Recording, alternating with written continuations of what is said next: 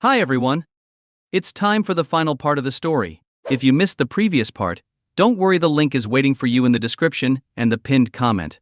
Your likes and comments mean a lot to me, as they not only help promote this video but also motivate me to keep creating interesting stories for you. So, don't hesitate to share your thoughts and feelings. Thank you for being with us, and enjoy the video. On the highway, Zhao Peng smiled and said, "Old Hugh, I'm really envious of you. Your old Qian even thought of my situation. Those gifts, I could never buy them no matter what." At this moment, Hu Yan was also feeling quite pleased. He nodded and said, "It's mutual. Between couples, we should always think of each other. And it's important to understand how much each person means to the other." Zhao Peng nodded. "Then I really owe you. It seems that I hold a significant place in your heart." "Oh, that was a mistake." Hu Yan laughed. "Old Qin misunderstood. Actually, I don't care about you at all." "Ah, you old Hugh. Are you trying to ruin my mood during the New Year?" Zhao Peng pretended to shout. "Driver, I want to get off." It turned out that Qian Zixuan knew Hu Yan had drunk last night and slept late, so she sent Qian San to be the driver for safety. Qian San, who had become familiar with Zhao Peng over time, didn't spoil him either. "Fine, I'll stop right away. This is the highway, you can walk back on your own." Hu Yan burst into laughter, while Zhao Peng looked helpless. "Forget it. If I get off, Hu Yan's parents will think you bought all the gifts, and I'd end up losing." Qian San said, "I'm not going to Hu Yan's house. I'm staying at a hotel. No need to feel guilty, so what's there to fear?" Zhao Peng opened his mouth but didn't know what to say. Hu Yan said, "That won't do. How about this? We'll say you two bought the gifts. Qian San, come spend the New Year at my place. The more, the merrier." Actually, Qian San envied Zhao Peng for spending the New Year at Hu Yan's place. For people like Qian San, the holidays were often the most painful. Without family, they had long considered the Qian family as their own. But because of their duties, even during the holidays they had to stay up, protecting the Qian family's safety. For so many years, Qian San and the others could only watch from afar as others celebrated with their families, enjoying the warmth of the holidays. They felt like extras in a movie, unable to experience that atmosphere. They'd joke about just eating, drinking, and chatting. But deep down, they were envious and couldn't truly understand that feeling. Many times, they fantasized about having a family of their own, sitting together, everyone smiling, without any barriers or the cold wind and rain outside, just warm family affection. "Hey," Zhao Peng suddenly said. "Qian San, what's wrong? It's not safe to drive like this. How about I take over at the service station?" "No. Nothing. Just got something in my eye," Qian San suddenly shouted. "Get lost. Don't distract me from driving." He quickly put on sunglasses, letting the tears flow without wiping them away.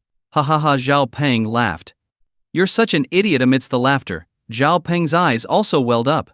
Hu Yan had already noticed that Zhao Peng had deep dark circles under his eyes. Actually, Zhao Peng had cried several times when he found out he'd be spending the New Year at Hu Yan's house. Last night, he hardly slept, thinking about what gifts to buy for Hu Yan's family. This wasn't something he was good at. He was one of the few who knew some of Hu Yan's secrets. Of course, he didn't know that Hu Yan's family wasn't aware of much of it either. But that didn't stop Zhao Peng from feeling a bit insecure. He worried that if he bought something too expensive, Hu Yan would think he was wasting money, and if it was too cheap, his family might look down on him. When Qian Zixuan bought the gifts, Zhao Peng was genuinely grateful. It solved a big problem for him. And Zhao Peng could understand Qian San's feelings better than anyone. At least during the New Year, Qian San had something to do. Zhao Peng, on the other hand, would usually spend New Year's alone in his dorm, trying to sleep but unable to, because the sound of firecrackers would constantly remind him of what time of year it was. So Zhao Peng also envied the warmth of a family and hoped to have his own family soon. But because he was too naive, the women he met didn't cherish him. Both of his relationships ended miserably. Hu Yan didn't disturb the two, letting them gradually calm their emotions. After a long while, Zhao Peng said, "Hu Yan, when we get to Jiangcheng, why don't we stop by a department store so I can buy more gifts? After all, it's a bit embarrassing to show up with just these few things." Qian San quickly said, "It's not your problem. The young miss bought your gifts. I have to buy mine this time. Don't compete with me." "No way," Zhao Peng insisted. "We'll split everything in half, and I'll buy at least half of it." Qian San wouldn't back down either. "No.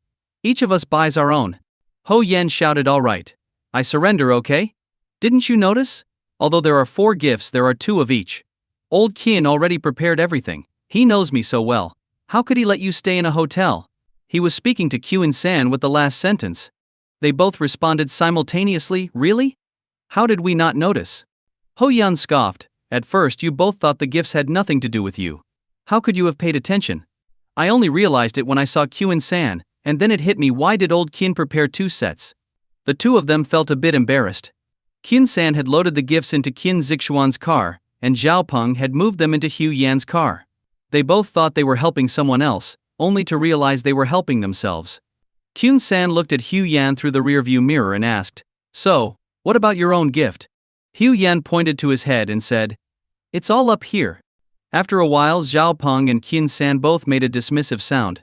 Though they were both slightly contemptuous, they were also incredibly envious. Obviously, Hu Yan meant, "I am the best gift." It was a bit arrogant, but it made sense. During the new year, what families looked forward to most was being together, not just the gifts. At that moment, Hu Yan received a message on WeChat.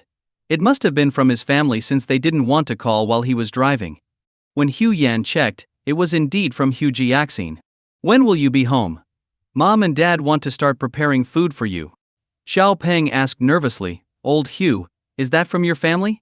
Did you tell them I'd be spending New Year's at your place? And me? Don't forget about me." Kyun-san was worried that Hu Yan might overlook him. Ho Yan shook his head helplessly and called directly, "Jiaxin, tell Mom and Dad to prepare more food. I'm bringing back 2 foodies." "Brother, how can you drive and call at the same time?" The siblings spoke almost simultaneously.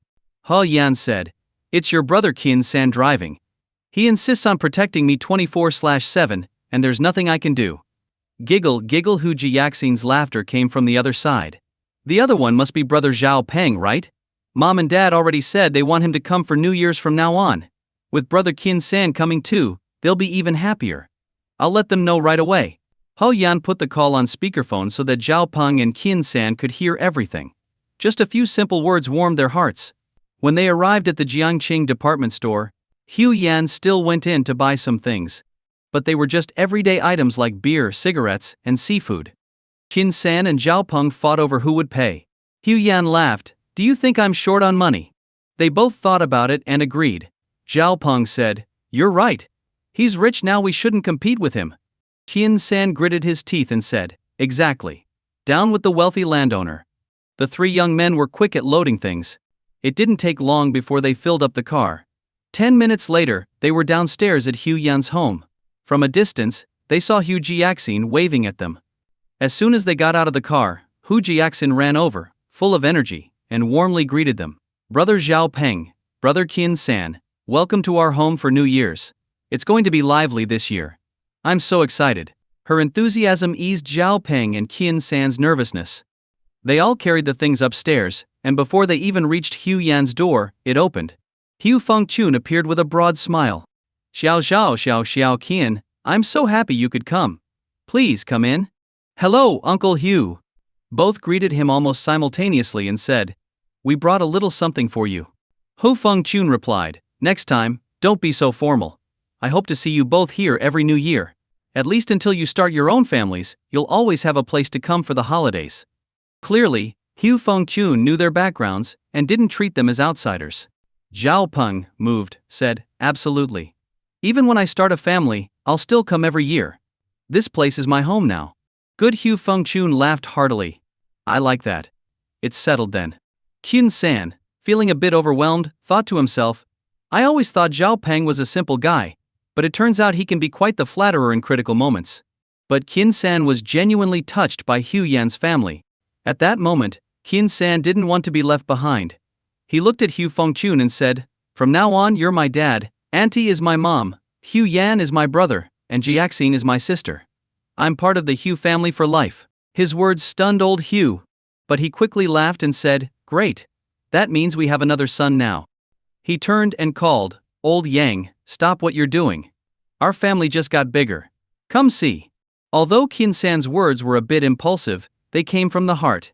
He deeply respected Hu Yan. The atmosphere in Hu Yan's home gave him a strong sense of belonging. And Qin Zixuan had told him that Hu Yan was very pleased with him, and from now on he would be Hu Yan's person. Moved by this, Kyun-san spoke from the heart. In the Kyun family, This was a way of showing loyalty. Behind the scenes, they all called Qin Baoxiang and his wife their godparents. Of course, they didn't know that Qin Baoxiang was paving the way for Qin Zheng. But in an ordinary family, this kind of gesture meant something different. It was a big deal. Tears welled up in Hu Fengqun and Yang Yajun's eyes. Watching Qin San kneel as soon as he entered the house, the couple's voices trembled. "Get up, my good child. Let mom take a look at you." Yang Yajun's maternal instincts kicked in, as Hu Jiaxing had often talked about Qin San during this time. As parents, they didn't expect their children to be overly successful, they just wanted them to be safe. So they had asked Hu Jiaxing many questions. Questions like whether Hu Yan's business would get him into trouble, or whether anyone might try to harm him. To ease their worries, Hu Jiaxing had brought up Qin San, saying he was an orphan, exceptionally skilled in martial arts, and utterly loyal to Hu Yan, willing to get hurt himself rather than let anything happen to Hu Yan. This made Hu Fengqun and his wife feel deeply indebted to Qin San. So when they heard Qin San wanted to be part of their family, they were genuinely happy. Knowing what Qin San had been through, and hearing him want to be their godson moved Hu Fengqun and Yang Yajun immensely. "From now on, you're our son. Understand?" Zhao Peng watched in a daze, secretly feeling envious. He thought to himself, "If I act now, will I still have time?" Ho Yan never expected that by bringing these two guys home, he would give them a taste of what it's like to celebrate the new year as a family. But now, had his parents been stolen by someone else? Just as he was about to ask Hu Jiaxing what she thought, Hu Yan noticed that she was already crying uncontrollably. "Brother, it turns out we are so fortunate, but we never realized it before." Ho Yan patted Hu Jiaxing, who was leaning against him, and said, "Sometimes, people don't realize how lucky they are until it's too late." Hu Jiaxing nodded vigorously, still sobbing. Zhao Peng looked at Hu Yan for help, but all he saw was Hu Yan's back. Watching Hu Fengqun and his wife hugging Qin San with their eyes red from crying, Zhao Peng felt a mixture of envy, jealousy and regret, but he didn't dare interrupt. It took more than 10 minutes for the three of them to finally calm down. Ho Fengqun waved Zhao Peng over and said, "Not long after Hu Yan started college, we knew about you. We've always wanted to invite you over, but every new year, Ho Yan would tell us you were working to earn money. So, we didn't push it." That was indeed the case. Shortly after Hu Yan started college, he and Zhao Peng hit it off immediately. When Hu Yan found out that Zhao Peng was an orphan and still so motivated, he treated him even better. But whenever Hu Yan suggested that Zhao Peng spend the new year with him, Zhao Peng refused. It wasn't that he didn't want to, he was afraid. Afraid of disrupting the festive atmosphere of Hu Yan's family, knowing that Hu Yan had a younger sister still in high school. And he genuinely wanted to take advantage of the New Year period, when there were fewer people working, to earn more money. In reality, all of this stemmed from the deep-seated insecurity of being an orphan. But over the past 6 months, Zhao Peng had met Hu Jiaxing and learned that Hu Yan had received his family's approval, so he agreed to join them. However, he never expected Hu Yan's parents to be such kind-hearted people. Ho Fengqun continued, "In our hearts, we've already considered you one of our own. Would you like that?" Zhao Peng burst into tears, crying loudly. He cried for 5 or 6 minutes, as if releasing all the pain and hardship he'd endured throughout his life. Ho Yan's parents cried along with him, occasionally handing him a towel to wipe his tears. After that, everyone really came together like one big family, in perfect harmony. Ho Yan's parents had already prepared the cold dishes and braised meats. Ho Yan didn't want them to work anymore. He said, "Now that you have 3 sons and a daughter, just sit back and watch your children take care of things." Ho Fengqun and his wife looked at each other and nodded. They had no idea that Hu Yan had top-notch culinary skills. Qin San and Zhao Peng helped with the vegetables, and Hu Jiaxin washed them. Ho Yan took charge of chopping and cooking, and soon 8 hot dishes were ready. Together with the eggplant dishes and braised pork trotters made by Hu Fengqun, and the tendon meat and mixed pig stomach made by Yang Yajun, they had 12 dishes symbolizing the 12 months of the year. Finally, Hu Yan made a seafood soup. Yang Yajun and Hu Jixin set the table, while Hu Fengqun took his 3 sons downstairs to set off firecrackers. Yangqing was a small city, so fireworks were allowed. Hu Fengqun had prepared plenty, and Hu Yan had also bought a lot. Before the reunion dinner, they set off a couple of strings of firecrackers and a few fireworks. The rest would be saved for later in the evening. In the past, Qin San and Zhao Peng had always watched others busy with these activities, feeling unspeakable envy. Now it was their turn. The two of them were as happy as children, completely engrossed in the moment. Their smiles never left their faces. To ensure they had as much fun as possible, Hu Yan brought out another box of fireworks. In the end, it was Hu Fengchun who said that they shouldn't let the food get cold, and only then did they stop. Everyone gathered around the dinner table. With 6 people, Hu Yan's small dining room felt a bit crowded, and the table seemed a little small. But no one minded. This was the time for the head of the household to sum up the family's achievements over the past year. Ho Fengchun said, "This year has been the most eventful for our family. Hu Yan graduated from college and got a job, and Jiaxin also started university. We've gained 2 more good sons. I feel like heaven has been kind to us. I, Hu Fengchun, have lived a worthy life. Ha ha ha." Everyone laughed along with him, and Qin San and Zhao Peng's eyes welled up again. Next, it was Yang Yajun's turn to speak. This year has indeed been full of events. The chemical plant changed its name, and old Hu's benefits have improved. Ho Yan is doing well at work. He knows some big bosses we've never even met. But none of that matters. What makes us happiest is that Hu Yan has found a good girl. No one could deny that Qin Zixuan was highly regarded by everyone. Even though Hu Jixing used to think that Qian Xiaoer was the best, she now believed that Qin Zixuan was just as good, if not better. Most importantly, her brother liked her. As for Zhao Peng and Qin San, there was no need to mention it. Zhao Peng had always been nervous around Qin Zixuan, having never met such a beautiful woman. In Qin San's eyes, the young miss was like an ethereal figure, almost otherworldly. She was someone he would willingly give his life to protect.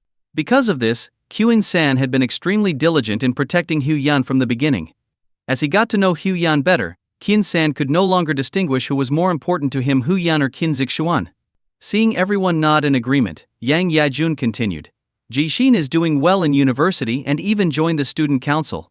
She won't have to worry about finding a job in the future. As long as she finds a decent guy, that'll be enough. Then she looked at Qin San and Zhao Peng and said, "In the future, if you ever have any decisions you can't make, just give us a call. We may not always be right, but at least we can offer some advice, right?" Qin San and Zhao Peng nodded repeatedly and said, "Definitely." Good Yang Yajun was very pleased. "And when you meet someone special, make sure to bring her home for us to meet. Now that you have a family, you can't be as reckless as before. If something happens, we'll be worried." Qin San and Zhao Peng lowered their heads, nodding constantly. They didn't dare look directly at Yang Yajun, afraid that if they did, they wouldn't be able to hold back their tears. All right, Hu Yan quickly interrupted. Yang Yajun, being a former teacher, could go on and on with her lectures. "If we don't start eating soon, everything will get cold." Yang Yajun smiled and said, "You're right. Let's eat first. We're getting old, and once we start talking, we can't stop. We'll chat as we eat." And so, this simple reunion dinner became a harbor for 2 lonely hearts that had been adrift for more than 20 years. To most people, this was just an ordinary family meal. But to Qin San and Zhao Peng, it was the most precious meal they'd ever had. The thought of being able to spend every future new year like this filled their hearts with warmth. Zhao Peng thought to himself that, in the past, he only cared if he liked the girl he was dating. But now, he decided he must find someone who would respect his parents and get along well with his brothers. Qin San, on the other hand, felt that his days of risking his life for others were over. In the past, if he died, only a few brothers would be sad. But that was the fate of a bodyguard for the Qin family. Now, things were different. For the sake of the 2 elderly people before him, he had to live well. As they talked, Hu Fengchun asked about their ages. Ho Yan's birthday was in the first month of the lunar year, so he was a few months older than Zhao Peng. And it turned out that Qin San was a year younger than both of them. Just like that, Hu Jiaxin gained 2 more brothers, second brother and third brother. After dinner, the 4 brothers played cards at the table. Hu Fengchun cleaned up the dishes, and Yang Yajun kneaded dough to make dumplings. Zhao Peng and Qin San shared the same thoughts, and Hu Yan and the others didn't have to do anything. To please their little sister, they let Hu Jiaxin win big. Even though they were playing with small family stakes, after an hour, Hu Jiaxin had won several hundred yuan. She was the happiest of all. With 1 brother already doting on her, now with 3, she was even more spoiled. Qin San said, "Jiaxin, if anyone at school gives you trouble, just give me a call. I'll be there in 3 minutes. Even if I'm not in Jiangqing, someone will definitely stand up for you." Hu Jiaxin laughed, "No need, third brother. With Xiao Ru around, no one dares to bully me." Qin San scratched his head, "You're right." Zhao Peng added, my main business now is collecting jade in Yunnan and Guizhou. If you like any particular style of jade Jiaxin, just let me know. Even if I can't bring it back myself, I'll mail it to you. Hu Jiaxin laughed. Second brother, can you get me the top grade Fu Lu Shou 3-color jade? Zhao Peng's face immediately fell. That. I can't. Giggle Hu Jiaxin laughed. Second brother, third brother, I appreciate your kindness, but I'm not a child anymore. You don't have to spoil me. Qian San and Zhao Peng both laughed awkwardly. In the distance, Yang Yajun and Hu Fengchun watched with smiles, nodding. They exchanged a glance filled with happiness. The children had grown up. At 7 o'clock, everyone gathered to make dumplings. Afterward, they all watched the Spring Festival Gala together. When midnight approached, Yang Yajun stayed upstairs to cook the dumplings. Hu Fengchun led the children downstairs to set off fireworks. In the past, when there were only 2 children, Hu Fengchun didn't buy many fireworks, saving wherever he could. But now that he knew Hu Yan had made something of himself and Hu Jiaxin could earn her own money, Hu Fengchun didn't want to be looked down upon by the neighbors anymore. Everyone carried a large bundle of firecrackers downstairs. In an old neighborhood like theirs, everyone was familiar with each other. Setting off fireworks on New Year's Eve was a way to show off a bit. Since people ate dinner at different times, you might not run into many neighbors. But when it came to setting off fireworks, almost everyone started at midnight. As soon as Hu Fengchun stepped out of the building, neighbors began greeting him. Hey old Hu, you sure bought a lot of fireworks this year. Looks like you made a good profit. Hu Fengchun modestly replied, not bad, not bad. Mainly the kids have done well, so I'm happy and bought a bit more. Really? So Hu Yan is back? He's grown up so well. I heard he's doing great in Jiangcheng. Old Hu, you're lucky. Ha ha ha, old Hu laughed heartily. Not bad, not bad. Hey, do you have guests this year? Hu Fengchun said. These are Hu Yan's good brothers. There are children now too. Hearing this, Qian San and Zhao Peng felt warm inside. Amidst the fireworks lighting up the sky, they no longer felt alone. Even though they were just dumplings, Qian San and Zhao Peng felt that this year's dumplings tasted especially delicious. Before they knew it, they had eaten their fill. Hu Fengchun and his wife, being older, ate only a few and then started yawning repeatedly. With Hu Yan and the others urging them, the elderly couple went to bed. Hu Jiaxin, worried about getting bags under her eyes, also said goodnight and went to sleep. This left the 3 brothers to stay up and keep watch. In the north, this was a tradition. Zhao Peng stared out the window at the never-ending fireworks, murmuring, it really feels like a dream. I never thought I could have a real family in this lifetime. Qian San nodded and said, yes, I've always lived day by day. Now, I suddenly feel like I need to work hard and make my parents proud. I'm a little nervous. He Zhao Peng patted Qian San on the shoulder. Don't be nervous. Honestly, I feel the same way. Early the next morning, at 5:30 a.m., Hu Yan had already fallen asleep on the sofa. However, Qian San and Zhao Peng were still wide awake, staring at the ceiling with no trace of sleepiness. Although they hadn't spoken, they could see each other's thoughts through their eyes. Just as Hu Fengchun and his wife opened the door to their room, the 2 of them rushed over and knelt on the living room floor. The sound of their knees hitting the floor woke Hu Yan. Hu Fengchun and his wife quickly bent down to help them up. Kids, there's no need for this nowadays. Get up quickly. Happy New Year, Dad, Mom, they both said in unison, each holding a bank card in their hands. Zhao Peng spoke first. I don't have much money here, but please keep it for me. If the family needs anything, just use it. Consider it a small gesture from your son. Yang Yajun shook her head repeatedly. This won't do. We appreciate your filial piety, but you should keep the money yourselves. Use it for investments or something. Qian San insisted. Dad, Mom, please take it. If we have investment opportunities, we'll come to you for it. By this time, Hu Yan was fully awake and, seeing this scene, gave his parents a nod. Yang Yajun sensed that Hu Yan had his reasons and said, all right then, I'll keep it for you. We'll save it for your future weddings. Great Qian San and Zhao Peng both smiled.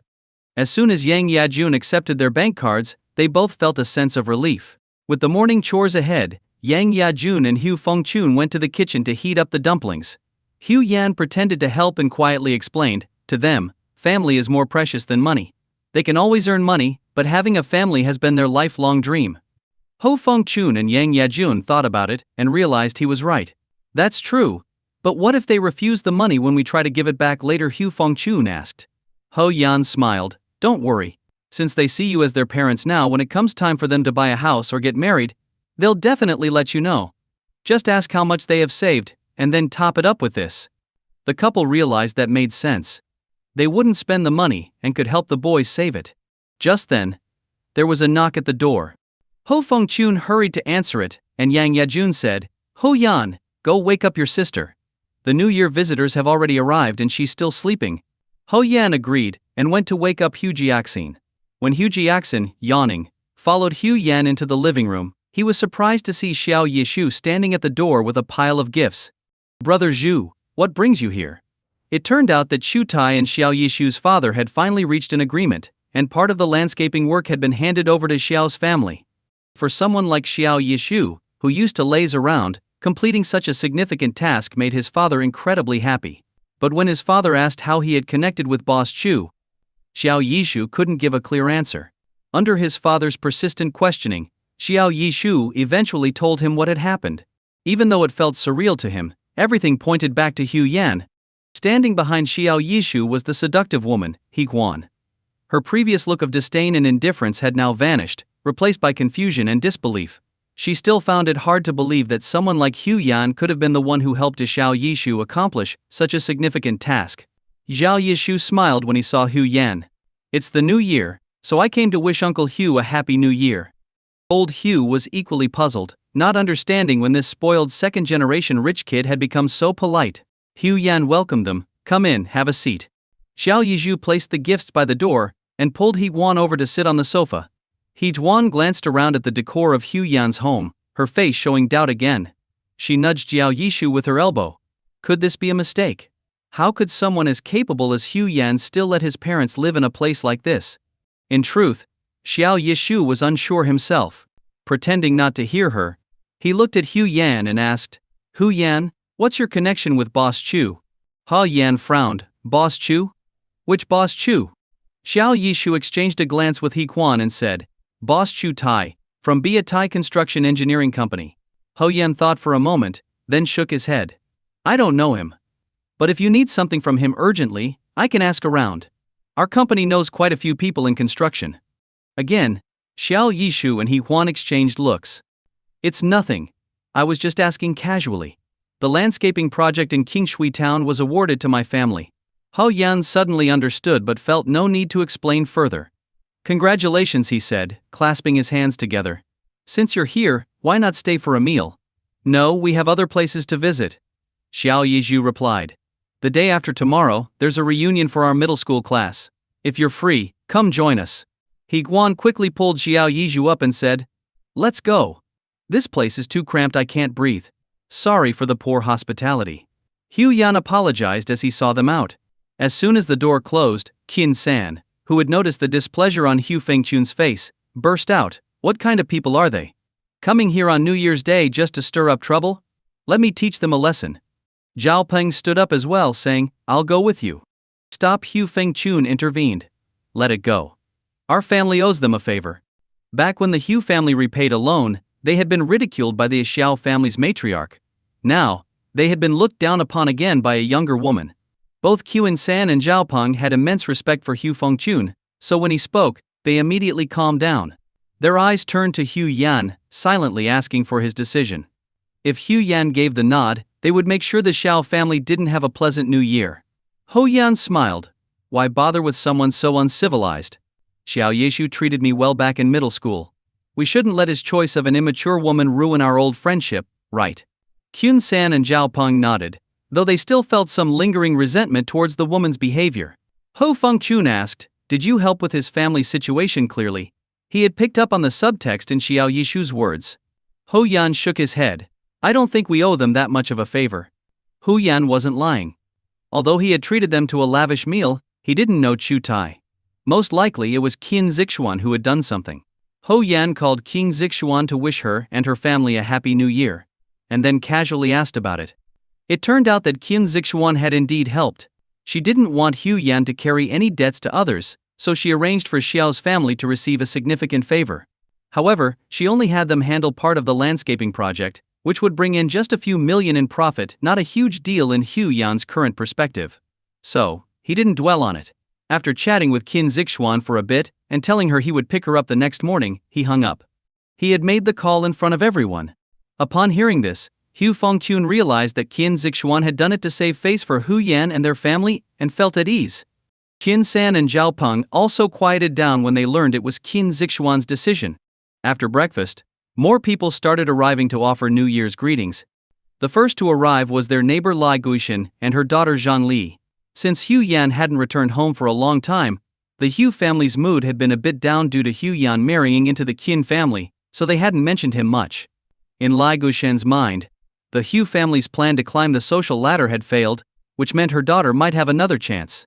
So, Lai Guixin brought her daughter along. Since they were neighbors, they visited each other every New Year. As Hu Fengchun was older, it was appropriate for them to come over first.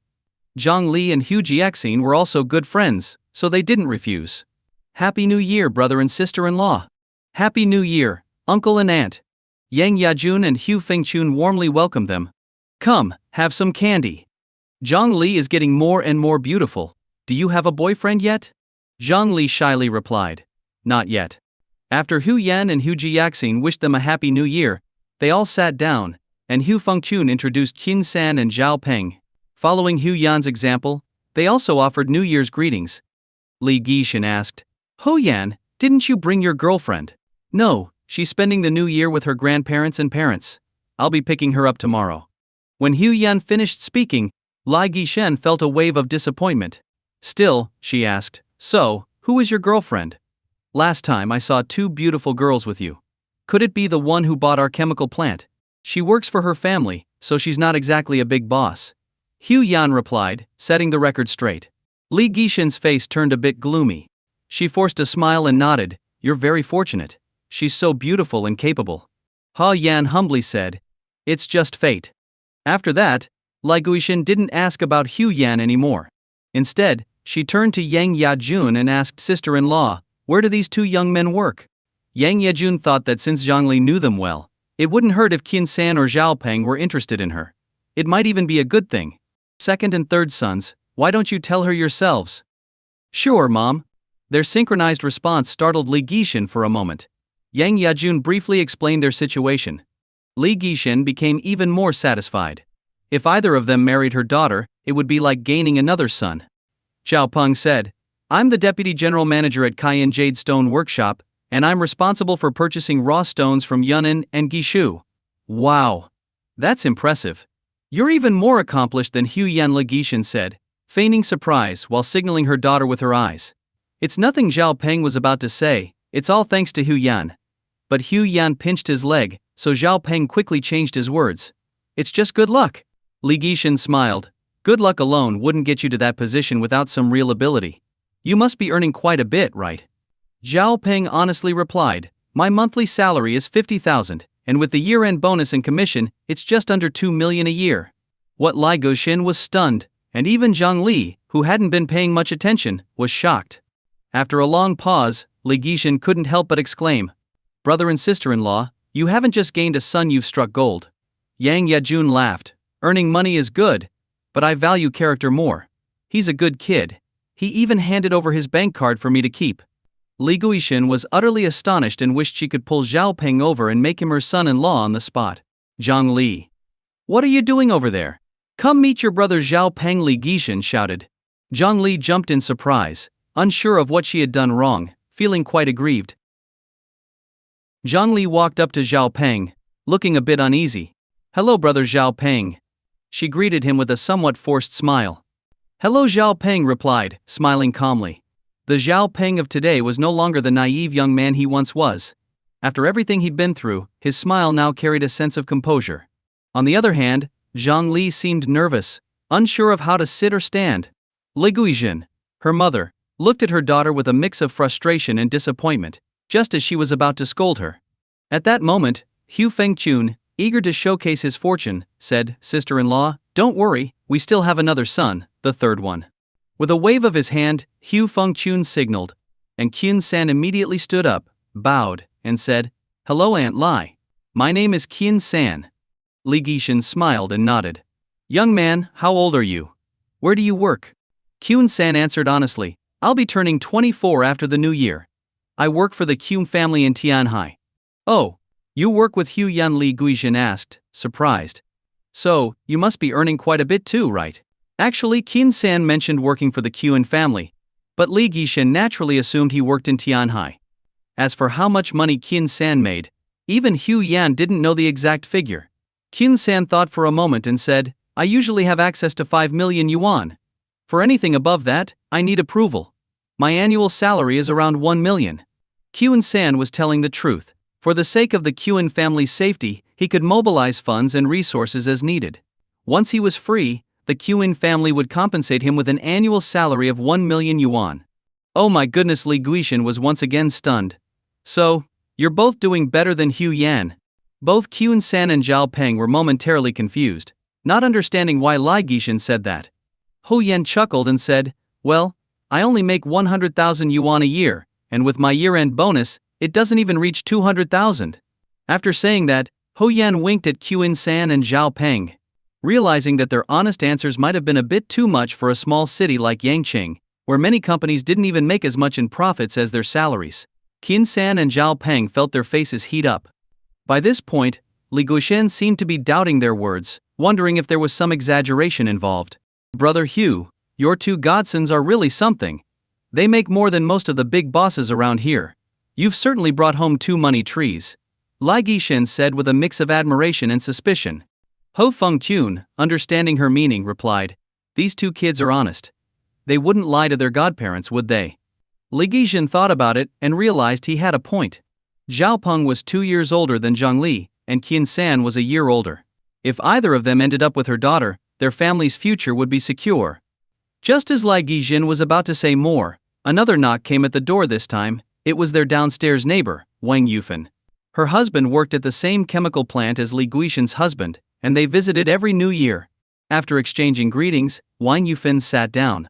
Hu Yan and Hu Jiaxin sat on the floor, and Zhao Peng and Qin San followed suit, sitting behind them. Wang Yufan congratulated them. Brother Hu, I hear you've gained 2 godsons. Congratulations. Ho Fengqun and his wife were genuinely overjoyed, their smiles wide and uncontainable. Thank you, thank you. We're thinking of throwing a few tables soon to invite relatives and friends. That way we won't have to explain it every time they ask. Hearing this, Zhao Peng and Qin San felt a warm sense of belonging. Meanwhile, Li Guizhen, holding Wang Yufan's hand, continued, you wouldn't believe it. Brother Hu here has hit the jackpot. His 2 godsons make more money than most of the big bosses around here, each earning over 1 million yuan a year. Really, Wang Yufan was shocked too, unsure of what to say. Li Guizhen, quick-witted as ever, began asking Zhao Peng and Qin San more questions. Wang Yufan noticed Zhang Li whispering to Hu Jiaxin, while occasionally glancing at Zhao Peng and Qin San, and she quickly understood what was going on. Brother, sister-in-law, Wang Yufan said, my daughter Xiaoping is with her boss right now, but once they're done, I'll bring her over. Would that be okay? Yang Yajun nodded. Xiaoping is a good kid. Even though she graduated from nursing school, getting a job at Yangtze Beauty and Wellness Center is really impressive. That place is booming in Jiangcheng, and the pay and benefits are excellent. She'll have a bright future. Wang Yufan's daughter, Lu Ping, had just graduated from nursing school and had landed a job at Yangtze Wellness Center in Jiangcheng. The wellness center's management had decided to visit employees' families during the new year, even though it wasn't required by the company. It was clear that the local manager wanted to stabilize the staff's morale before the grand opening. Ho Yan knew that his parents hadn't mentioned that it was their son's business.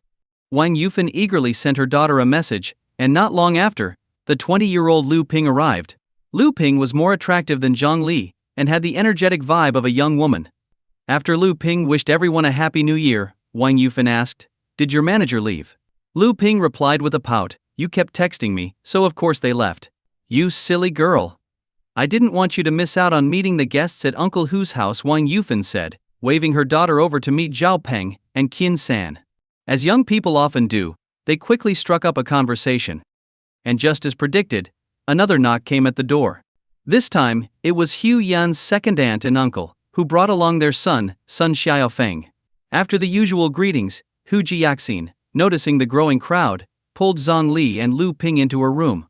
Ho Yan's second aunt, Yang Yamen, chatted with her sister and brother-in-law for a while before turning to Hu Yan and saying, Yan, what's going on with you? Why haven't you kept in touch with Yijia? The girl I introduced you to last time. Jia Hu Yan had almost completely forgotten about her.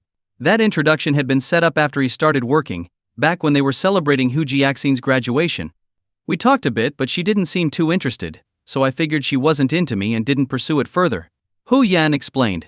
Yang Yaman replied, I told you you need to be more proactive. Did you know she's now working at Tianhai Chemical Plant? She's doing quite well. I heard she's even been promoted to office director. She doesn't have a boyfriend yet, and she's still thinking about you. She even asked why you stopped contacting her. A guy needs to take the initiative. Ho Yan smiled and said, It's alright. I've already found a girlfriend. Due to the previous situation with the Qin family, Hu Fengqun and his wife hadn't mentioned Hu Yan's relationship status, so Yang Yaman assumed he was still single. You found someone on your own. Why didn't you listen to me? Do you know that Jia now has an annual salary of 200,000 yuan? Can the girl you found match that, she asked, skeptical. Zhao Peng and Qin San struggled to contain their laughter as they watched Hu Yan's second aunt put on a show. Ho Yan smiled and replied, She's indeed excellent. But I'm not good enough for her. Look at you, Yang Yaman scolded. She then turned to her sister saying, Second sister, you've spoiled your son too much. Have you even met this girl he's seeing? Yang Yajun and Hu Fengqun weren't ones to brag, unlike Yang Yaman's family. We both like her very much. But what's most important is that Yan Yan likes her, Yang Yajun said. Can love pay the bills? If she can't make money, you'll all suffer when it comes time to buy a house and get married. Have you thought about that? Yang Yaman retorted. Ho Fengqun calmly replied, This isn't something we can control. He's an adult now, he has to make his own choices. Yang Yaman shook her head in frustration. Look at my Xiao Feng. He's already a department head, and his girlfriend works for a state-owned enterprise. They've bought a house together. We don't have to worry about anything. Isn't that great? It is great. Hu Fengqun replied, though he wasn't fond of his sister-in-law's boastfulness. Meanwhile, Sun Xiaofeng was chatting with Hu Yan and the others, bragging about his success and how people had to respect him at work. Brother, are those limited edition AJ shoes you're wearing? Doesn't seem like you're as bad off as my mom says. Sun Xiaofeng remarked. Ho Yan smiled. My girlfriend bought them for me. I don't care much about brands, just comfort. Your girlfriend sure spoils you. Got a picture? Let me see. Sun Xiaofeng asked, eager to see who this girl was. Ho Yan wasn't a fan of his aunt's family's materialistic ways, but since they were relatives he couldn't avoid it. He took out his phone, opened a photo, and handed it over. When Sun Xiaofeng saw the picture, he exclaimed, Wow! This beauty filter is something else, she looks better than a celebrity. Mom, come take a look. Yang Yaman came over and glanced at the photo. Yeah, way too fake. No one can look that good in real life, and besides, can good looks put food on the table? Her words were laced with bitterness, as even with a beauty filter, her son's girlfriend couldn't compare. Wait a minute, she looks familiar. Isn't she the Qin executive who bought the chemical plant? Ho Yan, you didn't actually get together with her, did you? She's the heiress of Tianhai. Yang Yaman suddenly realized. For a moment, the room fell silent. Ho Yan calmly replied, Yes, that's her. But whether it works out or not is still uncertain. I haven't passed her family's test yet. Yang Yaman quickly changed her tone. Yan Yan, these days aren't like the old days. It's not enough to just have feelings for each other. The gap between two families can make it very hard to stay together. What if they think you're after their money? They might restrict your freedom and control every aspect of your life. Is it that bad? Hu Yan chuckled. I think it's fine. If it comes to that, I could always start my own business and not rely on them. That's easier said than done. Yang Yaman scoffed. Start a business? You could work for hundreds of years and never make billions like they have. True, it's difficult. Ho Yan agreed, speaking honestly. But Sun Xiaofeng wasn't focused on that. He pulled his mother aside and asked, Mom, what does she look like in person? Annoyed, Yang Yaman replied, You saw the photo with Hu Yan, didn't you? Do you think there's any photo editing there?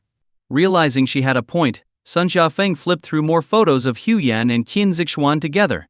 As he looked, his jaw dropped in awe. Wow! I thought the girl in the group with Ji Shixin was the most beautiful in the world. But Hu Yan's girlfriend is just as stunning, he exclaimed. You know Xiao Ru? Hu Yan asked. Sun Xiaofeng nodded enthusiastically. I'm her fan. I watch her and Jiaxin's live streams every day. What Yang Yaman didn't know was that because of this obsession, Sun Xiaofeng had already broken up with his girlfriend. Do you know her in person? Is she really as beautiful as she looks on camera? He asked eagerly. Yan didn't know how to respond. He could sense that his naive cousin was heading down a misguided path. At that moment, Yang Yaman was still giving a lecture to Hu Fengqun and his wife, talking about how some girls who married into wealthy families ended up with nothing after divorce. She also mentioned a handsome man who married into a rich family and had to report his every move. Just as Hu Yan was about to advise Sun Xiaofeng, his phone rang. It was a video call from Qin Zixuan. Although Hu Yan had already wished her a happy new year earlier, she seemed to feel it wasn't formal enough, so she called again. "Ha Yan, let uncle and auntie answer the call," Qin Zixuan said. Ho Yan nodded and handed the phone to Hu Fengqun. On the other end, Qin Zixuan respectfully greeted him. "Happy New Year, Uncle Hu. Wishing you good health and prosperity." "Thank you." "Thank you." Hu Fengqun couldn't stop smiling. He had been annoyed by Yang Yaman earlier, but now with his future daughter-in-law being so polite he felt proud. "How's everyone at home?" "Everyone is doing well. They're all praising the gifts Hu Yan sent, saying they'll help everyone stay healthy." "That's great." Hu Fengqun turned slightly to show the call to Yang Yaman. Then, Yang Yajun took the phone, and Qin Zixuan again respectfully bowed and wished her a happy new year. Yang Yajun smiled and said, "Zuan Suan, when are you coming over?" "Ho Yan will pick me up tomorrow, so I'll be there by evening." "Wonderful. Let me know what you like to eat, and I'll prepare it for you. I love everything you make, so there's no need to prepare anything special." As Yang Yajun and Qin Zixuan chatted warmly, Yang Yaman couldn't help but feel a twinge of jealousy. Her son Shun Xiaofeng was dating a girl from a similar background, but that girl acted as if she was doing them a favor by being with him. She had insisted on buying a house before making the relationship official, demanded a dowry, and even specified the kind of wedding procession she wanted. Although Yang Yaman wasn't thrilled about it, her love of showing off kept her from admitting her dissatisfaction. Seeing how respectful Qin Zixuan was to Hu Yan's parents, and comparing it to her future daughter-in-law, who hadn't even called, Yang Yaman felt even more irritated. Meanwhile, Sun Xiaofeng was enviously chatting with Hu Yan. "Your girlfriend is amazing, a rich heiress from Tianhai, and she treats your family so well." Ho Yan smiled. "She's just kind-hearted. Jiaxin, who's studying in Jiangcheng, has almost been spoiled by her." Yang Yaman noticed that her son was getting too drawn in and showing too much envy.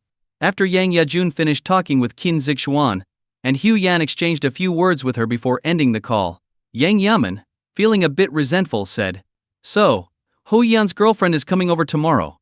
Brother-in-law, you'll have to spend a bit. Right? With such an outstanding daughter-in-law, you'll need to throw a few tables, won't you?" "Of course," Hu Fengqun replied. "Not only is Zhuan Xuan visiting, but I've also gained 2 new sons. Tomorrow we'll have a good time. And after the New Year's celebrations, I'm planning something even bigger." Yang Yaman internally scoffed, thinking, "You're really getting carried away." She then said aloud, "Brother-in-law, don't you already have a son? Why go out of your way to adopt 2 more? Isn't that just asking for trouble? Are you planning to take responsibility for their weddings and children too?" Yang Yajun noticed the change in her sister's tone and saw that Zhao Peng and Qin San were looking uncomfortable. In the countryside, it was traditionally believed that those with sons shouldn't take in godsons. "We like them." "Is that a problem?" Yang Yajun responded firmly. Despite being her older sister, Yang Yajun's words left Yang Yaman without a retort. "You know, sister, I'm just concerned for you," Yang Yaman said, trying to soften her tone.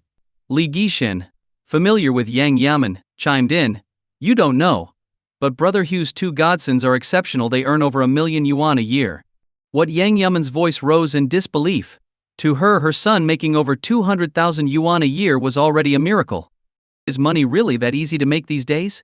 Earning over 1,000,000 a year? "You must have misheard," she said skeptically. After all, Zhao Peng and Qin San were around the same age as her son. Zhao Peng glanced at Hu Yan, who subtly nodded in response. Zhao Peng then addressed Yang Yajun, "Mom, I've got over 2,000,000 yuan in my account. You and Dad can spend it as you like. You don't need to save it for me. I don't have a girlfriend, and don't need the money right now. In a few years I'll save up more." Qin San quickly added, "Mom, I've got over 5,000,000, and you don't need to save it for me either. As long as I have you, that's all I need. I haven't even thought about getting married." Yang Yajun shook her head, smiling, "Don't be silly. With that much money, how could we spend it? We'll save it for your future homes and weddings." The more Yang Yaman listened, the more surreal it all seemed. She couldn't help but laugh. "Why does this feel like a movie?" she remarked. Hu Fengqun, though frustrated, held back from saying something harsh, considering their familial ties. But Hu Yan's uncle, Sun Guofu, spoke up. Yaman, it's New Year's. Let's just enjoy ourselves, right, brother-in-law? Is he suggesting my godsons are just making things up? Hu Fengchun thought, seething inside.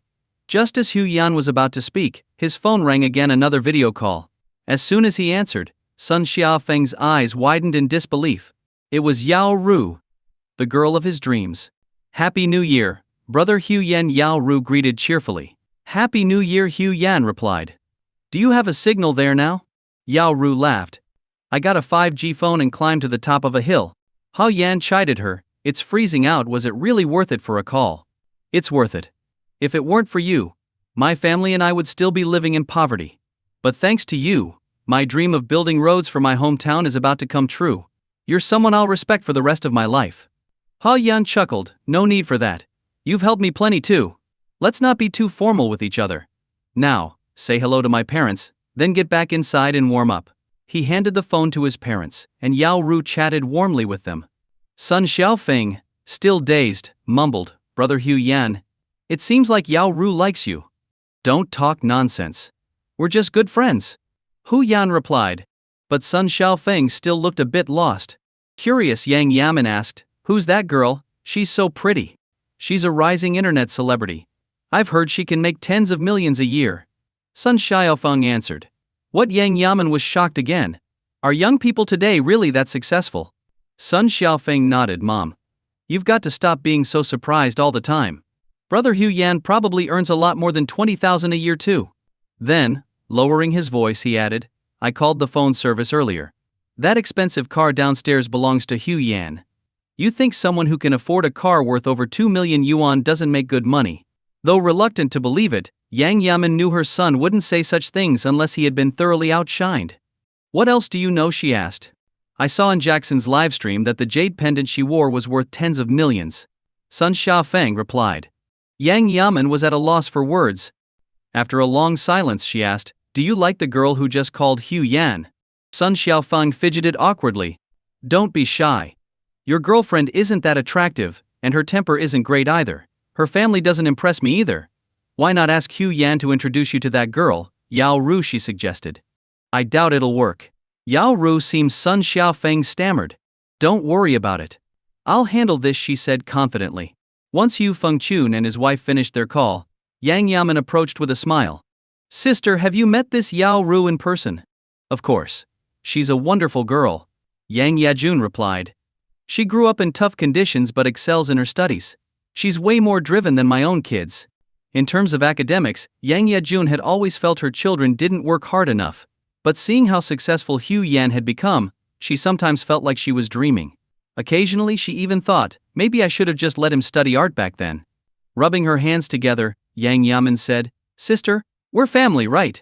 Yang Yajun nodded, thinking her sister was feeling embarrassed about her earlier remarks. Of course you've always cared about appearances, but we're sisters. We won't hold it against you. Since we're family, we shouldn't let good things slip away, right? Yang Yaman hinted. Huh. What are you getting at? Yang Yajun asked, confused. I think Yao Ru seems like a great match.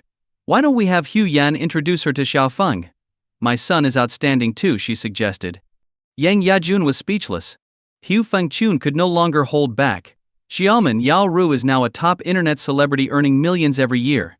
Xiaofeng is great, but with that little income, won't he feel pressured? Yang Yajun found it amusing how much her husband had mimicked Yang Yaman's earlier tone. Even Yang Yaman noticed and said, well, your Hu Yan doesn't seem to be under any pressure, right? It's different. Hu Fengchun replied. My son is ambitious. He won't take a cent from the Qin family, not even a penny. Can Xiaofeng do that? Yang Yaman thought to herself, then what's the point of marrying someone rich? But then she considered that Hu Yan might just be playing the long game. Once married, wouldn't he enjoy the big mansions and luxury cars without paying for them? My Xiaofeng can do that too. We're not after her money, just the person, she insisted.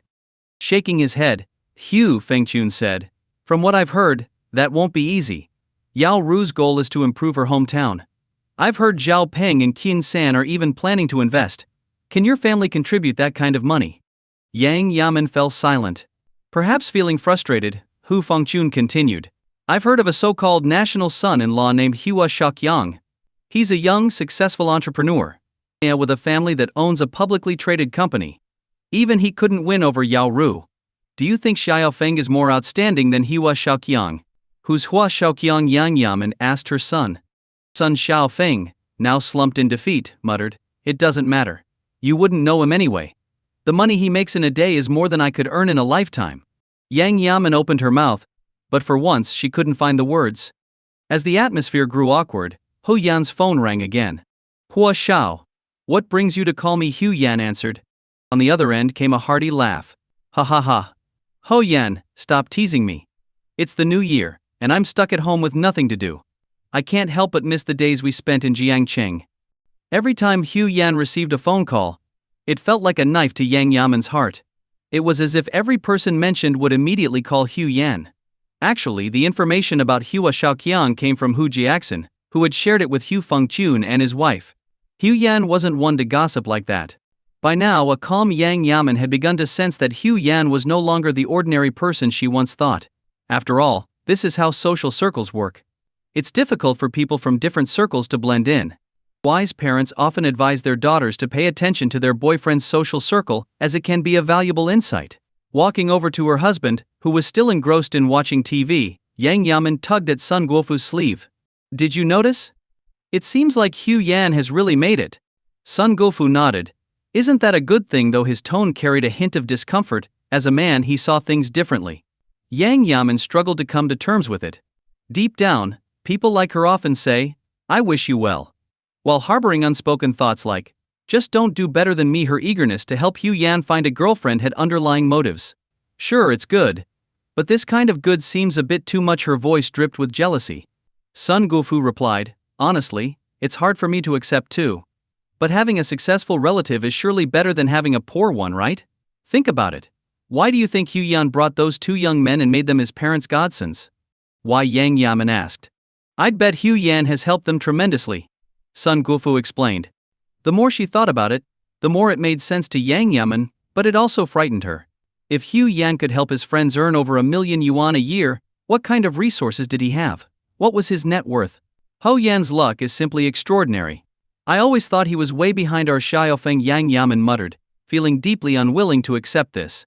"Everyone thinks their own child is the best." Sun Guofu's tone was both cutting and undeniable.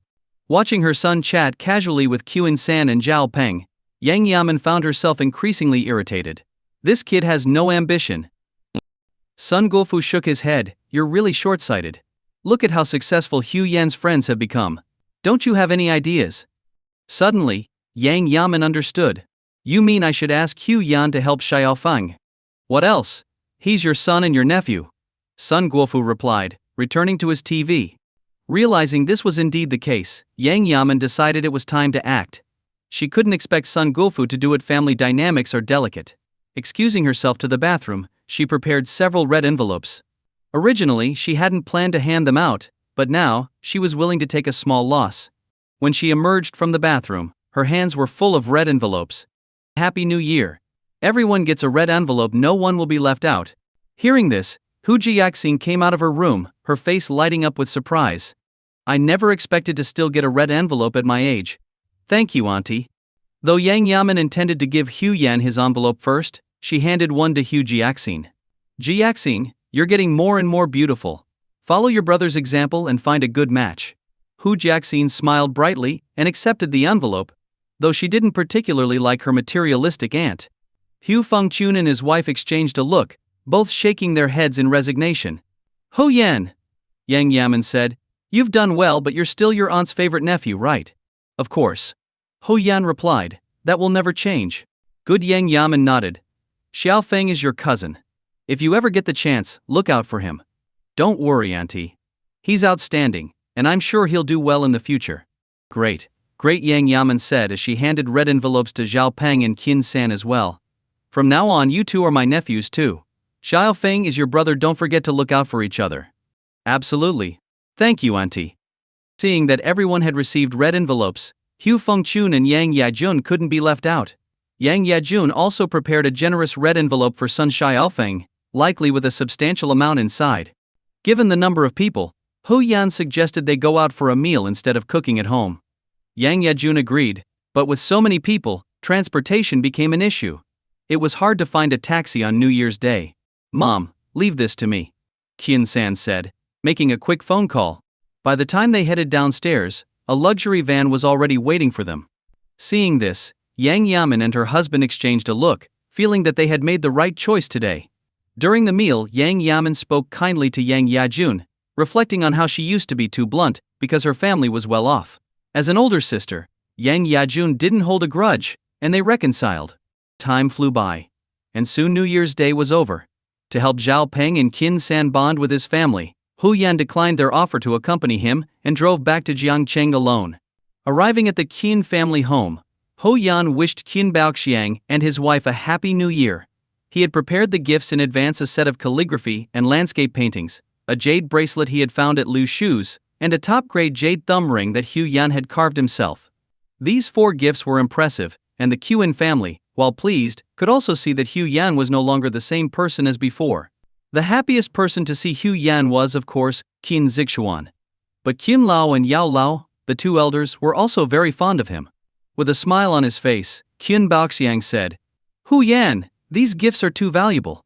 From now on we're family, so there's no need for such extravagance." Hu Yan smiled back, "It's nothing really. The calligraphy and paintings are my own humble works. The jade bracelet was just something I found, and the jade thumb ring is made from my own jade. The only effort was in the carving." Qin Baoxiang's smile widened. "You've put thought into this. Yishuan Zhuan is lucky to have found you." Hu Yan replied, "I'm the one who's grateful to you for raising such a wonderful daughter." Everyone laughed heartily, except for Qin Baoxiang, who was secretly worried. It wasn't that Hu Yan wasn't good enough, he was simply too exceptional. He couldn't help but wonder if his own son would ever be able to compete with Hu Yan in the future. This time, Hu Yan finally met Qin Zheng in person. During Qin Baoxiang's last birthday celebration, Qin Zheng had been too busy to meet Hu Yan. But now, with his keen eye and knowledge of physiognomy, Hu Yan could tell that this was indeed Qin Baoxiang's son. After some pleasantries, Qin, growing more fond of Hu Yan, remarked, "The new year is for the elderly and children. Elders represent the cohesion of a family. Although our family is small, as long as I'm here, everyone still has to come back, right?" Qin Baoxiang quickly admitted, "Dad, it's my fault as a son. I should be spending more time with you." Qin sighed, "I understand. Managing such a large business isn't easy. What I want to say is that elders are important. But so are children.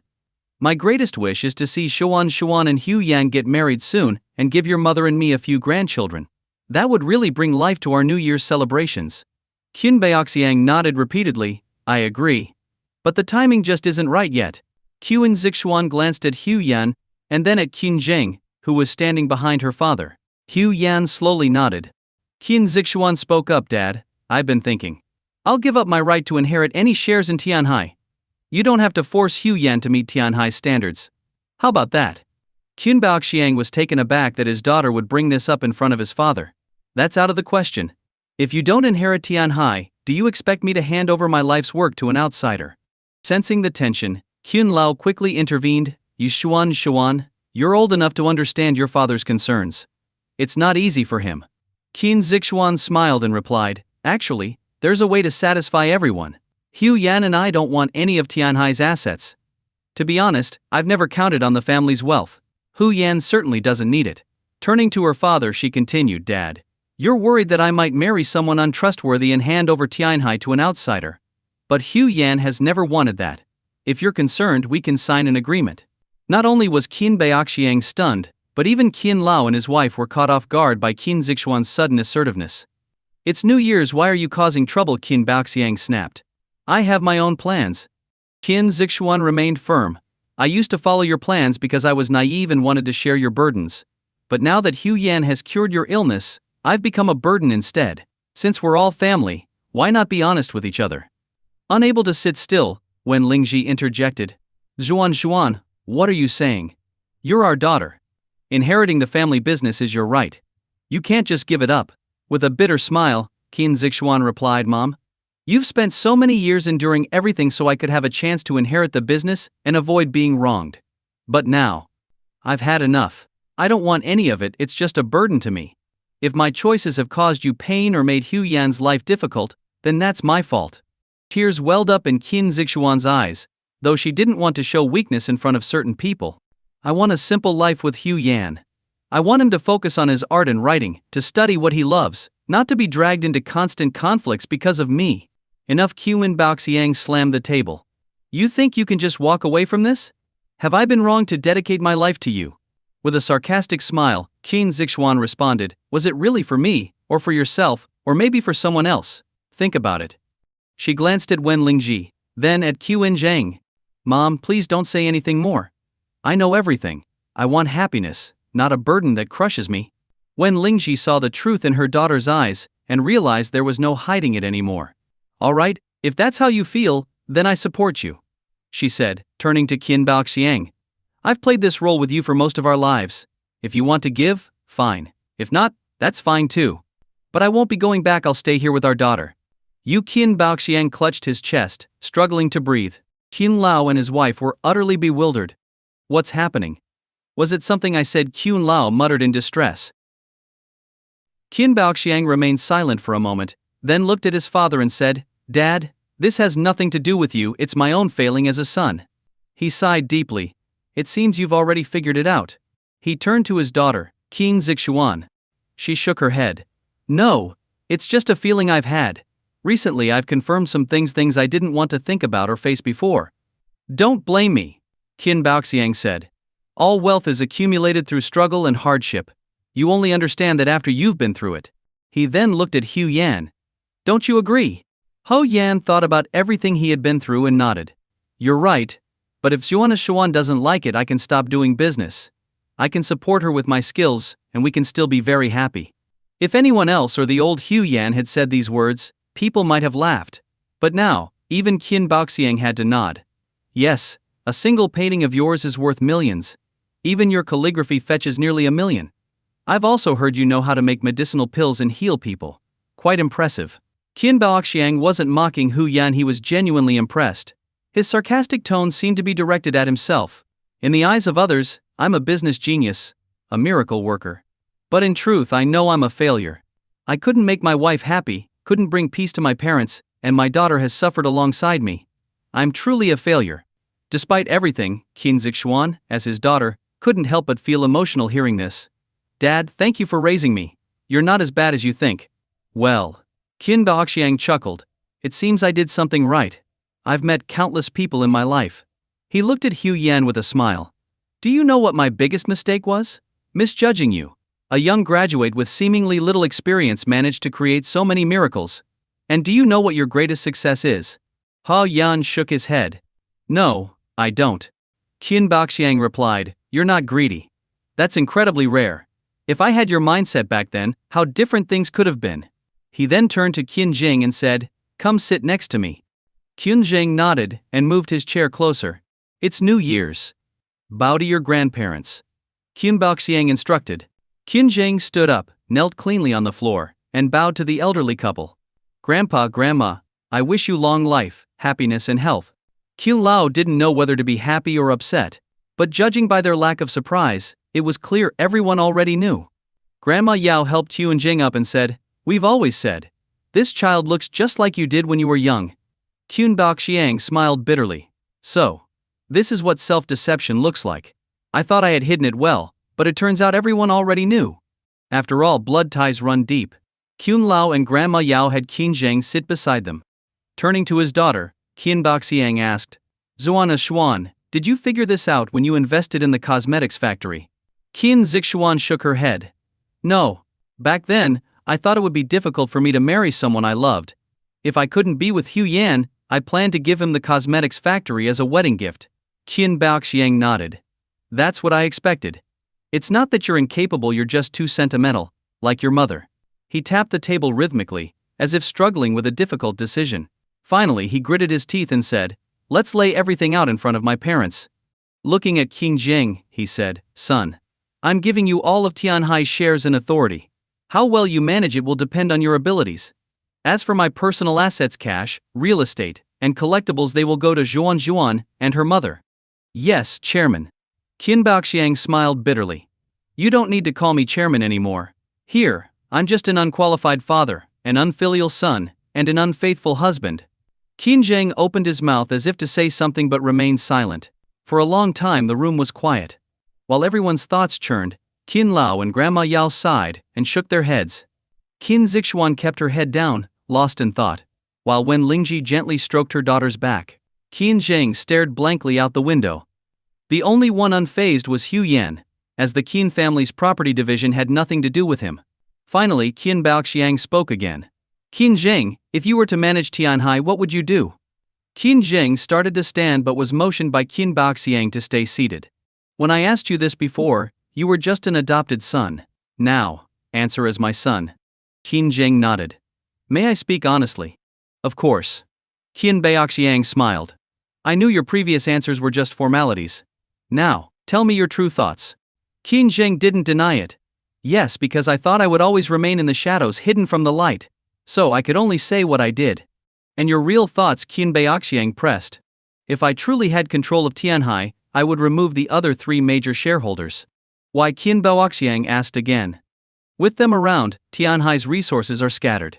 Even Qin Zixuan, my sister, has gone independent. What about them? These days they've only used Tianhai's resources to expand their own businesses. What have they done for Tianhai? Qin Baoxiang nodded. You're right. What you said before about cooperation and mutual benefit was just a way to keep Tianhai afloat. But your current plan won't work. Even if I liquidated all my assets, I couldn't buy out their shares. And those assets now belong to your sister. I have no right to touch them. But it's possible. Qin Zheng said, looking at Hu Yan and Qin Zixuan. If my sister and brother-in-law agree to help, we can make it happen. Qin Zixuan frowned slightly, while a faint smile played on Hu Yan's lips. Go on. Qin Baoxiang encouraged. I've thought about this for a long time. Qin Zheng continued. The only way for Tianhai to survive and grow is to renew its leadership. I've considered many potential partners, but I always ended up dismissing them. The best path for Tianhai is to have Qin Zixuan and Hu Yan replace the other 3 shareholders. Well said. Qin Baoxiang applauded. You haven't disappointed me. Your vision is remarkable, even broader than mine. Hu Yan also clapped, though everyone else remained silent. Turning to Hu Yan, Qin Baoxiang asked, Hu Yan, it seems you agree. Hu Yan smiled. I'm not agreeing, I'm admiring. This bold idea is truly ingenious. Qin Zheng deserves credit for thinking it up. Qin Baoxiang beamed. So, you're on board. But to everyone's surprise, Hu Yan shook his head. No, I disagree. I've said before that I don't want any of the Qin family's assets. I won't go back on my word. He looked at Qin Zixuan. I'm sorry. Qin Zixuan shook her head. No need to apologize. I respect your choice. Qin Baoxiang's expression darkened. Hu Yan, do you really think that if you can't match Tianhai's success, you haven't broken your promise? Hu Yan understood what he meant. If you don't accept this proposal, then prove yourself by building a company that can rival Tianhai. Hu Yan smiled. Of course not.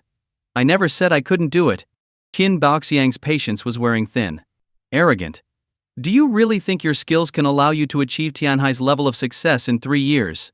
Hu Yan replied calmly. What I promised was to create a company with performance comparable to Tianhai, not to surpass its current size. Oh, Qin Baoxiang asked. Do you even know how much profit Tianhai makes annually? Hu Yan held up 5 fingers. At most, 5 billion. Qin Baoxiang said, it doesn't need to be that much. If your business can make 3 billion a year, I'll consider you successful. But can you really achieve that? Hu Yan thought for a moment. I should be able to by the end of this year. Everyone except Qin Zixuan was stunned. With a gesture, Qin Baoxiang said, Go ahead, show us. Hu Yan began. Our beauty salons average over 1 million yuan in profit per year, and we now have more than 500 locations. Opening another 500 locations this year shouldn't be difficult, right? Qin Baoxiang nodded. Yes, I'm aware of that. That alone would generate over 10 billion yuan annually. Hu Yan continued. Then, there's my medicinal wine. I make a pure profit of 5 to 10 yuan per bottle. If we sell over 50 million bottles, that profit will only increase. Let's say we sell 100 million bottles a year, adding another 10 billion yuan.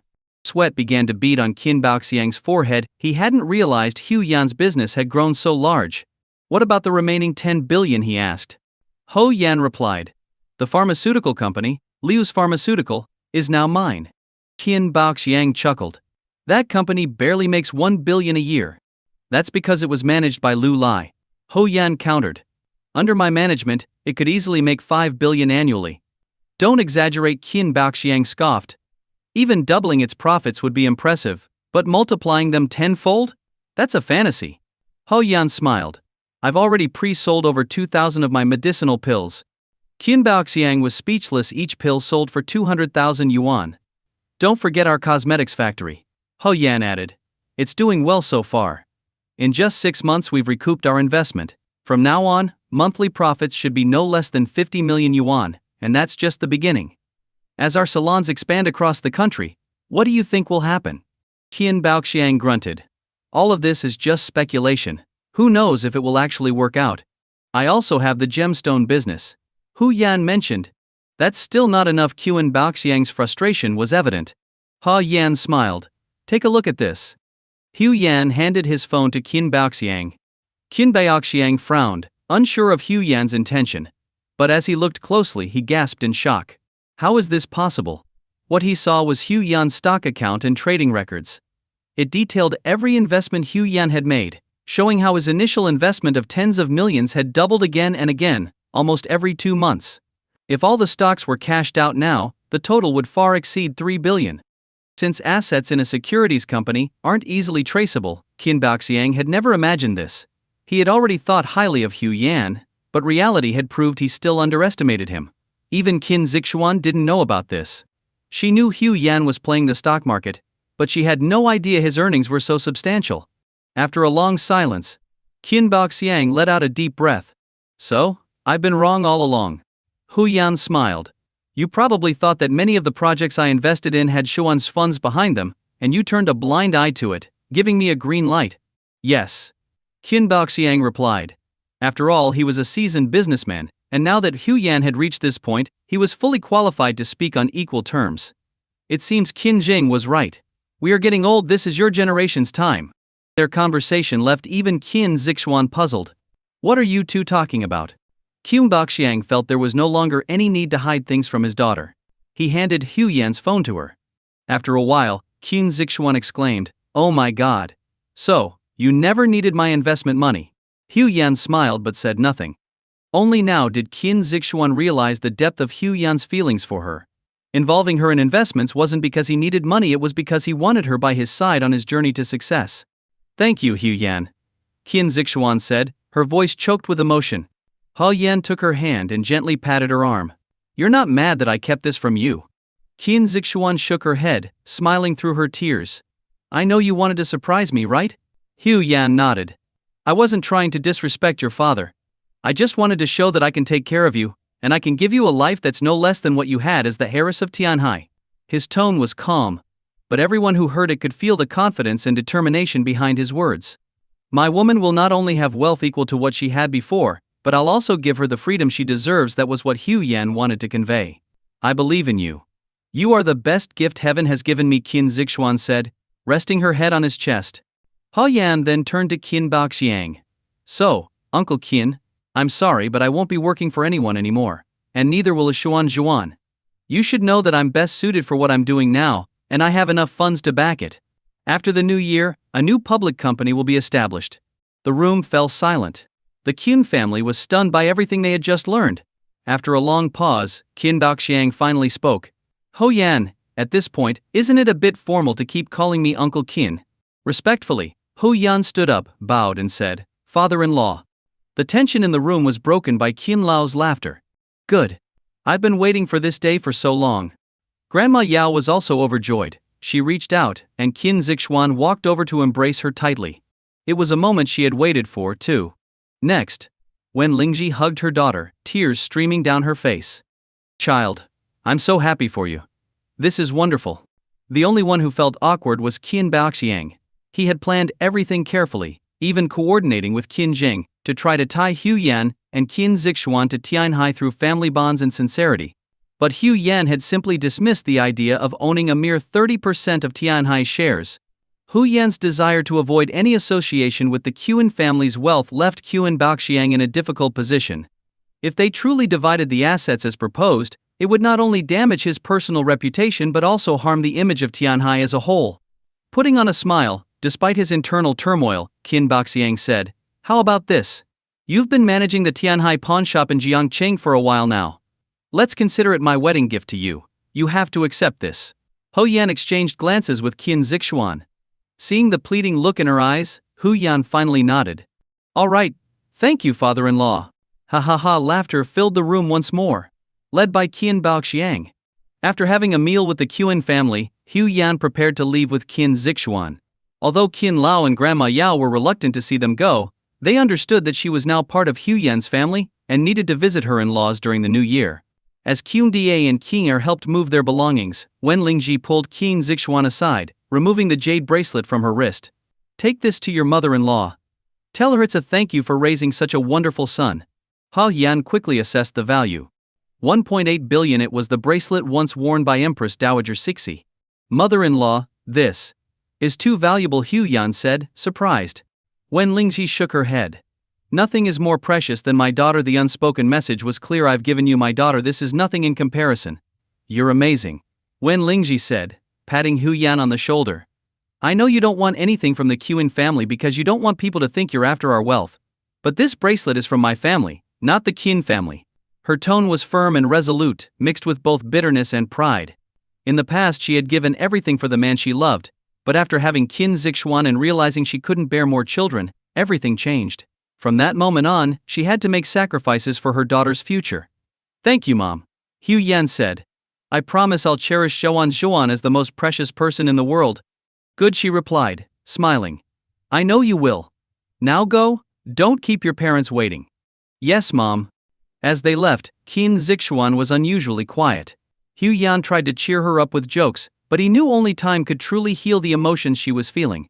Finally, they arrived at Hou Yan's home. His family was waiting downstairs. Zhao Peng and Qin San immediately started unloading the car. When Qin Zixuan saw Hou Yan's parents, her gloom disappeared. "Dad. Mom. Happy New Year," she bowed deeply. Hou Yan's parents were stunned.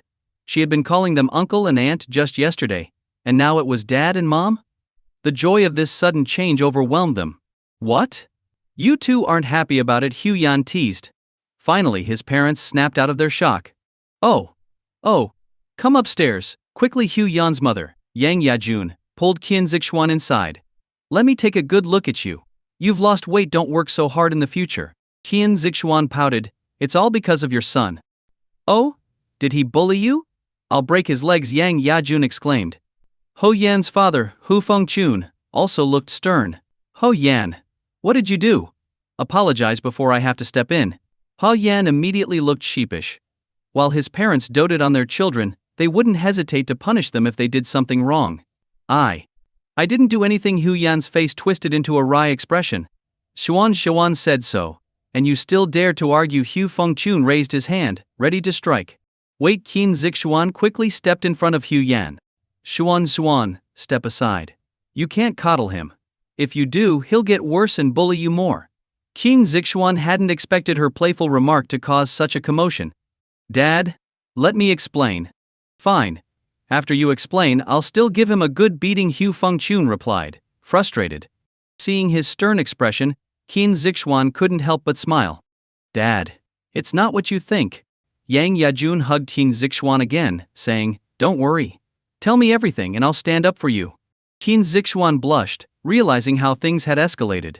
"What I meant was, Hou Yan quietly took care of everything and didn't tell me until just now. If I had known earlier, I wouldn't have worked so hard." Before she explained, Hou Yan thought he had done something wrong and was genuinely scared. But now, with the truth out, his confidence returned. "Come on, Dad. I only wanted to surprise Zhuan by solving everything first.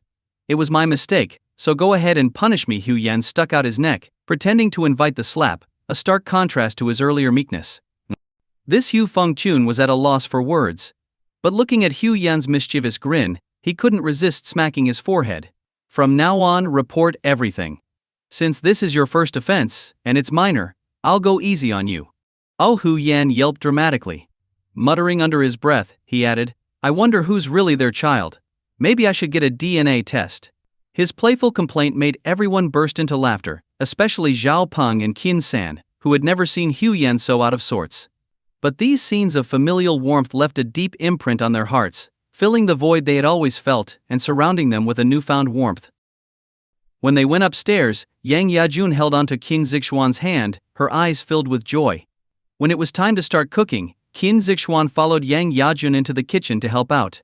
Meanwhile, Hu Fengqun pulled Hu Yan aside and asked, "Son, since Zixuan has already called us mom and dad, does that mean your relationship is finalized?" Seeing his father ask with such nervous anticipation, Hu Yan couldn't help but smile. "Yes, it's settled." But Hu Fengqun still seemed doubtful.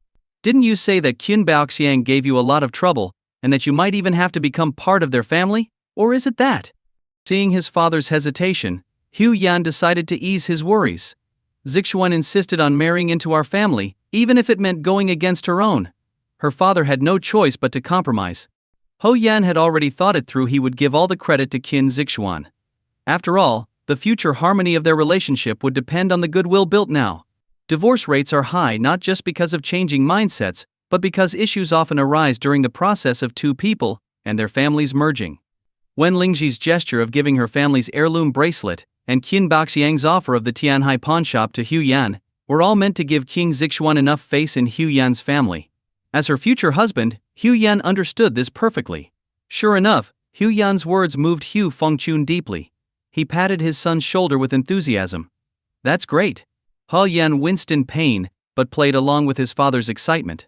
Hu Fengqun rubbed his hands together, pacing back and forth several times before finally calming his emotions. He then put on a stern face and said, "Let me make this clear. Zixuan has sacrificed a lot for you. If you ever make her feel wronged, I'll be the first to make you pay." Hu Yan quickly nodded in agreement. "Don't worry, Dad. I'd rather be wronged myself than let Zixuan suffer." "That's more like it," Hu Fengqun replied. But then something seemed off. "Wait, why does that sound so strange?" Hu Yan chuckled as he wrapped an arm around his father's shoulder. "Dad, do you think I could ever let you and Mom be wronged?" Hu Fengqun thought for a moment. Since Hu Yan had started working, he had never burdened them with his troubles. Instead, they had worried unnecessarily and caused him trouble. "Yes, you've grown up and become responsible." "Exactly," Hu Yan said. "From now on, Zixuan is my wife, and like you, Mom and Jiaxing, she's the closest person to me in this world. With my nature, how could I ever let any of you suffer?" Hu Fengqun was touched. "Good boy, you've worked hard. You never talk about your own struggles, but I've learned a bit from Jiaxing. You've acquired so many skills, it must have been tough.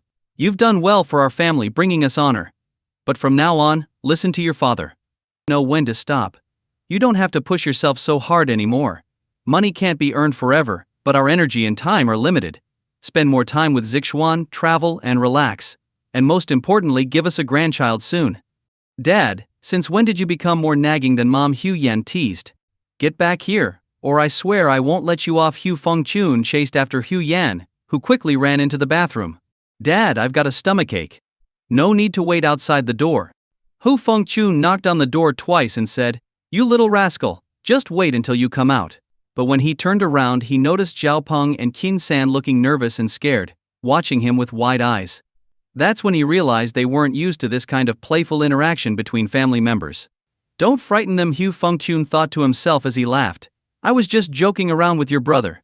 Don't worry, I won't hit you." Zhao Peng and Qin San visibly relaxed a little. Qin San said, "Dad, we're not afraid of being hit. If we've done something wrong, you can hit us as hard as you want. We're just worried about making you angry." "Yes." Zhao Peng added, "If you ever feel frustrated, just take it out on us. As long as you're not angry." Hu Fengqun was momentarily speechless. Perhaps Hu Yan felt the same way, but he would never say it aloud. These two, however, had been through so much in their childhood that they cherished this rare familial bond. His heart stirred with emotion. "Relax. Don't be so tense," Hu Fengqun said with a smile. "You don't understand yet, but even if I were to hit you, it wouldn't be serious. It's just how fathers and sons bond. Even between fathers and sons, hitting sometimes shows affection." Hu Yan cracked the bathroom door open, hearing his father's wise words. He couldn't help but feel a bit sentimental.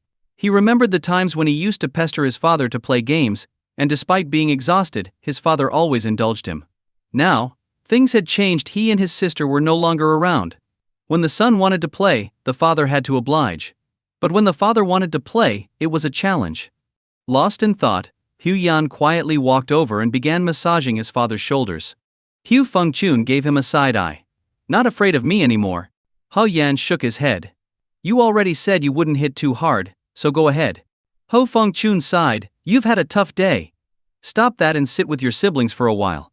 Hu Jiaxin, who had been listening to their conversation, felt a bit emotional too. Dad, I'll listen to you and Mom. I'd rather stay single than marry far away. Ho Fengchun pulled his daughter close. Daughters are the best. Ho Yan looked helplessly at Zhao Peng and Qin San. See? No matter how much I try, it's useless. Zhao Peng and Qin San felt awkward, not knowing how to respond. Unable to hold back, Zhao Peng blurted out, Dad, you said hitting shows affection. But we haven't experienced that yet. After Hu Yan finishes your massage, could you show us some affection too? Right. That makes sense, Qin San chimed in. He heft if the previously sentimental Hu Jiaxin burst into laughter at their antics. Hu Fengchun was caught in a dilemma. How could he hit his newly adopted sons right after they joined the family? How about this, I'll hit you when you make a mistake, okay, he suggested. This time, not only Hu Jiaxin but even Hu Yan couldn't help but laugh. Just as Hu Fengchun was about to playfully scold Hu Yan, Qin Zixuan emerged from the kitchen carrying a dish. Quite a lively bunch here. Seeing his daughter-in-law, Hu Fengchun quickly composed himself and muttered, HMM. Hu Yan gave Qin Zixuan a thumbs up. Hu Jixin grabbed Qin Zixuan's hand and said, Sister-in-law, you should have seen how funny my brother, my dad, and these two guys were. She then recounted the whole story, ignoring Hu Fengchun's coughing interruptions. Qin Zixuan was also amused, her heart filled with joy. This was exactly the kind of family atmosphere she had longed for. After dinner, Yang Yajun and Hu Fengchun found an opportunity to pull Hu Yan into their room. What's going on? Hu Yan asked. Yang Yajun closed the door and said, You called your in-laws mom and dad at the Qin family, right? Yes. Is that a problem? Hu Yan asked. Yang Yajun replied, You don't understand. According to tradition, you should receive a gift for changing how you address them. You see, your mother-in-law gave you a bracelet. I don't know much about it, but it seems very valuable, and it's a family heirloom. So your father and I were thinking. As the groom's side, we should give something even better. But we wanted to ask you first, how much did your in-laws give you for the change in address? Hu Yan's eyes widened. Am I being shortchanged here? What do you mean? His parents asked in unison. Hu Yan grumbled.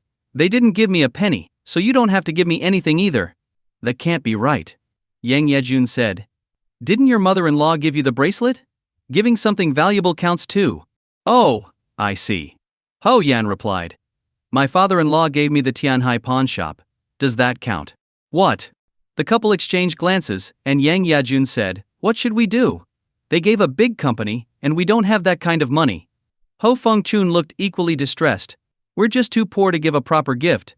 Ho Yan realized his joke had gone too far. He quickly reassured them, It's okay. Think about it, Qin's family has over 100 companies, and they only gave me one. Why don't you just give Zixuan this house? Tell her it's your most valuable possession. It's not that we're unwilling, we just feel it's not enough, they replied. Ho Yan laughed. If Zixuan cared about wealth, she wouldn't have married me. Just give her something meaningful. What do you mean by meaningful? His parents asked, looking puzzled. I'm not joking anymore, Ho Yan said. I've already prepared something for you. Really? That's great. Show us, Yang Yajun urged. Follow me. Hu Yan led them to his room. He opened a cabinet and pulled out a large bundle. When he unwrapped it, his parents exchanged glances. Their initial confusion slowly turned into warmth as they looked at the contents. Gradually, tears welled up in their eyes. These may not be worth much, but they are our most precious things. Nodding in agreement, Hu Fengchun added, Yes, they're so precious that I'm a bit reluctant to part with them. Don't be silly, Yang Yajun said with a smile. It's not like we're giving them away to strangers. That's true. We can always visit them if we want to see them again, right? Absolutely. Later that evening, Hu Fengchun and Yang Yajun called Qin Zixuan into Hu Yan's room. Ho Yan was there as well. Yang Yajun began, Traditionally, we should give you a gift for changing how you address us. We didn't prepare anything beforehand, so we didn't give it to you downstairs. But when we learned that your family gave Hu Yan such a valuable item, we realized we couldn't match it. Even if we sold everything we had. Qin Zixuan shook her head with a smile. There's no need. You two raised Hu Yan and gave me such a wonderful husband. That's more precious than anything. My mom said the same. Yang Yajun nodded. These things may be worthless to others, but to us, They are treasures. We're giving them to you now. If they're that precious, you should keep them. Qin Zixuan replied. Take a look first, then decide. Yang Yejun said, unwrapping a large bundle. When Qin Zixuan saw what was inside, her eyes widened in amazement. There were pairs of shoes, clothes, photos, and awards from Hu Yan's school days, everything from his childhood until now. The photos corresponded with the clothes and shoes from each period. It was the record of Hu Yan's entire life. This is so precious. I love it. Qin Zixuan carefully picked up each tiny piece of clothing, shoes, and photos, treating them like treasures. When you love someone, you unconsciously want to know everything about them. You constantly wonder what they are doing and if they are happy. And the past is just as important. What struck Qin Zixuan the most was that despite her family's superior living conditions compared to Hu Yan's, Wen Lingji had preserved many of Qin Zixuan's belongings. However, the meticulous and organized way Hu Yan's family had kept his childhood items was something Qin Zixuan couldn't have imagined. August 31st, 1996, we finally had our own child. We named him Hu Yan, hoping he would bravely face all of life's challenges. July 19th, 1997, Hu Yan got his first pair of shoes. We hope your life will be smooth and straightforward. April 5th, 1999, our Yan Yan started kindergarten. We hope you get along well with your friends and learn to share. 2003, Yan Yan is now a first grader. We wish for you to sail smoothly in the sea of knowledge. 2009, Yan Yan has started middle school, leaving behind his old environment. We hope you make new friends and remain kind during your teenage years. 2012, Yan Yan's grades could have taken him to a better high school, but we believe in you. Even in this school, you will have a bright future. 2015, without us realizing, our Yan Yan has grown up. He's ready to spread his wings and fly. We hope that no matter what challenges you face, you stay true to yourself and remain kind. Before she knew it, Qin Zixuan's tears had started to flow. This was truly the most precious gift, seeing Hu Yan's journey through life and the deep love and hopes of his parents. Taking the tissue Hu Yan handed her, Qin Zixuan wiped her tears while smiling. Thank you. Thank you so much. Yang Yejun shook her head and said, we originally kept these things to reminisce when we got older. But since we didn't have a proper gift for you. Qin Zixuan picked up one of Hu Yan's small outfits and held it close to her chest. Nothing is more valuable than a parent's love. This is the most precious gift I've ever received. I will cherish it forever. Hu Yan gently took Qin Zixuan's hand and said, since we've decided to take it easy, let's relax for a while. I want to take you to see where I grew up and meet some people I haven't seen in a long time. Let's live like ordinary people for a bit, without the weight of your Harris title. All right. Qin Zixuan nodded. I've always wanted to experience a simple life. But if it weren't for you, I think that would have remained a dream. I'm glad you like it. Hu Yan replied. From now on, we won't live to achieve great things or build a business empire. We'll focus on living happily, however that may look. Qin Zixuan nodded eagerly. That's exactly what I want. This is perfect. Hu Yan pulled her into a gentle embrace, and she struggled slightly before realizing that Hu Fengjun and Yang Yajun had already quietly left the room. Hu Yan whispered, what I said, was it really what you wanted? You weren't lying to me, right? Why would I lie to you? Qin Zixuan looked up at him, her eyes sincere. You know, everything you said, that's my deepest dream. Then Hu Yan hesitated. Since I've said everything you wanted to hear, how about we spend the night together? In a swift motion, Qin Zixuan pushed him out of the room. No way. Hu Yan looked utterly defeated. You lied to me. I didn't. Qin Zixuan stammered, her voice barely audible. Zhao Peng and Qin San are in the living room. If you don't come back, they'll definitely guess. Fine, get some rest. Hu Yan turned to leave, but Qin Zixuan quickly grabbed his hand, gave him a quick kiss on the cheek, and then, blushing furiously, gently pushed him out. Standing outside the door, Hu Yan touched his cheek and shook his head. Everything is great except for how shy she is. But then again, maybe that's why she chose me. Expecting Zhao Peng and Qin San to be fast asleep on the couch after 2 restless nights, Hu Yan was surprised to find their eyes wide open. Why aren't you 2 asleep yet? Zhao Peng scrutinized Hu Yan from head to toe and mumbled, that doesn't make sense. Qin San added, indeed, it's strange. What nonsense are you 2 talking about? Hu Yan asked. Qin San and Hu Yan's relationship had a bit of a mentor-student dynamic, despite now being brothers. Zhao Peng, on the other hand, had a simpler relationship with Hu Yan, as they had been roommates for over 4 years. Old Hu, Qin San and I were betting on how long you'd stay in there after Mom and Dad left. stay in there for what Hu Yan still didn't catch on. Zhao Peng explained, well, at first I thought with your thick skin you'd stay until morning. But Qin San said the heiress is shy, so you wouldn't last long. I thought about it and agreed. So after careful calculation, I figured you'd last about half an hour. But Qin San said, with your stamina, it should be half an hour, no problem. Yet here you are, out in less than 15 minutes. How could you disappoint us like this? You two have way too much free time, Hu Yan grumbled. He Xiao Peng, and Qin San chuckled sheepishly. Ho Yan was about to let it go, but the two continued teasing him. Zhao Peng added, don't worry. It's normal to start off slow. I was like that too. You'll improve. Get lost, Hu Yan snapped. We were just chatting. Who cares about timing? Yao Peng exchanged a look with Qin San, then nodded. It's worse than we thought. If you even had to chat first, then factor in the warm-up. There wasn't much time left. Qin San sighed. Well, it can't be helped. As long as the heiress doesn't mind, it's fine. Ho Yan felt like he couldn't win this one. It wasn't like other matters where you could ignore it. This was about a man's dignity, but explaining would seem like making excuses, and not explaining would seem like admission. There was no perfect way out. Just then, Qin Zixuan opened the door. Ho Yan, come inside. Saved by the bell. Ha Yan thought. Zhao Peng and Qin San both gave him a thumbs up. Good luck. Get out of here, Hu Yan retorted as he eagerly went back into Qin Zixuan's room, which was technically his old room. Once inside, Qin Zixuan locked the door, making Hu Yan's heart race even faster. She then shyly sat on the edge of the bed. Have you made up your mind? Hu Yan's voice came out dry, lacking any finesse. Qin Zixuan took out her phone and said, let's watch a movie together first. Hu Yan tried to hide his excitement. She enjoys this kind of thing. With that thought, Hu Yan replied, sure, let's watch a movie. Do you prefer movies with one main character or multiple characters? Qin Zixuan asked. Ho Yan's mouth twitched as he tried to stay calm. I think multiple characters are more exciting. All right then, Qin Zixuan said, scrolling through her phone. Come sit next to me. When Hu Yan sat down and saw the opening credits in English, he thought, so she likes Western movies too. He scooted closer to her, and when she smiled at him without any sign of rejection, he relaxed. Putting aside his overactive thoughts, Hu Yan tried to focus on the movie. As he watched, the narration began. In ancient Greece, on the island of Cyprus, there was a castle that imprisoned a group of dwarves. They were cursed by a terrible spell and trapped in this isolated place with no one to help them.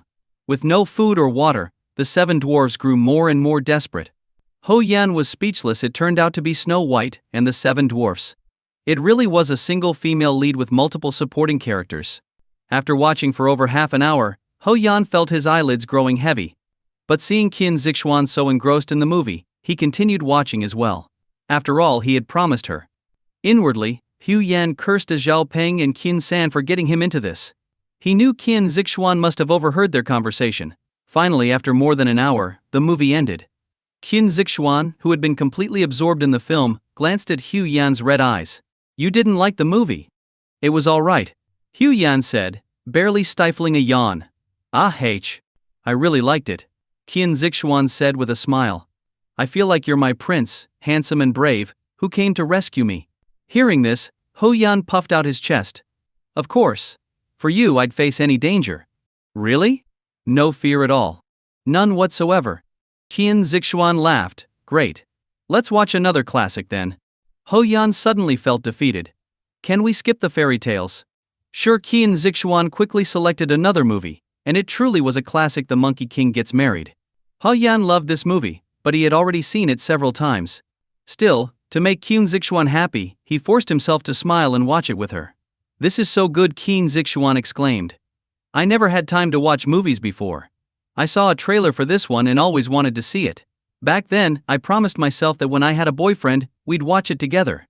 As she spoke, Qin Zixuan rested her head on Hu Yan's shoulder. At that moment, the scene in the movie showed the Monkey King flying on a cloud to rescue Zixia. I feel like you're my hero. One day you'll fly in on a cloud to marry me too. Hearing this, Hu Yan felt a pang of guilt. Although he had worked hard to win Qin Zixuan's hand, he had never taken the time to do something as simple as watch a movie with her. Reflecting on this, Hu Yan put his arm around her, letting go of all other thoughts. As he focused on the classic movie, Hu Yan no longer felt sleepy. But soon, he realized Qin Zixuan had fallen asleep on his shoulder. Early the next morning, Hu Yan went out for his morning exercise. By the time he returned, the atmosphere at home had become rather strange. Even if Hu Jiaxin walked a little faster, Yang Yejun would glare at her with wide eyes, making Hu Jiaxin suspect at one point that she might have been adopted. Zhao Peng and Qin San were so frightened that they didn't dare move, sitting on the sofa like statues. As Hu Yan opened his mouth, ready to ask what was going on, Mr. Hu rushed over and quickly covered his son's mouth. With a swift motion, he pushed him out the door. However, Mr. Hu also stepped outside, gently closed the door behind him, and finally let out a long sigh of relief. Xuan is still sleeping. You had plenty of opportunities. Why did you tire her out like this? It was she who insisted. Hu Yan started to explain. She insisted on watching a movie. Enough, Mr. Hu quickly interrupted him. You're both young, I understand. But you need to be more considerate in the future. Hao Yan tried to explain further but stopped under Mr. Hu's stern gaze. Xuan works so hard, and it's rare for her to get a good rest. Don't disturb her. Hearing this, Hu Yan nodded. It was true. Qin Zixuan had always been a workaholic, so much so that even as a couple in love, they hardly had time to see each other. Despite being in a relationship for over 6 months, they had spent very little time together. To prevent Hu Yan from making noise inside the house, Mr. Hu decided to stay outside with him.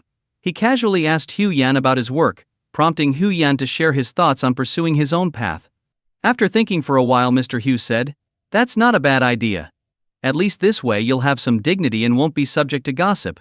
But you mustn't let Xuan suffer." Hu Yan nodded. "I'm doing this mainly so she can have some rest. Besides, my Qin isn't interested in her former life as a privileged daughter. She prefers our family's warmth, where everyone gets along." Mr. Hu nodded vigorously. "Yes, you've found yourself a good wife. Your mother and I are truly happy for you." About an hour later, Hu Jiaxin opened the door and called out, "Come in, it's time to eat." Ho Yan went inside to change, and Qin Zixuan emerged from the bathroom, freshly washed. When she saw Hu Yan, she couldn't help but smile. Before they could exchange words, Yang Yajun called out, "Yuang Xuan, come over and have some chicken soup."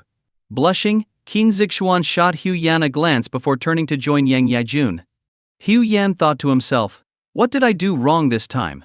Resigned, he sat on the sofa with Zhao Peng and Qin San, forming a trio of fools watching the scene unfold. Meanwhile, Yang Yejun was urging Qin Zixuan to drink the soup.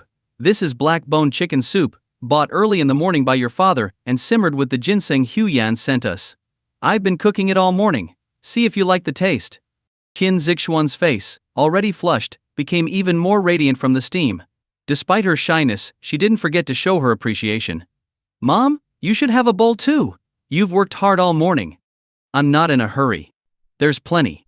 You drink up, and then we'll talk." "Go on, drink while it's hot," Yang Yajun insisted. Qin Zixuan nodded and quietly murmured an before picking up the spoon and slowly sipping the soup. Seeing her drink, Yang Yajun smiled lovingly. "This will replenish your energy.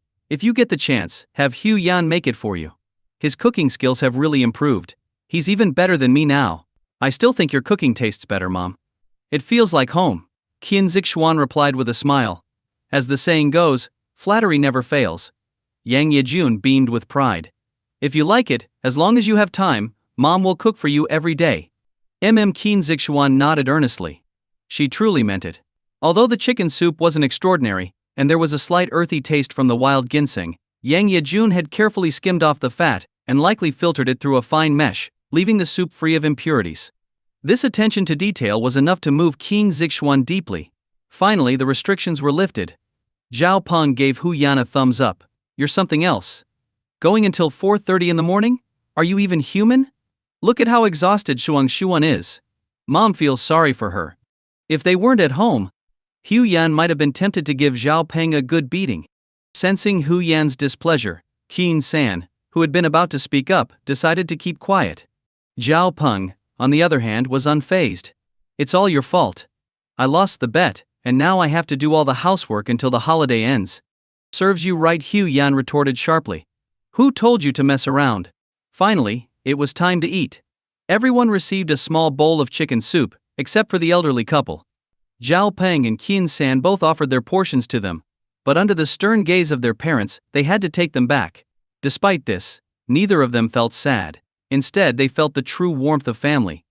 After the meal, Hu Yan was about to join in a game of poker when he received a phone call. It was from Xiao Yishu. "Hey, Big Yang Tree, come join us. A lot of classmates are here." Hao Yan glanced at his parents. Hu Fengchun clearly didn't want him to go but said nothing. Instead, it was Yang Yajun who gave him a look and subtly gestured toward Qin Zixuan. Qin Zixuan smiled and said, "You go ahead. I'll rest at home."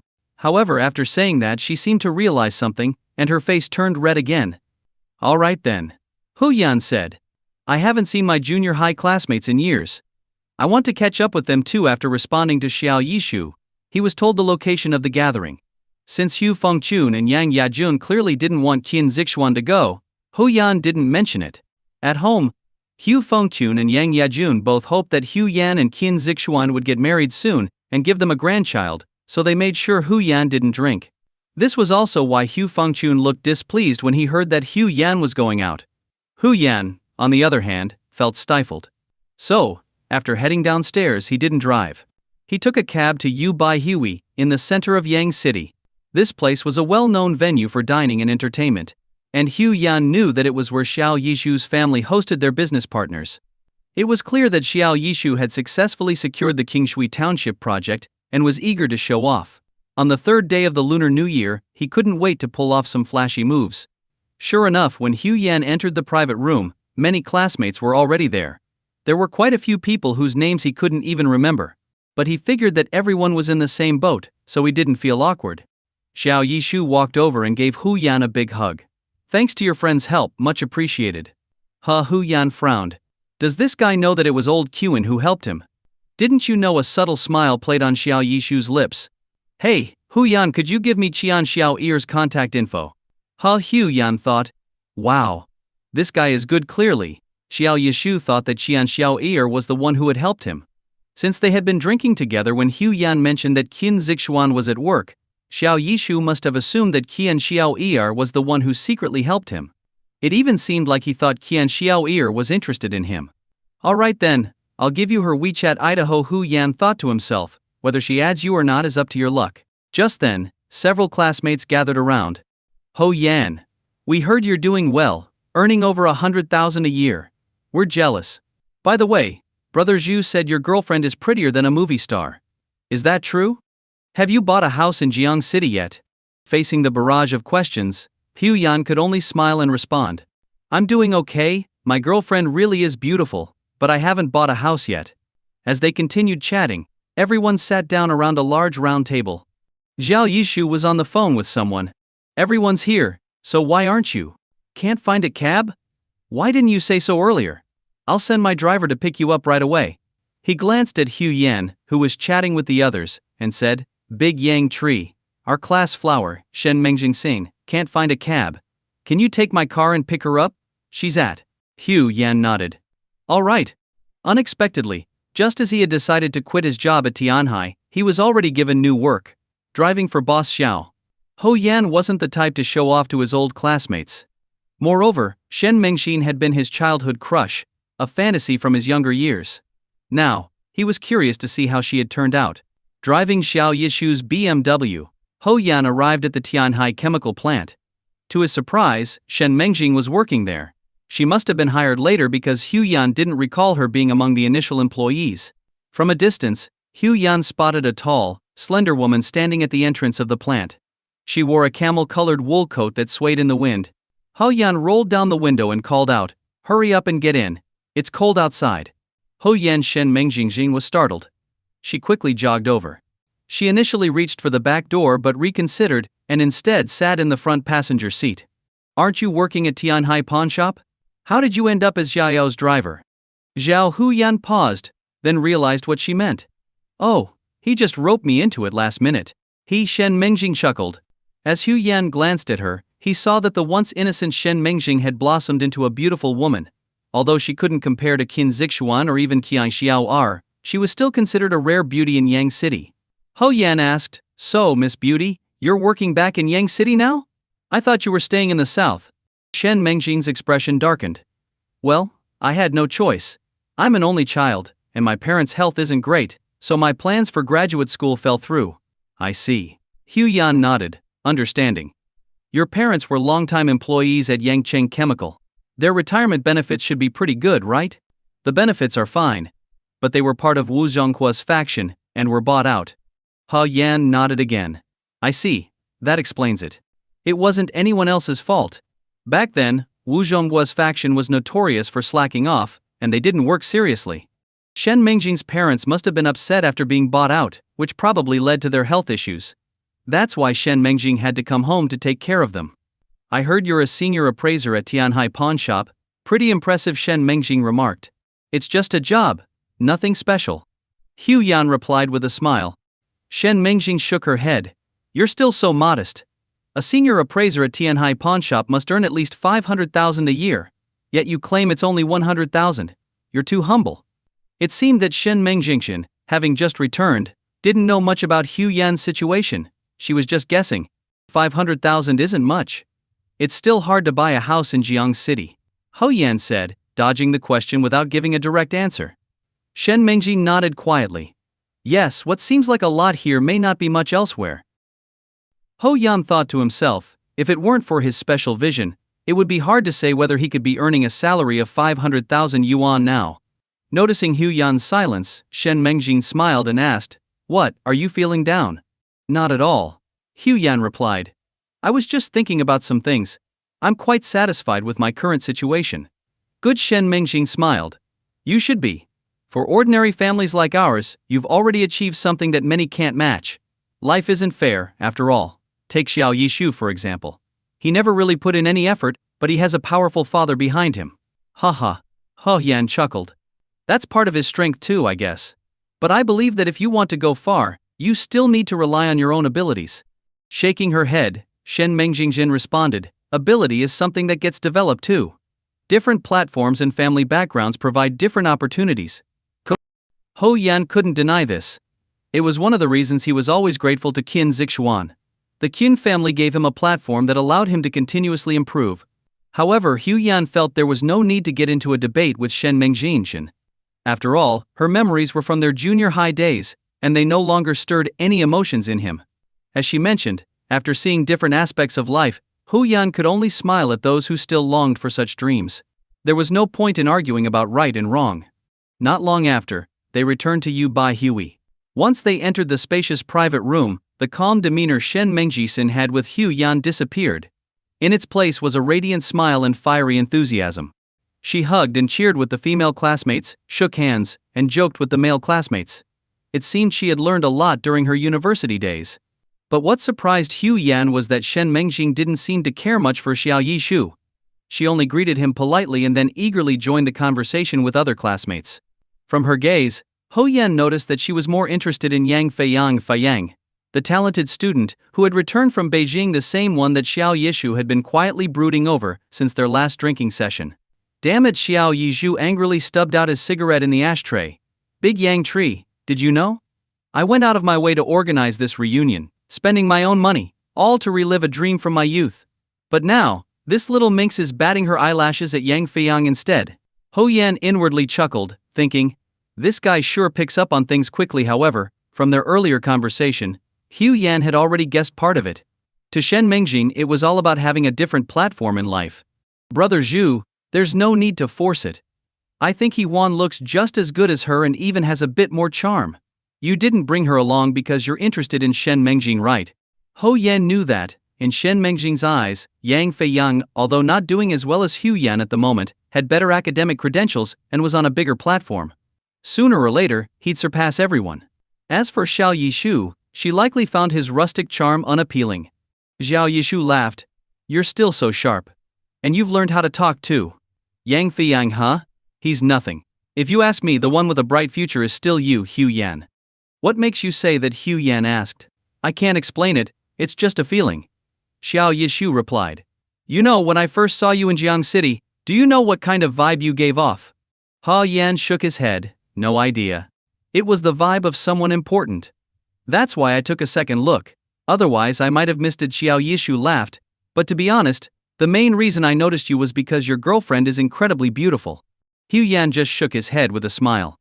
He had a hunch that Shen Mengjing might be planning to leave Tianhai chemical plant soon. Sure enough, while chatting with Yang Fiyang, she said, Fiyang, you're not doing that well in Beijing, are you? With your qualifications, you should be doing better. Yang Fiyang smiled, I can't help it.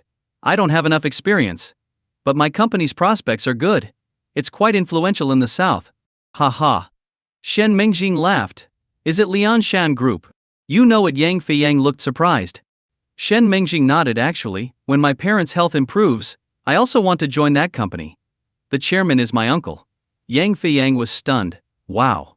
Why didn't you say so earlier? With that connection, you're bound to make it big. Shen Mingjing shook her head. I'm still hesitant. Lianshan Group isn't as large as Tianhai yet. Plus, my uncle is a very strict person. If I go there, I'll probably have to start from scratch. But there's an opportunity now. He's investing in a project back home, and with his health, he probably won't be able to manage it. I'm thinking of giving it a try. Maybe we could work together there. Yang Fiyang nodded. That's a good idea. In big companies, the management positions are often locked in, making it hard to climb the ladder. But in a new company, it's different. Everyone starts on the same level, so it's fair competition. As they continued chatting happily, Xiao Yishu pulled Hu Yan aside. Hey Shen Mingjing. Why didn't you tell me earlier that your uncle is Shen Lianshan? Why? Is there something I can help you with? Shen Mingjing asked. Of course, Xiao Yishu replied. Do you know how much effort I put into getting the greening project in Qingshui Township? I spent money like it was nothing. Ho Yan couldn't help but laugh. Xiao Yishu was showing off again. He probably still didn't know how he actually got the project or where the money went. You got my uncle's investment project. Shen Mingjing looked at Xiao Yishu with newfound respect. That was exactly the reaction he had been hoping for. Absolutely. It was a tough job. Xiao Yishu sighed. You know, their initial investment was 500 million yuan. Oh wow. Oh, unbelievable. You're amazing. Brother Zhu. Xiao Yishu's words caused a wave of exclamations. After a while, Shen Mingjing nodded. I know. They say the total investment will be around 2.5 billion yuan. If your family can secure that project, you'll be a billionaire in no time. That much profit. My God. I can't even imagine that much money. Brother Zhu, you're incredible. Do you need a secretary? Shen Mingjing's words triggered another round of excitement. Xiao Yizhu beamed with pride. I organized this reunion not just because it's been a long time since we've seen each other, but also because I wanted to celebrate landing this project. If any of you need work, feel free to sign up with me. We can all make money together. Great. I'll be the first. Brother Zhu, can I quit my job? Delivering food is too exhausting. Can I join too? I don't have any skills though. Xiao Yishu wore a satisfied grin as he raised his hands to calm everyone down. Anyone who wants to work with me will have a chance. With that, he wrapped his arm around Hu Yan and said, Brother, what I really want is for you to join me. Everyone looked at Hu Yan with envy. Being on good terms with a future billionaire was no small feat. They probably thought Hu Yan would be over the moon. But to everyone's surprise, Hu Yan immediately declined. Brother Zhu, I appreciate your offer, but I really can't. Xiao Yishu's smile froze. Big Yang Tree, what's so great about a job that pays over 100,000 yuan a year? If you join me, I'll give you 200,000 a year. Ho Yan smiled, and was about to respond when Shen Mingjing cut in. No, you're wrong. Hu Yan's annual income is at least 500,000 yuan. 500,000? Wow. You can earn that much just from a job. Don't you get it? Remember that antiques appraisal show on TV? They say those appraisers make millions a year. Yeah. I've heard that just identifying one item can cost tens of thousands in fees. But those are top-level experts. How old is Hu Yan? True. While everyone was talking excitedly, Xiao Yishu gave Hu Yan a complicated look. Big Yang Tree, why didn't you tell me earlier? Now I look like a fool. Ho Yan smiled. You didn't ask. When I mentioned your 100,000 yuan salary, why didn't you correct me? I never said it was true, did I? Hu Yan smiled.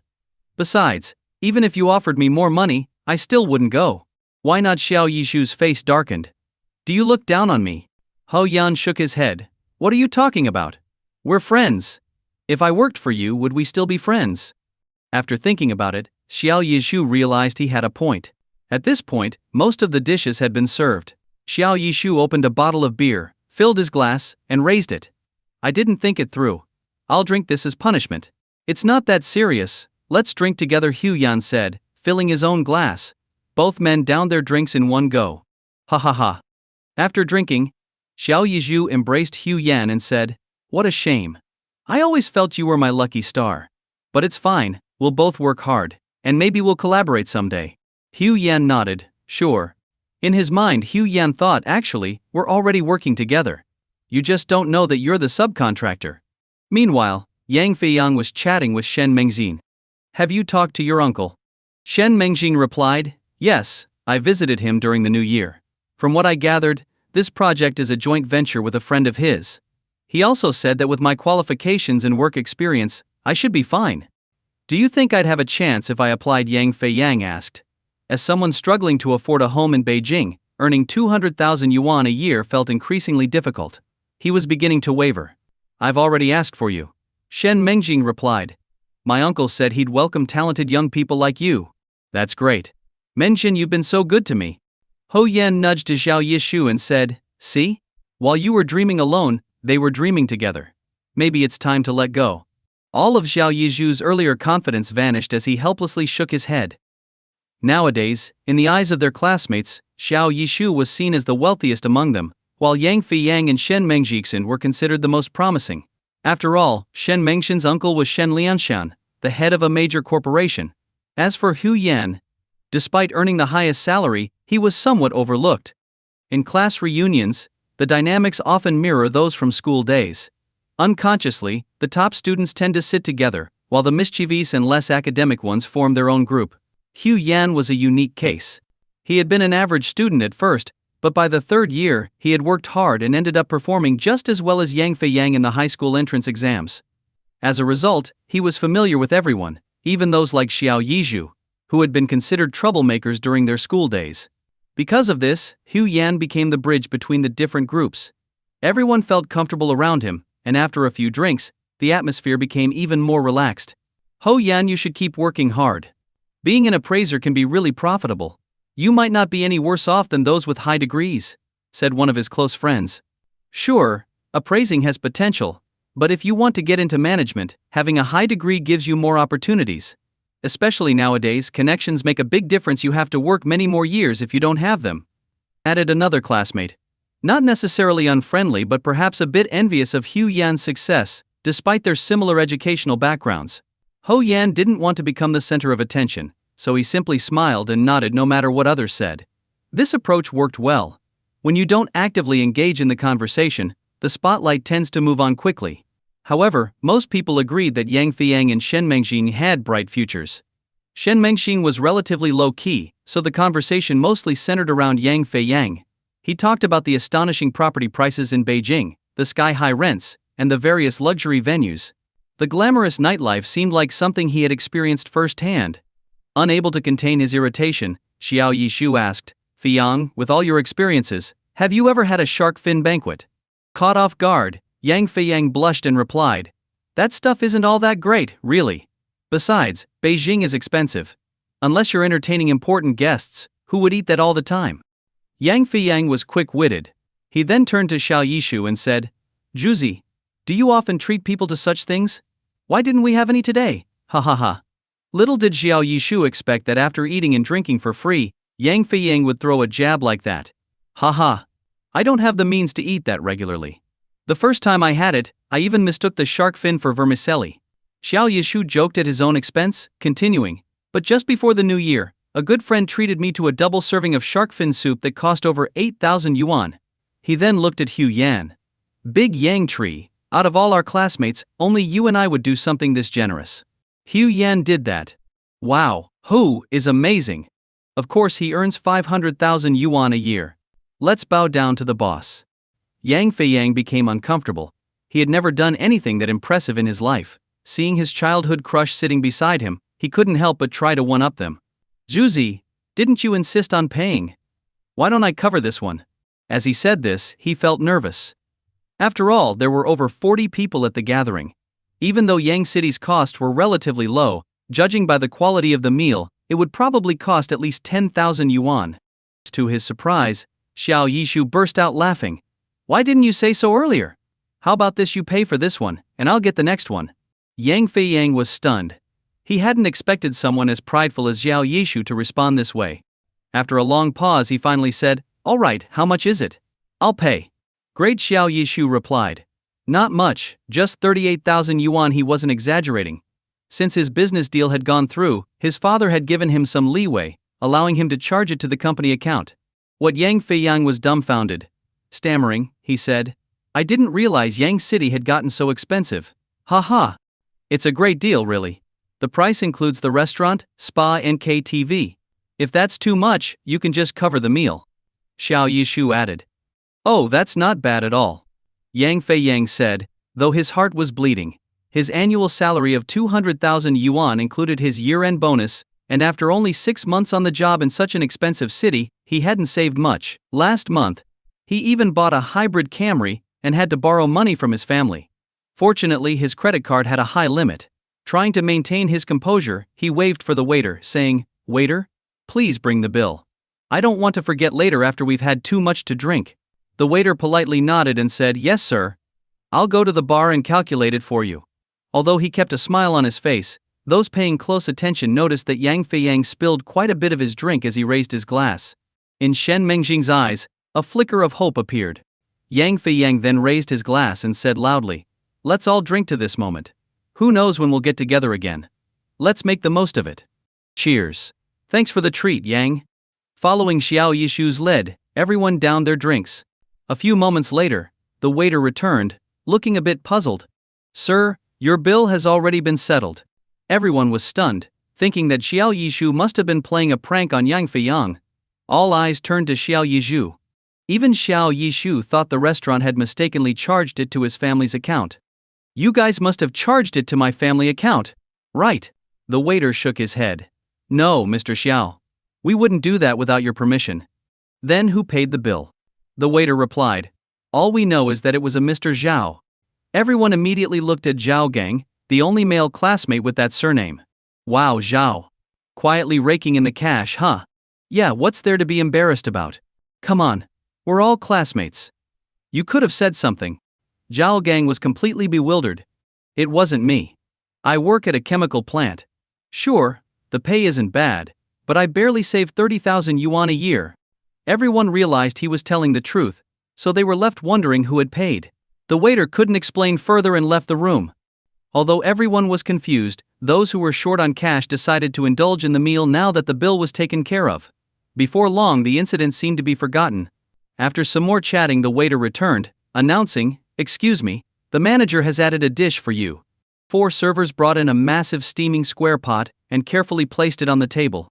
The manager followed with a glass of wine and said, Our restaurant is pleased to offer you a complimentary seafood Buddha jumps over the wall as a token of our appreciation. Enjoy your meal.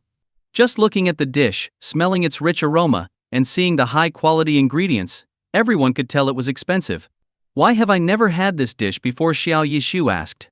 My family has a high-level membership here. How come we've never been offered this? I'm not complaining, I'm just curious what it takes to get such a special dish. The manager explained, Mr. Xiao, this dish is not for sale. It's valued at over 5,000 yuan, and that's just the cost price. According to our strict policy, only our Supreme Gold Card members who dine with more than 20 guests are eligible for this extra large version of the dish. Supreme Gold Card? Xiao Yishu asked, a bit indignant. How much does it cost to get one? It would really impress clients if I could order this dish. Everyone chimed in. Yeah, our brother Zhu can afford it. Exactly. Isn't Mr. Xiao one of your top customers? Get one now. The manager kept his professional smile and replied, It's possible to get one. But you can't just buy it. You need to deposit 1 million yuan and you have to spend it within a year. Any remaining balance will be forfeited. Sweating, Xiao Yishu looked at the manager gratefully. Thanks for the information. He truly meant it.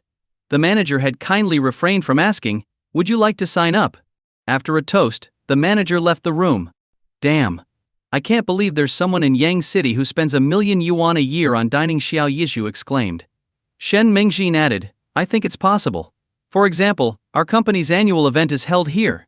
I've heard our boss has a Supreme Gold Card. In fact, I heard she might even buy this place. Not sure if it's true. Oh, Xiao Yishu asked, What's your boss's name? Shen Mengjing replied, I'm not talking about the boss of our Tianhai chemical plant, but the head of Tianhai Group. She's the eldest daughter of the Qin family. They say she's stunningly beautiful, but I've never had the chance to see her. So it's her. Xiao Yishu said. That makes sense. She's from a listed company family. I knew there weren't many big bosses like that in Jiang City. He went on for a while, and everyone realized he was just covering up his embarrassment, but no one pointed it out. Meanwhile, Yang Feiyang, now relieved that he didn't have to pay, quickly regained his confidence. Don't believe those rumors. All that talk about perfect beauties is nonsense. If you ask me, without filters and makeup, Menjing, you're a top-tier beauty. I'd never believe there's anyone more naturally beautiful than you. I've been in Beijing for over 4 years, and I've never seen anyone better looking. No matter how sharp a woman is, it's hard to resist flattery. Yang Feiyang's words certainly pleased Shen Mengjingxin. I've seen photos of Miss Qian, and she's indeed very beautiful. Yang Feiyang was about to say more when someone, clearly jealous, interjected. Mengjing is definitely gorgeous, no doubt about that. But there really are some incredibly beautiful natural women out there. I saw a video of a girl named Yao Ru online. She even washes her face on camera to prove it. Yeah, I've seen her too, another chimed in. I'm a fan of hers, she's stunning. And she knows martial arts. The cosmetics she promotes are amazing. They're expensive, but totally worth it. Look at my skin, hasn't it improved? This girl had struggled with acne in school, but now her skin was clear and smooth, a testament to the effectiveness of the products Hu Yan had developed. As everyone agreed, Shen Mengxin's expression soured. She knew about Yao Ru, and even used the cosmetics Yao Ru recommended. Without them, her complexion wouldn't be so good. Suddenly someone said, Hu Yan, isn't that girl who teams up with Yao Ru named Hu Jiaxin? Could she be your sister? Hey, now that you mention it, she does look a lot like Hu Yan's sister. She's really grown up. If you hadn't pointed it out, I wouldn't have realized. As memories of Hu Jiaxin came back to the group, someone suddenly asked, Hey Hu Yan, now that I think about it, since Jiaxin and Yao Ru are partners, does that mean you know Yao Ru personally? Ho Yan nodded. Yes, I know her. She's a great girl and has helped me a lot. Someone joked, no way. Brother Zhu kept saying your girlfriend is stunning, could it be Yao Ru? Ha Yan shook his head. No, we're just good friends. Friends? Come on, male and female friendships are always complicated. Yeah, male-female besties never last unless something's off. Cut the nonsense. I just want to know, does Yao Ru really look as good in person as she does in the videos? Everyone chimed in with questions, leaving Hu Yan unsure of whom to answer first. I think she looks even better in person. After all, you can't truly appreciate someone's beauty through a screen, it doesn't capture the real impact. This was true. Unless someone had eyes like Hu Yan's, which could see beyond appearances, the difference between a video and real life was significant. Hearing that Yao Ru was even more beautiful in person left everyone stunned. However, Ho Yan's honest remark made Yang Feiyang feel uneasy. Ho Yan, you make it sound so unbelievable. Are you saying she's more beautiful than Kai Lai? Clearly, Yang Feiyang thought Hu Yan was exaggerating to show off since he was feeling overshadowed by the attention Hu Yan was getting. But Hu Yan wasn't trying to impress anyone. I'm just being honest, he said. Kai Lai may look great on the big screen, but in real life she's not as stunning. She's just photogenic, that's all. Haha, Yang Feiyang clapped his hands and laughed. You're really going for it, huh? So, you're telling us you know the famous Kai Lai too? Kind of. Hu Yan smiled. A trace of disappointment flashed across Shen Mengjingxin's face. She had thought Hu Yan had potential and might even match or surpass Yang Feiyang in a decade or so, with the right connections. But now, in this back and forth between the two, she felt that Hu Yan might be pretending to be more important than he really was. Still, she also found Yang Feiyang to be somewhat immature. Each of them had their flaws. Seeing Shen Mengjingxin frown slightly, Yang Feiyang assumed he had successfully turned her against Hu Yan. But what Hu Yan didn't know was that back in junior high, they weren't each other's dreams. Shen Mengjing's dream was Hu Yan. When Hu Yan had been sent to pick up Shen Mengjing earlier, it had made Yang Feiyang quite jealous.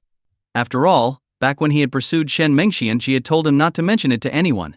Seeing Hu Yan and Shen Mengxing walk in together, looking like a perfect match, had bothered Yang Feiyang. However, as the evening progressed, it seemed Shen Mengjing no longer had feelings for Hu Yan and was paying more attention to him instead, which made Yang Feiyang overjoyed. If it weren't for that, he wouldn't have been willing to treat everyone to dinner, even with Xiao Yishu's teasing. Now that he had succeeded in undermining Hu Yan, Yang Feiyang wanted to go further and expose Hu Yan's supposed pretense. Ho Yan, you're impressive. You even know a famous actress. You must be living the high life in Jiang City. Not really. I'm just grateful for the blessings I've received in content with what I have. This was Hu Yan's sincere response. But to those inclined to misunderstand, it sounded like he was bragging. Ha ha ha, Yang Feiyang laughed. Since you know her and I'm a big fan, could you get me an autographed photo?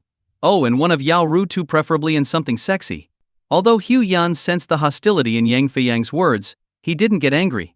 It was like a rabbit provoking a lion unless the lion was hungry. There was no reason to take it seriously. Hu Yan smiled. An autograph is no problem, but as for sexy photos, I'd rather not. I wouldn't want you ruining their pictures. Ha ha ha, everyone burst into laughter. Hu Yan, you've got a sharp tongue now. Who would have thought our good student from junior high could be so witty?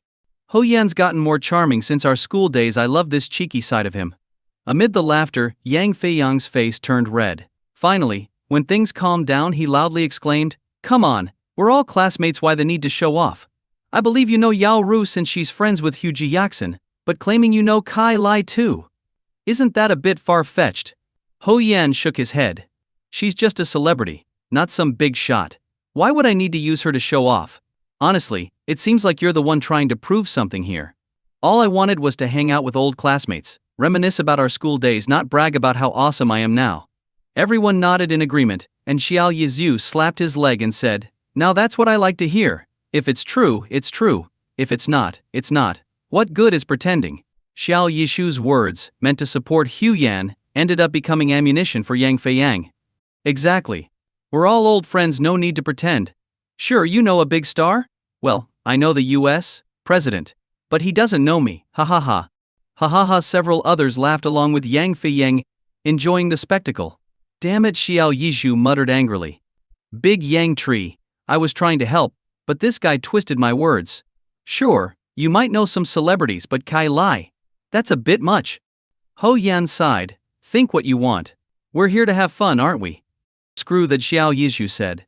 I don't care about everyone else, but letting Yang Feiyang show off like this really pisses me off. That's a valid point, Ho Yan replied. Should I just call Kai Lai? Enough. If you can actually get her on the phone, I'll call you Dad, Xiao Yishu retorted, clearly not believing him. The others felt the same. If you can get through, I'll call you Dad on the spot. It's not like Yang Feiyang's calling me Dad. Ho Yan joked. Even if you did, I wouldn't dare accept. Xiao Yishu's eyes widened.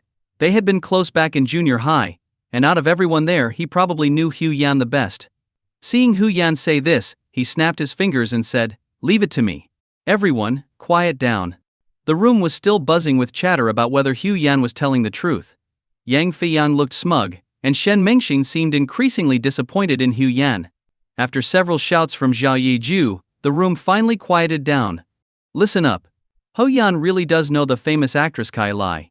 He just doesn't like showing off. Yeah, right, Yang Feiyang sneered. Many others seemed equally skeptical. Believe what you want, but I trust him, Xiao Yishu declared. As his good friend, I'm backing him up. If you don't believe it, Hu Yan can call her right now. But if you doubt him, stand up. Yang Feiyang immediately stood up. All right. If Hu Yan's lying, I'll call him Dad, but if he's telling the truth, you'll call me Dad, deal. Truth be told, Yang Feiyang was starting to regret his bravado. None of the others who had been cheering him on stood up. It was just him and Xiao Yishu now, facing off alone. Their classmates, eager for the drama, cheered them on. Go for it. What's the big deal? Exactly. Even if you lose, it's just a joke. Yeah, it's not like we're kids anymore. Who cares? Once the room finally settled down, Hu Yan smiled wryly and said, let's just drop it. No good can come from this. When Hu Yan said that, Yang Feiyang thought he was backing down and became even more aggressive. Why should we drop it? Come on, I don't believe it. Ho Yan shook his head. It seemed there was no way to avoid this now. Just as he was about to make the call, his phone rang. Yang Feiyang shouted, don't pretend to answer a fake call and try to escape. Originally, Hu Yan had wanted to give him a way out, but seeing his persistence, Hu Yan put the call on speaker. Haha. Big star, I was just about to call you. Are we that in sync? I should apologize for calling late. I just wrapped up filming a TV series, and since I got home, I've had so many social events. Kai Lai's voice came through the speaker. I understand. You're a big star, after all. In your eyes, what does a big star matter? Kai Lai's playful tone immediately caused a stir among the group. Oh wow, there's something going on here. Is Hu Yan really this amazing? A big star calling him first. Incredible. I feel like I'm dreaming. What's all that noise? Kylie asked. Hu Yan didn't hide anything. I'm at a class reunion.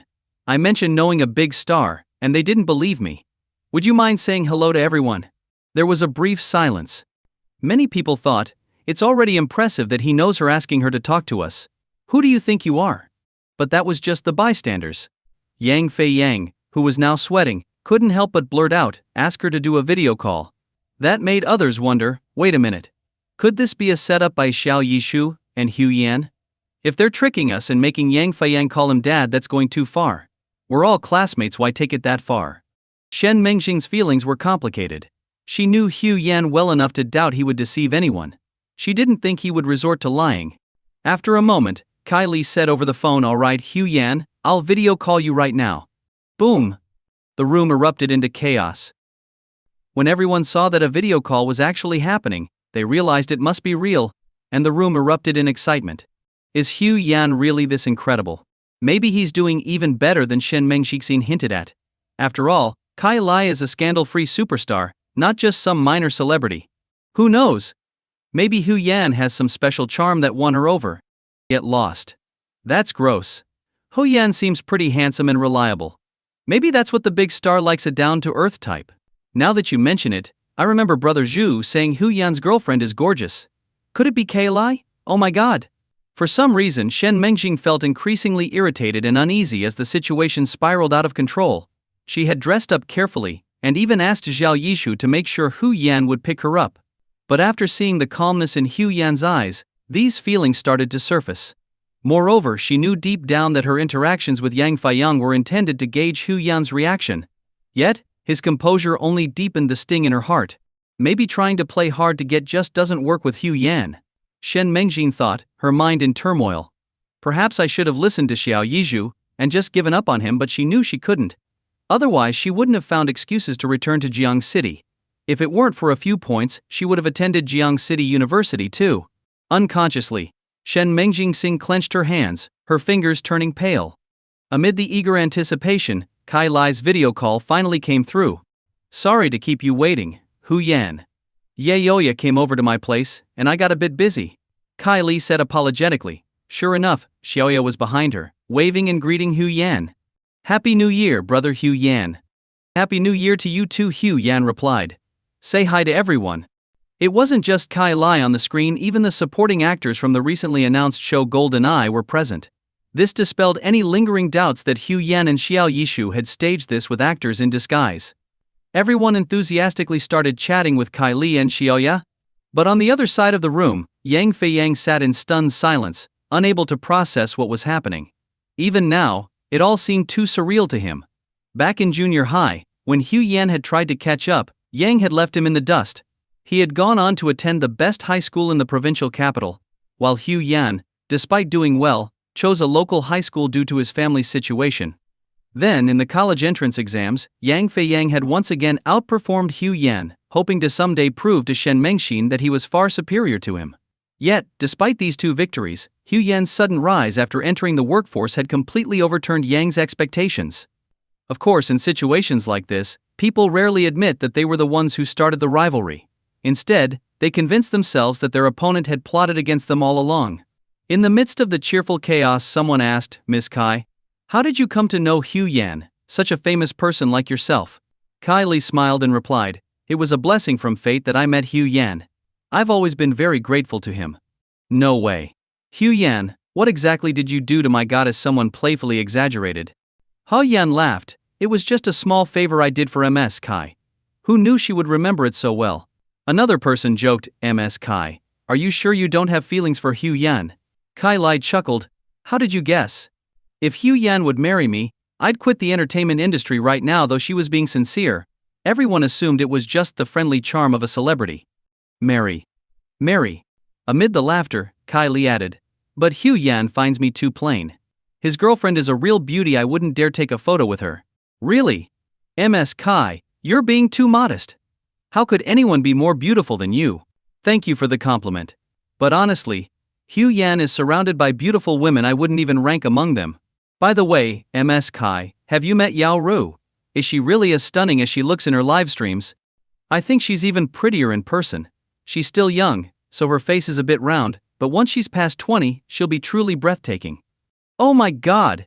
Ho Yan was telling the truth. As everyone happily chatted with Kai Li, Yang Feiyang noticed that Shen Mengxin had become as silent as he was.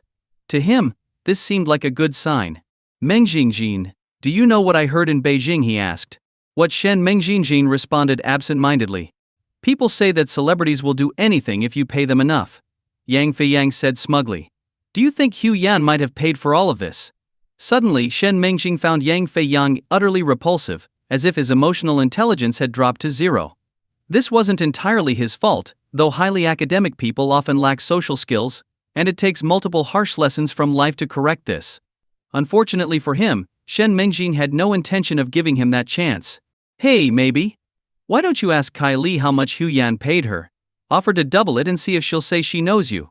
Shen Mengjing replied sarcastically, causing Yang Feiyang's face to instantly change color. People who grow up with constant praise rarely handle setbacks well. Yang Feiyang, who had never feared even half a hooligan like Xiao Yishu, suddenly lost his composure. Well, Shen Mengjing. So you've been playing me this whole time, huh? Yang Feiyang shouted. You like Hu Yan, but too bad he doesn't like you. Didn't you hear what Kai Li said? He's surrounded by beautiful women, he doesn't even need someone like you. Let me tell you, you're not even as good as the girls working in the Beijing clubs. I lied to you. Not only are you ugly on the outside, but you're even uglier on the inside. Shen Mengjing couldn't believe what she was hearing. What are you even talking about? Me? Making things up? Yang Feiyang pointed to himself. We're all adults here, so stop pretending to be some goddess. When you arrived, you were so nice to me, even offering to help me connect with your uncle. Now that you see Hu Yan doing well, you've completely turned on me. I think you're just a scheming bee. Shen Mengjing was trembling with anger, unable to find words. She had forgotten that Yang Feiyang was no longer the devoted follower who used to tag along after her in junior high. At that moment, Hu Yan walked over and stepped between them, facing Yang Feiyang. There's no need to treat an old classmate like this, is there? And who the hell do you think you are? Just some appraiser at a small Tianhai subsidiary. Why are all these people fawning over you? Yang sneered. And don't think I care, my 200,000 yuan salary is in the past. He turned to Shen Mengjing and added, you can forget about introducing me to your family's business. I've already decided to change jobs. While I was in the bathroom earlier, Huayu Web Entertainment confirmed that I'll be starting as a platform manager after the holiday. Then, looking back at Hu Yan, he smirked. Your sister and Yao Ru, if I'm not mistaken, they work as streamers on our platform, right? Don't worry, I'll make sure to take good care of them. Shen Mengjing burst into tears. She never expected Yang Feiyang to completely lose control and say such outrageous things. But Hu Yan just chuckled. I've been patient with you, treating you like a classmate and a friend. But if you refuse to act like a decent person, don't blame me for what happens next. What are you going to do? Yang Feiyang said, his neck stiff with defiance. This is a lawful society, don't try to intimidate me. Back in school, Xiao Yishu tried the same crap on me, but it didn't work. I've got family in high places. With a loud smash, a beer bottle shattered on the floor. Yang Feiyang, you son of a b! Xiao Yishu, holding the broken bottle, pointed it at Yang Feiyang. I'll take you down today. Ho Yan sighed. He'd heard that reunions sometimes ended in violence, but he hadn't expected it to actually happen. Brother Zhu, calm down. If I can't handle this, then you can step in. Xiao Yizhu was mostly bluffing. He knew that violence would lead to serious consequences these days. Ho Yan took out his phone, apologized to Kai Li, and ended the call. Then, he dialed Hua Xiaoqiang. Brother Hua, I hear you've recruited some real talent for your platform. Who are you talking about? Hua Xiaoqiang asked.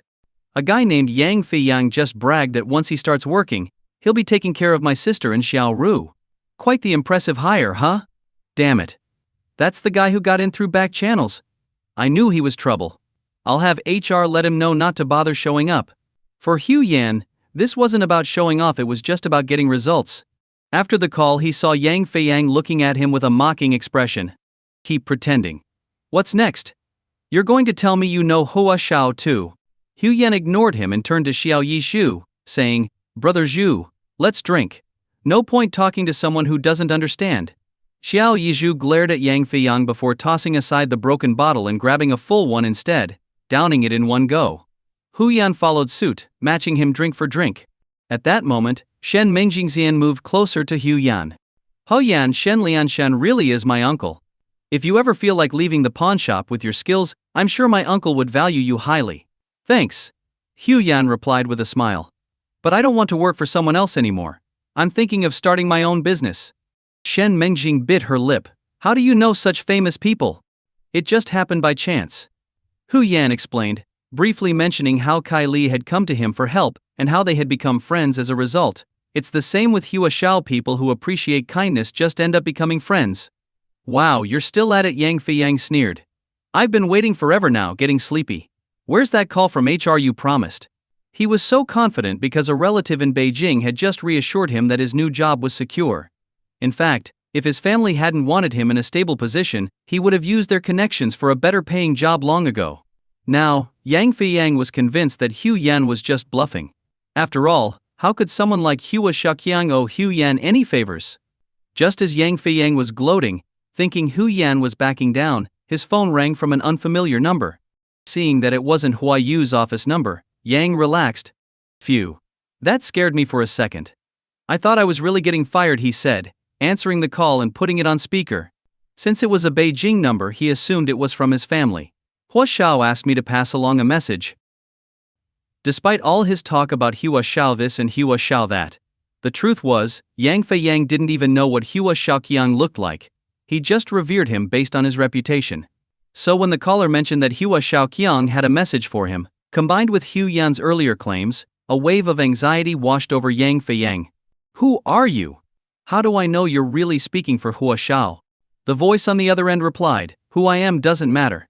What matters is that our company won't be hiring you. Also, in a place like Beijing, most big companies give Hua Shao some respect.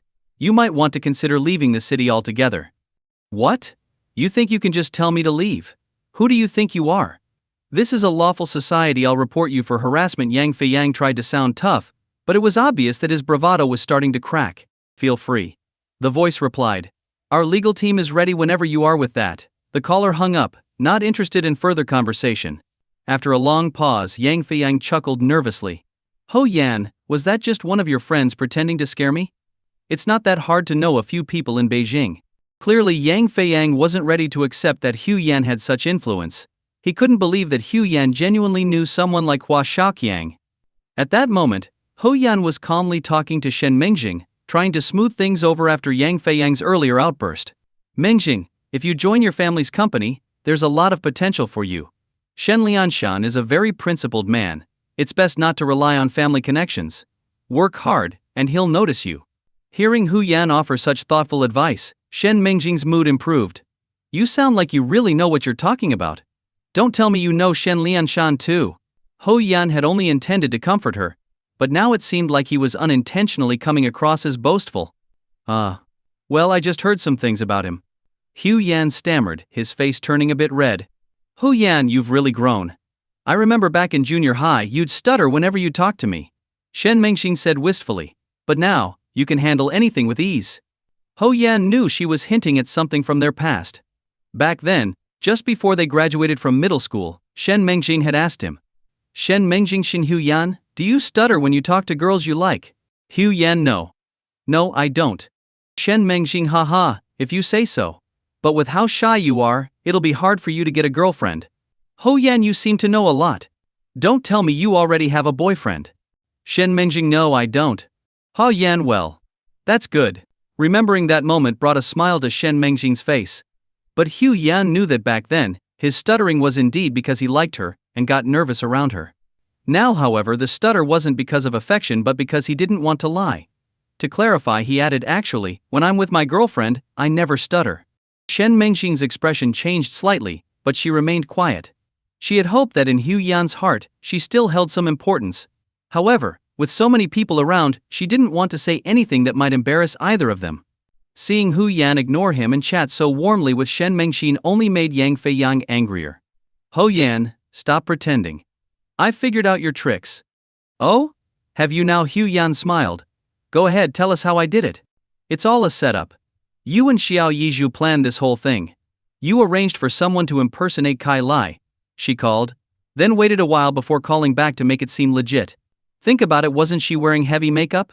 With today's makeup technology, people can look completely different.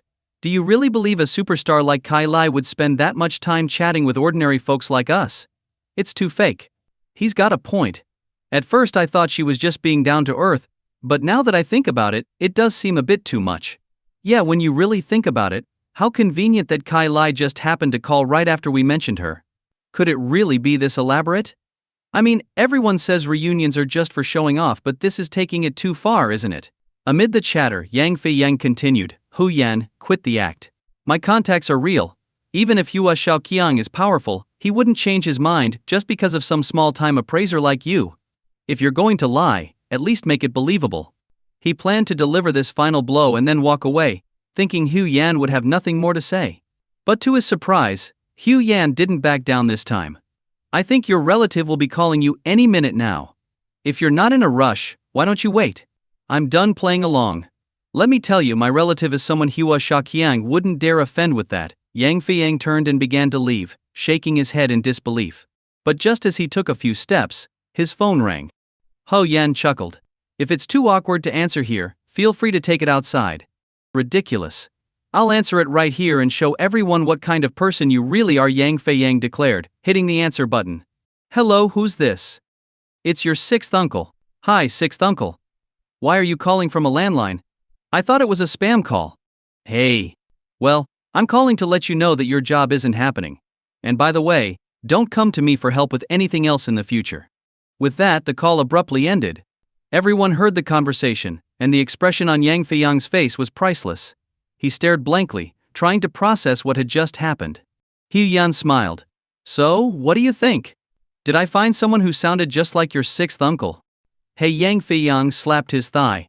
That was a pretty good imitation. But if it were really my sixth uncle, why would he call me from a landline? He then dialed his uncle's number on his own phone. Sorry, the number you have dialed is temporarily unavailable. After several attempts with the same result, Hu Yan offered, want to try using my phone? Grinding his teeth, Yang Feiyang took Hu Yan's phone and dialed. The call connected. But suddenly, he was too stunned to speak. Hello, is this Hu Yan? In a daze, Yang Feiyang handed the phone back to Hu Yan. Yes, this is Hu Yan. Who's calling? Hey, you called me, and you don't know who I am. Interesting. The voice on the other end replied. But I know what you want. Yang Feiyang is a distant nephew of mine. However, from now on I don't plan on involving myself in his family's affairs. Satisfied. Satisfied. Ho Yan responded. But how did you know my number? The caller replied, my last name is Su. Does that ring a bell? I see. All right then, goodbye. The call ended. Ho Yan realized that the person on the phone must have been from Su Waning's family. No wonder. After Su Waning had a falling out with Hu Yan, she likely became an informant for her family. For her family to accept Hu Yan, they probably had files on him. But others didn't know this. Especially not Yang Feiyang, who couldn't understand how his uncle only mentioned his last name, Su, and Hu Yan instantly knew who it was. Was Hu Yan really that sharp? By this point, Yang Feiyang was desperate. Hu Yan, I really don't get it. How do you know so many people? Even my uncle? Have you even been to Beijing? He was on the verge of losing his mind. It felt like Hu Yan, not him, was the one thriving in the big city. No matter who Yang Feiyang mentioned, Hu Yan seemed to know them. In reality, it was just a series of coincidences unfortunate for Yang Feiyang. From the moment Hu Yan saw him, he noticed a dark line between Yang Feiyang's brows, a sign of bad luck. That's why Hu Yan had been so patient with him, not wanting to be the cause of his misfortune. But as Yang Feiyang continued to dig his own grave, Hu Yan couldn't hold back anymore. Seeing the look of utter confusion and despair on Yang Feiyang's face, Hu Yan offered some advice. It's not about knowing people. Just focus on doing what you're supposed to do, and opportunities will come to you. This was genuine advice, but to Yang Feiyang, it just sounded like more showing off. Ho Yan, don't get too cocky. My sixth uncle is the least powerful of my mom's family. Just because my mom's last name is Su, don't think that's all I've got, Yang Feiyang boasted. Mark my words, in less than 6 months, neither you nor Xiao Yishu will have the guts to act tough around me. With that, he turned and called his mother in front of everyone. Mom, sixth uncle couldn't get it done. Can you ask someone else to find me a better job? Son, I was just about to call you. What's up, Mom? I'm just trying to figure out what you've done. Your father and I have spent years building relationships with those people, spending a lot of money. Now, in one fell swoop, you've managed to offend them all. Just now. The phone hasn't stopped ringing. Your uncles and cousins have all called to say they're cutting ties with us. Huh. For the first time, Yang Feiyang began to question his life choices. It seemed like, from now on, he would have to rely solely on himself. As Yang Feiyang left, his steps were unsteady, as if he had really drunk too much. After that phone call, he avoided making eye contact with anyone. At this point, the doubts people had about Hu Yan began to fade, and a heavy silence settled over the room. The one with the most questions now was clearly Xiao Yishu. He had already been impressed by Hu Yan from the beginning, but after everything that had just happened, he was completely stunned. Ho Yan, was it you who helped me get that project? Xiao Yishu asked. Ho Yan smiled. No, it really wasn't. But regardless of who helped, in the end, you were just lucky. So make sure to cherish that. Knowing Hu Yan well, Xiao Yishu could tell that if Hu Yan said it wasn't him, then it truly wasn't. But he couldn't help but wonder. Then who was it? Could it really be that Qian Xiao'er was charmed by my good looks? He shook his head at the thought. After all, while he had mingled with many people in recent years, he knew that those who approached him weren't exactly top-notch. As Xiao Yishu fell into deep thought, others, who had previously doubted Hu Yan, pretended to chat with those around them, avoiding further confrontation. Shen Mengxin quietly approached Hu Yan and asked, "Do you really know people from the Su family?" Just by chance. Hu Yan replied honestly, though he was curious why Shen Mengxin seemed to know about the Su family. She shouldn't have any connection to them, right? The truth was, Shen Mengxin had known about Yang Feiyang's background before coming to the reunion. Part of her plan had been to use him to provoke Hu Yan. If Hu Yan had been much worse off than Yang Feiyang, she might have considered choosing Yang for his family background. But the result had surprised her. Hu Yan, who she had underestimated, had completely outshined Yang Feiyang. Trying to make conversation, Shen Mengxin asked, "Hu Yan, if your girlfriend saw us having dinner alone, how do you think she'd react?" "She'd probably just help pay the bill." Hu Yan replied matter-of-factly. Really, Shen Mengxin was shocked. "If it were me, I'd be upset right away." "Well, that's why you're not my girlfriend," Hu Yan said with a playful smile. "You're so annoying." Shen Mengxin playfully punched Hu Yan. "I don't believe it. No woman could be that understanding unless she doesn't love you." Hu Yan chuckled to himself, thinking, does she think love works that way?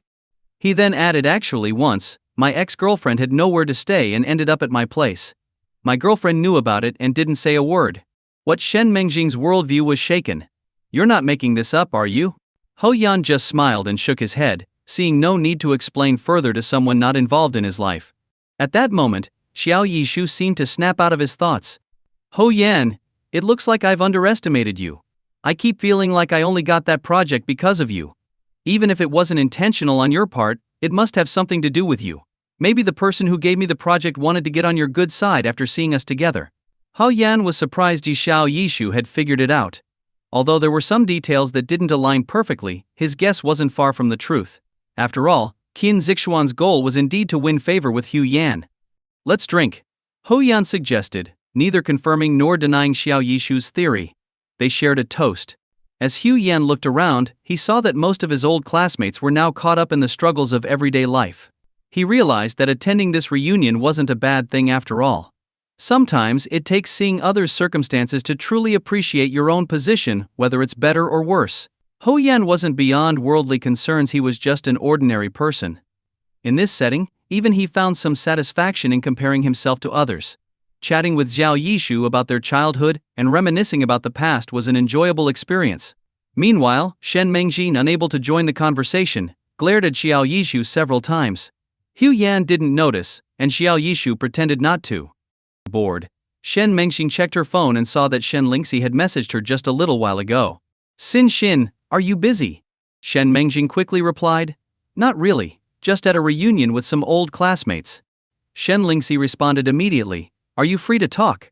"Sure, I'll call you right now." With that, Shen Mengxin stepped aside, her heart pounding. She feared ending up in the same situation as Yang Feiyang. After all, they weren't close relatives. If Shen Lingxi helped her, it would be a favor, but if not, she'd have no right to complain. When the call connected, Shen Mengxin asked, "What's up? What made you decide to contact me?" Shen Lingxi replied, "I'm bored at home. You know I grew up in the south, and don't know many people here. Staying at home every day is driving me crazy." Shen Mengxin was overjoyed. If she could build a connection with Shen Lingxi, even the thin blood ties between them could turn into strong emotional bonds. That would open up a bright future for her. Why don't you come hang out with me? I've got plenty of friends here, and it's always lively. Shen Mengjing tried to sound casual, hiding her excitement. Shen Lingxi hesitated for a moment before saying, I'm actually in Yangcheng right now. Shen Mengjing's heart raced. She hadn't expected Shen Lingxi to be so eager to meet her. But it made sense if she didn't know many people here. Reaching out to her cousin would be a natural choice. Shen Mengjing felt like jumping for joy. If she could secure Shen Lingxi as an ally, she wouldn't even need Hu Yan. Once she established her own status and network, she would meet even better people, and Hu Yan would no longer matter. After all, in her mind, Hu Yan's connections were just a series of lucky coincidences. And as for the Su family cutting ties with Yang Feyang, she believed it had more to do with his own actions than Hu Yan's influence. Where are you? I'll come pick you up. Shen Mengjing offered, trying to keep her excitement in check. I'm near Yangcheng High School. You can come here. All right. After ending the call, Shen Mengjing walked over to Hu Yan. My cousin came to see me, so I need to go pick her up. Sorry, but I have to leave early. Hu Yan just nodded, thinking, why is she here? As far as he knew, Shen Mengjing's family wasn't particularly close to Shen Lingxi's. Otherwise, with Shen Mengjing's qualifications, she would have been working in Shen Lianshan's company already. Meanwhile, Xiao Yizhu, who had been preoccupied with this matter, was shocked. Mengjing, the cousin you mentioned, is she the daughter of President Shen Lianshan? Yes, that's her. Shen Mengjing nodded, a hint of pride showing. Xiao Yizhu exclaimed, she's the daughter of the investor. If you get a chance, you should bring her over. My family's future might depend on her. Mengjin, you're smart. You understand how important this is, right? Don't worry, I won't forget to repay you. I understand. Shen Mengjing replied. I'll do my best, but I can't guarantee anything. As long as you try, I'll owe you one, Xiao Yishu said. After they finished talking, Xiao Yishu called for a driver, and Shen Mengjing left. Hu Yan watched and nodded slightly. Though Xiao Yishu seemed carefree, he clearly knew how to navigate life. Without enough leverage, expanding your influence usually means expanding your network, especially with useful connections. After all, the Qing project would have follow-up work. Since Hu Yan couldn't figure out why Shen Lingxi had come to Yangcheng, he decided not to dwell on it. It had been a long time since he'd had a good drink, and this seemed like the perfect opportunity to enjoy one.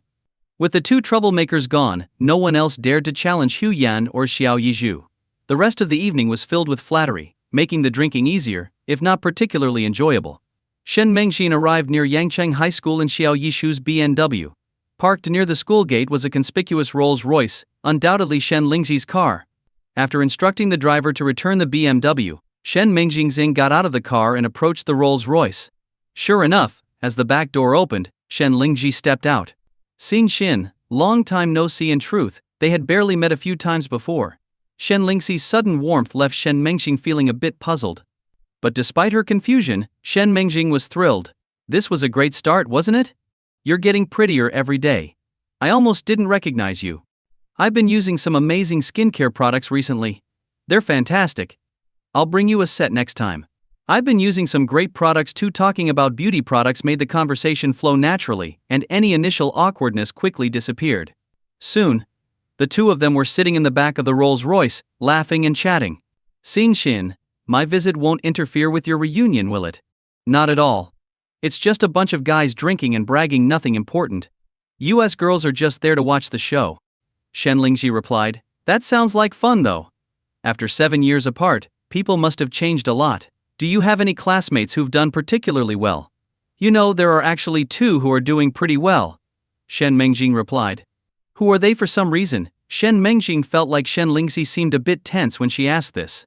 But maybe it was just her imagination. One of them is a rich kid who somehow landed your family's greening project in Qing. Oh, is that so? Shen Lingxi didn't seem too interested. And there's another, just a small-time appraiser, but he somehow has powerful connections. I don't know what kind of luck he's had, but he knows all kinds of big shots, including Hua Xiaoqiang, the nation's favorite son-in-law, and the famous actress Kai Lai. What's his name? Suddenly, Shen Lingxi seemed intrigued. Ho Yan. He works at Tianhai pawn shop in Zhangcheng. Shen Mengjing noticed that Shen Lingxi's hands tightened around each other, her fingers turning white, while a faint blush appeared on her cheeks. So, was the reunion fun? Shen Lingxi asked. It was all right. Reunions are just about the successful ones showing off and the rest trying to keep up. It's all a bit sad, really. At our age, no one's that powerful yet, but they act like they're already big shots. No way. He couldn't be like that, could he? What did you say? Shen Mengjing hadn't quite caught what Shen Lingxi had mumbled to herself. Shen Lingxi shook her head, and an awkward silence settled over them. After a while, Shen Lingxi finally spoke up. Do you think it would be too forward if I joined your reunion? Shen Mengjing was speechless. She had only suggested bringing Shen Lingxi along to humor Xiao Yishu, thinking it was an impossible task. But now, she was starting to question everything. Are all rich young ladies this eager? Of course she couldn't say that out loud. Lingxi, if you show up they'll be over the moon. I guarantee they've never seen anyone as beautiful as you in their entire lives. Shen Lingxi smiled and nodded.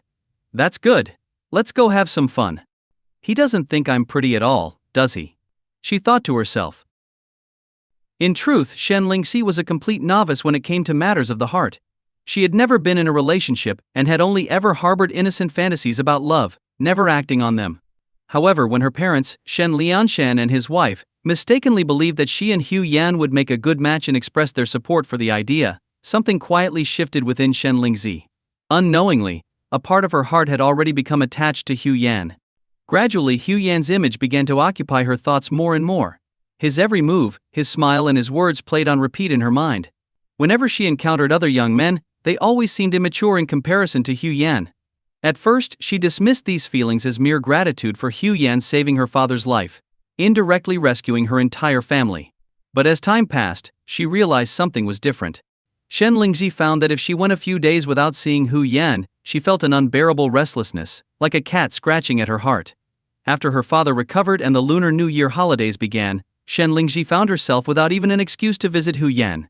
She often thought to herself, maybe if I just see him from a distance, it wouldn't be too much of a disturbance, right?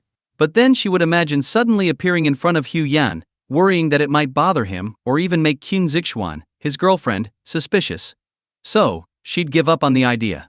She had hoped these feelings would fade over time, but to her surprise, they only grew stronger with each passing day. By the time the New Year's Day arrived and Shen Mengjing came to visit, Shen Lingxi could no longer suppress her emotions. Shen Lianshan, her father, had noticed Shen Mengjing's intentions from the start but chose not to interfere, believing that his niece should succeed or fail based on her own merits. However, when Shen Lingxi suddenly messaged him asking for help on Shen Mengjing's behalf, he couldn't refuse.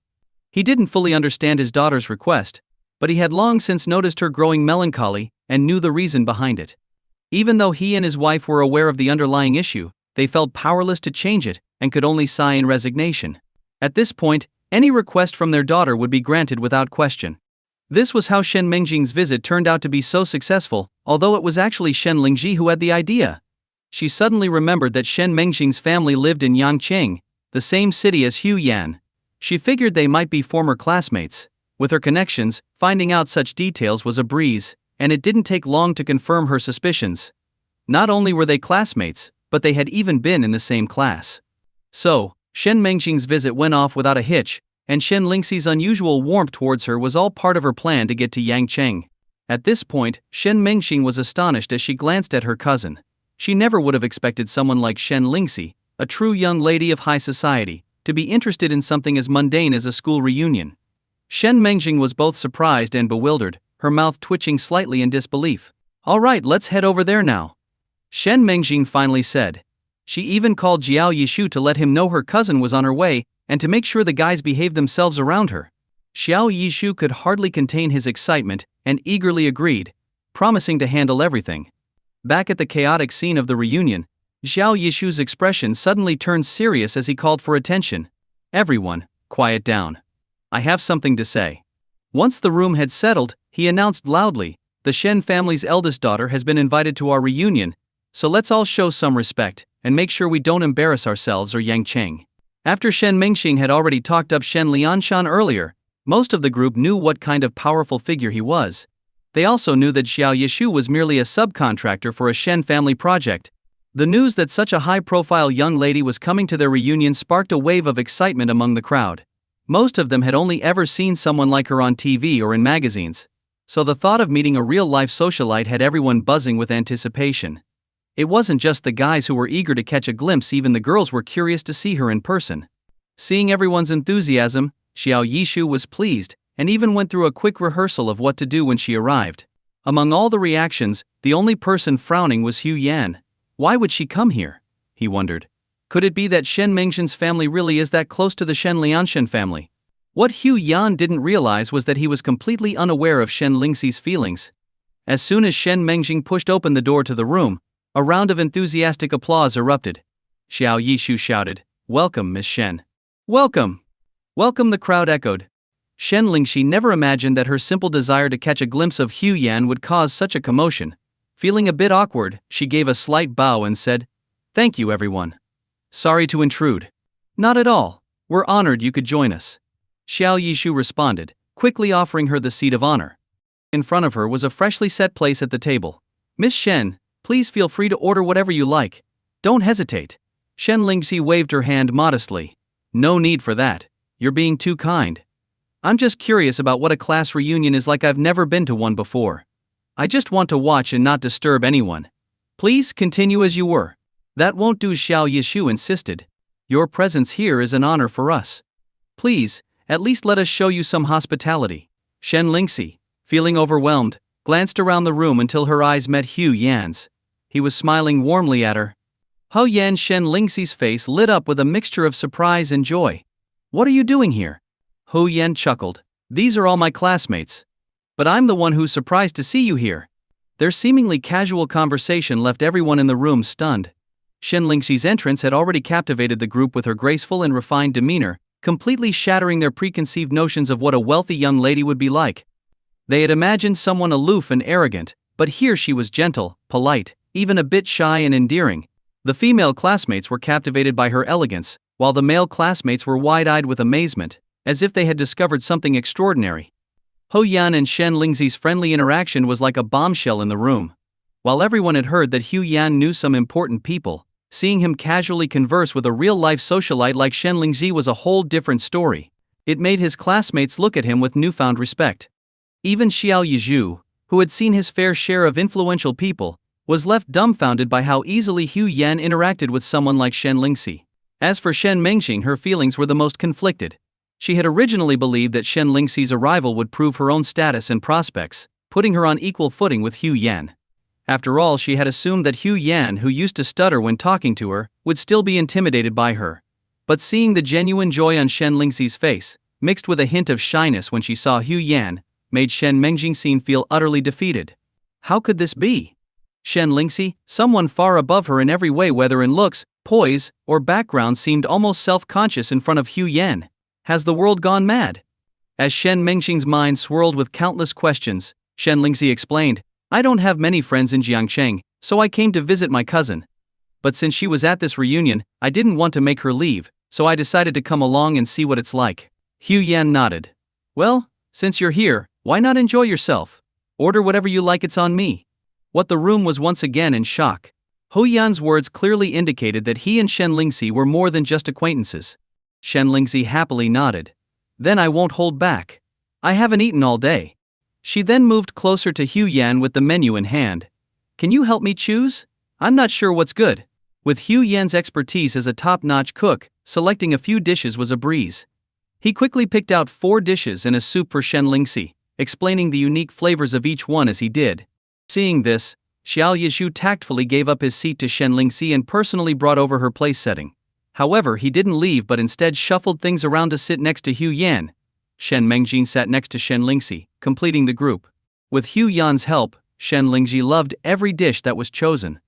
In truth, it didn't matter what Hu Yan picked, she would have enjoyed anything he suggested. Xiao Yishu asked, "Isn't that a bit too little? After all, she's the Shen family's eldest daughter."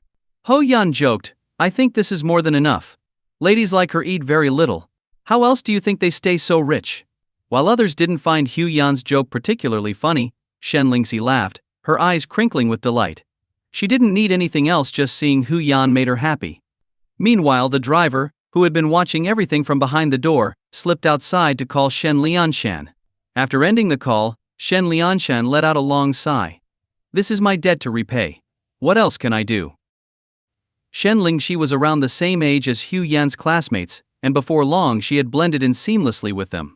Of course, This was partly because she intentionally tried to get closer to them. She wanted to learn more about Hu Yan.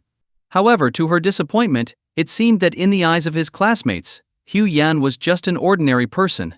They seemed completely unaware of his remarkable abilities, which frustrated Shen Lingzi. But then she reminded herself that this was exactly who Hu Yan was, a humble person who never liked to show off. Unless he was pushed to the limit, he remained the approachable, down-to-earth figure she admired. For Hu Yan's classmates, having someone like Shen Lingzi join them was a source of pride, and they went out of their way to be friendly and accommodating. This created a more harmonious atmosphere at the gathering. The only person who grew increasingly uneasy was Shen Mengjixin. The more she observed Shen Lingzi, the more she noticed the deep affection in her cousin's eyes whenever she looked at Hu Yan. During their conversations, Shen Mengjing subtly probed, discovering that Shen Lingzi was indeed familiar with many of Hu Yan's close acquaintances Yao Ru, Kai Li, Hua Shaoqiang, confirming that they were all Hu Yan's friends.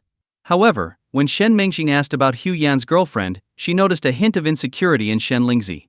This realization brought an unexpected pang of pain to Shen Mengjing. Could it be that Hu Yan's stuttering when he spoke to me was just an act? Has he already moved on from me? In Shen Lingzi's words, Hu Yan's girlfriend was described as someone extraordinary, almost otherworldly. Yet, despite Shen Mengjing's attempts to pry further, Shen Lingzi didn't reveal her identity. When Shen Mengjing asked why Hu Yan knew so many influential people, Shen Lingzi simply responded that Hu Yan was a good person who naturally attracted friends. Hu Yan observed all of this and discreetly gave Shen Lingzi a thumbs up. He didn't want his classmates to feel alienated because of any differences in status, nor did he want them clinging to him because of it. Hu Yan wasn't being paranoid, it was just the reality of the world. Not everyone was like Zhao Peng and Qin San, who remained loyal and sincere. In the real world, a change in status could distance even family members, while others with ulterior motives might try to take advantage of any opportunity. After enjoying a meal together, Shen Lingzi joined the group for more activities: bathing, relaxing in the lounge, playing cards, and even karaoke. Throughout the entire time, she had a great time. It wasn't that she had never experienced such outings before, but this time, Hu Yan was there. But as with all good things, the reunion eventually came to an end. As they bid each other farewell, Shen Lingzi couldn't hold back her tears as she watched Hu Yan leave in a car driven by Qin San. Unable to resist, Shen Mengjixin asked, "Do you like Hu Yan?" Shen Lingzi, aware that her feelings had become evident to her family, didn't try to hide it from Shen Mengjing. Yes, someone as exceptional as him is a blessing to meet. How could anyone not like him unless they were blind? Blind? Shen Mengjing thought, have I been blind all these years, hesitating for 7 or 8 years? Little sister, aren't you exaggerating a bit? What's so exceptional about Hu Yan? In your social circle, aren't there countless men who are more outstanding than him? Shen Lingzi smiled through her tears. You wouldn't understand. It's all about perspective. In truth, Shen Lingzi had been tempted to reveal just how remarkable Hu Yan really was, to talk about the ancient medical texts he possessed that could bring the dead back to life, his ability to smash tiles effortlessly, his status as the youngest painter and appraiser, his knack for instantly recognizing the value of jade, and his potential as a rising entrepreneur. But in the end, she held back. She could see that Hu Yan didn't want his classmates to distance themselves from him because of his success or attract unwanted attention. Why add to his troubles? Besides, in Shen Lingzi's eyes, Shen Mengjing, who had been conditioned by money and status, wasn't worthy of knowing how exceptional Hu Yan truly was. But Shen Mengjing saw things differently. She believed that Shen Lingzi, with no experience in love, had fallen for Hu Yan after some chance encounter. To her, Shen Lingzi's admiration was simply a case of seeing the world through rose-colored glasses. Shen Mengjing didn't deny that Hu Yan was impressive, but she didn't think he was exceptional enough to attract the interest of someone like Shen Lingzi. Sister, you're still young and don't fully understand things. A man like him is just a passing phase in your life. You'll eventually find someone more suitable. Shen Lingzi forced a bitter smile and nodded. A passing phase? Maybe. But she wasn't so sure there would be someone more suitable. After dropping Shen Mengjing off at her home, Shen Lingzi's driver took her back to Jiangcheng that very night. When she arrived home, the lights were still on in the living room. Shen Lianshan and his wife were sitting there, waiting for her. However, when they saw her, they simply said, "It's late. Get some rest." She had expected her parents to scold her for her impulsive actions, but they didn't say a word. As Shen Lingzi climbed the stairs, her pent-up sadness suddenly overwhelmed her. She turned around and threw herself into her mother's arms, sobbing uncontrollably. "Let it out, sweetheart." Pei Ji comforted her. You'll feel better after a good cry. Shen Lianshan sighed. No matter how hard we try, some things just can't be forced. Exhausted from crying, Shen Lingxi eventually fell asleep in her mother's arms. Her parents were heartbroken to see her like this, but they knew there was nothing they could do. Could they blame Hu Yan for being too outstanding? After all, Hu Yan had seen the situation coming and brought his girlfriend into the picture early on, making it clear there was no deception. Fate can be cruel, they thought. Meanwhile, in Qin San's car, Hu Yan asked, "You were the one who paid for our reunion, right?" "Yeah," Qin San replied. "The young lady gave me a card and told me to settle the bill. When the manager asked what to say if anyone asked who paid, I told him to say it was someone with the last name Zhao."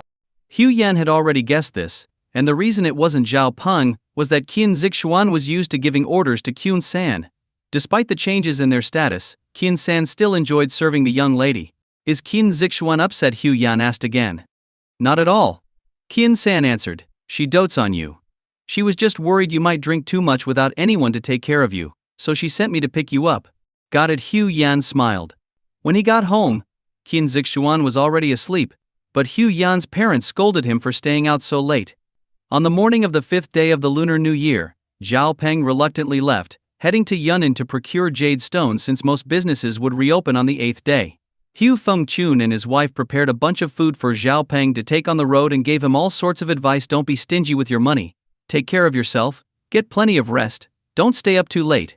These words, which might have seemed nagging to others, brought Zhao Peng to tears. Before leaving, he couldn't help but kneel and bow in gratitude to his parents, leaving Hu Fengchun and his wife with tears in their eyes as well. Finally, Hu Yan scolded Zhao Peng. "It's just a job, why are you acting like you're saying your final goodbyes?" That light-hearted comment made Zhao Peng laugh, but Hu Fengchun and his wife scolded Hu Yan for saying something so unlucky, hitting him a few times, which made Qin Zixuan feel sorry for him.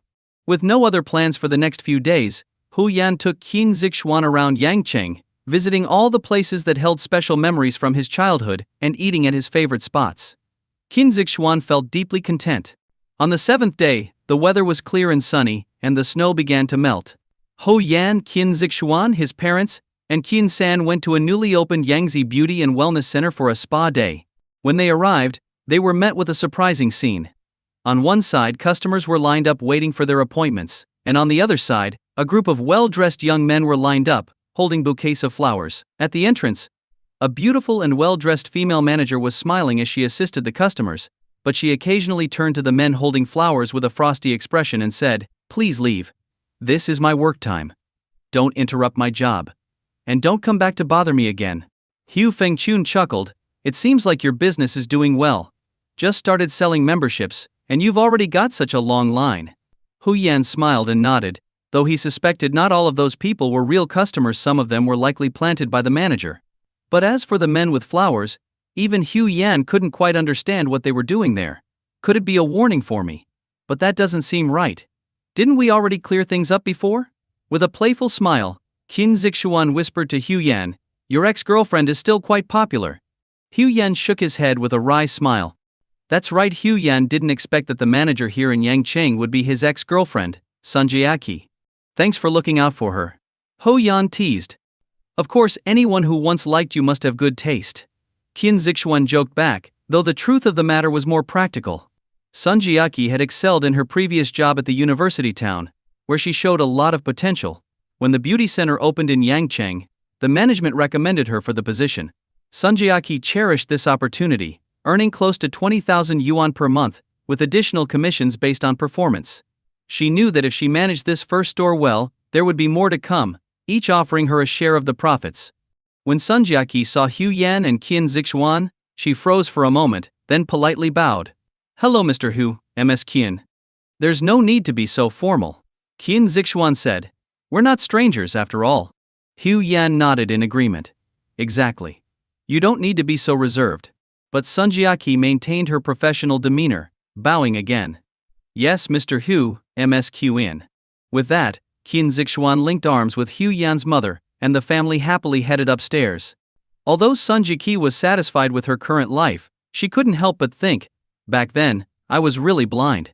I thought what I was throwing away was insignificant, but it turned out to be a treasure." As she glanced at the men holding flowers, a wave of disgust washed over her. The more they pursue me, the more shallow they seem. There's no future for us. After instructing an employee to manage the customers in her place, Sunjiaki turned and went upstairs. No matter the reason, Sunjiaki knew she had to personally take care of Huyan and his family. On the surface, the employees at Yangzi Beauty and Wellness Center believed that Qin Zixuan was their boss, but as the boyfriend's parents, Huyan's family deserved special attention. Besides, Huyan was someone who once held a special place in her heart. Whenever Sunjiaki thought about this, she still found it hard to let go. There were two main reasons why she wasn't interested in her current suitors. First, she genuinely wanted to take a step back and see if anyone would ever care for her as much as Huyan did. Second, she wanted to see what would ultimately happen between Huyan and Qin Zixuan. Although Sunjiaki didn't believe that if they broke up, Huyan would come back to her, she couldn't help but wait whether it was for a slim chance or to finally let go. After greeting Huyan and his family, Sunjiaki reported to Qin Zixuan, "President Qin, the pre-sales of membership cards at our Yangchang store are going very well. We didn't even need to rely on the people we arranged." Qin Zixuan was surprised. Normally, any new store needs a bit of promotion to get off the ground. But after a moment she understood the situation. Could it be that many people have already experienced our services in Jiangcheng? Sunjiaki nodded. Exactly, President Qin. Many customers have already been to our Jiangcheng location, and others were planning to go but saw that our Yangchang branch opened first. Most of them fall into one of these two categories. Qin Zixuan nodded in understanding. Given that Yangchang was close to Jiangcheng, and considering the prevalence of occupational diseases and chronic illnesses among the elderly, many people had already tried various treatments: acupuncture, electric therapy, moxibustion massage. But they eventually found that the treatments offered at Yangzi Wellness were the most effective. Word of mouth spread, and now the reputation of Yangzi Wellness preceded it, reducing the need for heavy marketing in nearby cities like Yangcheng. Manager's son, in addition to managing this store, I want you to start conducting market research. When we reach a certain number of customers, we'll prepare to open our next location. Sunjiaki nodded. Understood, President Qin. We've been diligently collecting customer data as per headquarters requirements, and we'll choose the next site based on where our customer base is most concentrated. Very good. I trust you to handle this well. Remember to balance your work and rest, don't overexert yourself, Qin Zixuan encouraged. Thank you for your concern, President Qin. Sunjiaki replied. During this time, Huyan remained silent on the side. Once the business matters were settled, he spoke up. Why didn't you tell me you were coming to Yangcheng? Sunjiaki smiled. And what would you do if I did? Invite me to your place for the new year. Huyan scratched his nose, chuckling awkwardly. Who knows, maybe I would have. By the way, it seems like you're quite popular these days, with all those suitors lining up. Sunjiaki scoffed. They see me running things here and assume I'm the owner. And with our store's reputation, of course, the owner must be desirable.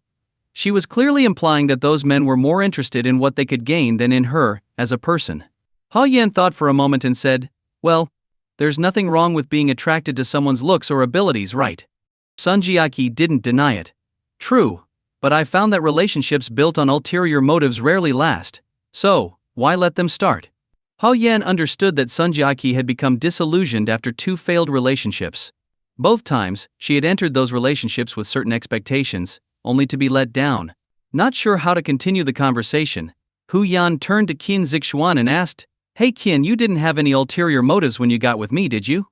I liked you for your foolishness. Is that good enough? Qin Zixuan teased, giving him a playful glance. Her tone seemed lighthearted, but Sunjiaki felt a pang of jealousy. That affectionate look reminded her of how things used to be between her and Huyan. Huyan laughed. So, besides being handsome and talented, I also have the rare quality of being adorably foolish. Qin Zixuan grinned. Absolutely. Now, show me that foolish smile. Huyan obliged with a goofy grin, making Qin Zixuan laugh until she was doubled over. But at some point during their playful exchange, Sunjiaki had quietly slipped away. She couldn't bear to watch anymore. The scene reminded her too much of how she and Huyan used to be. He was always like this, slightly stubborn, but as long as you didn't cross his boundaries, he would treat you with endless kindness.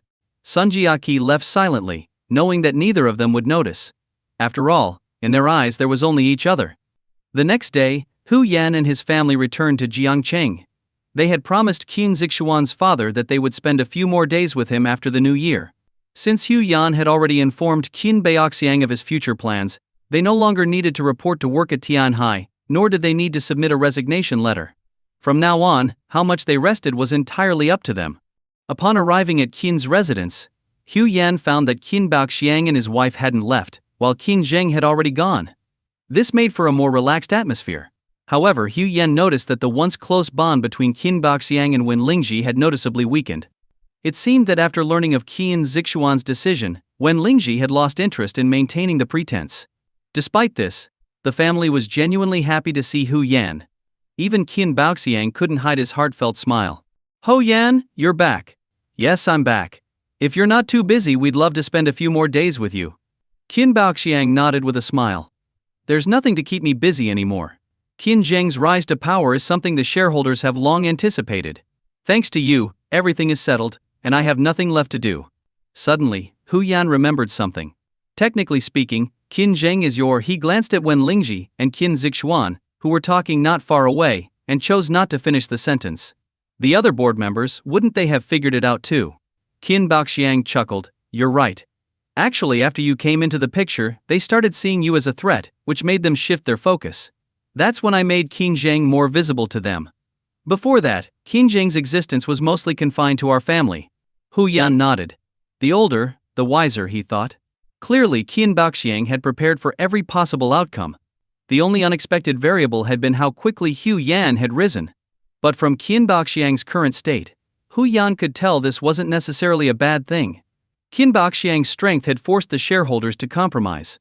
Even if they suspected that Qin Zheng was his son, they no longer wanted to hand over Tianhai to Hu Yan and Qin Zixuan. This also meant that Qin Zheng's low profile all these years had been a deliberate strategy. His performance at Tianhai likely wasn't his full potential. Hu Yan had already sensed that Qin Zheng was no ordinary person. He had brains and a broad perspective. When Qin Zheng suggested that Hu Yan and Qin Zixuan move into Tianhai, he showed no fear of them taking his place, another sign of his confidence. But clearly, Qin Baoxiang wasn't willing to take that risk, which is why the plan was ultimately vetoed.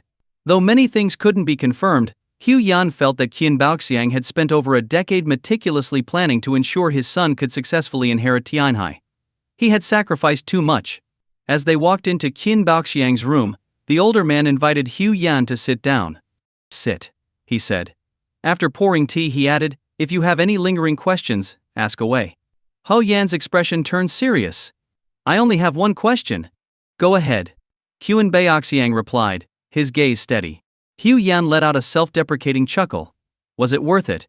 A heavy silence fell over the room. After a long pause, Qin Baoxiang sighed deeply.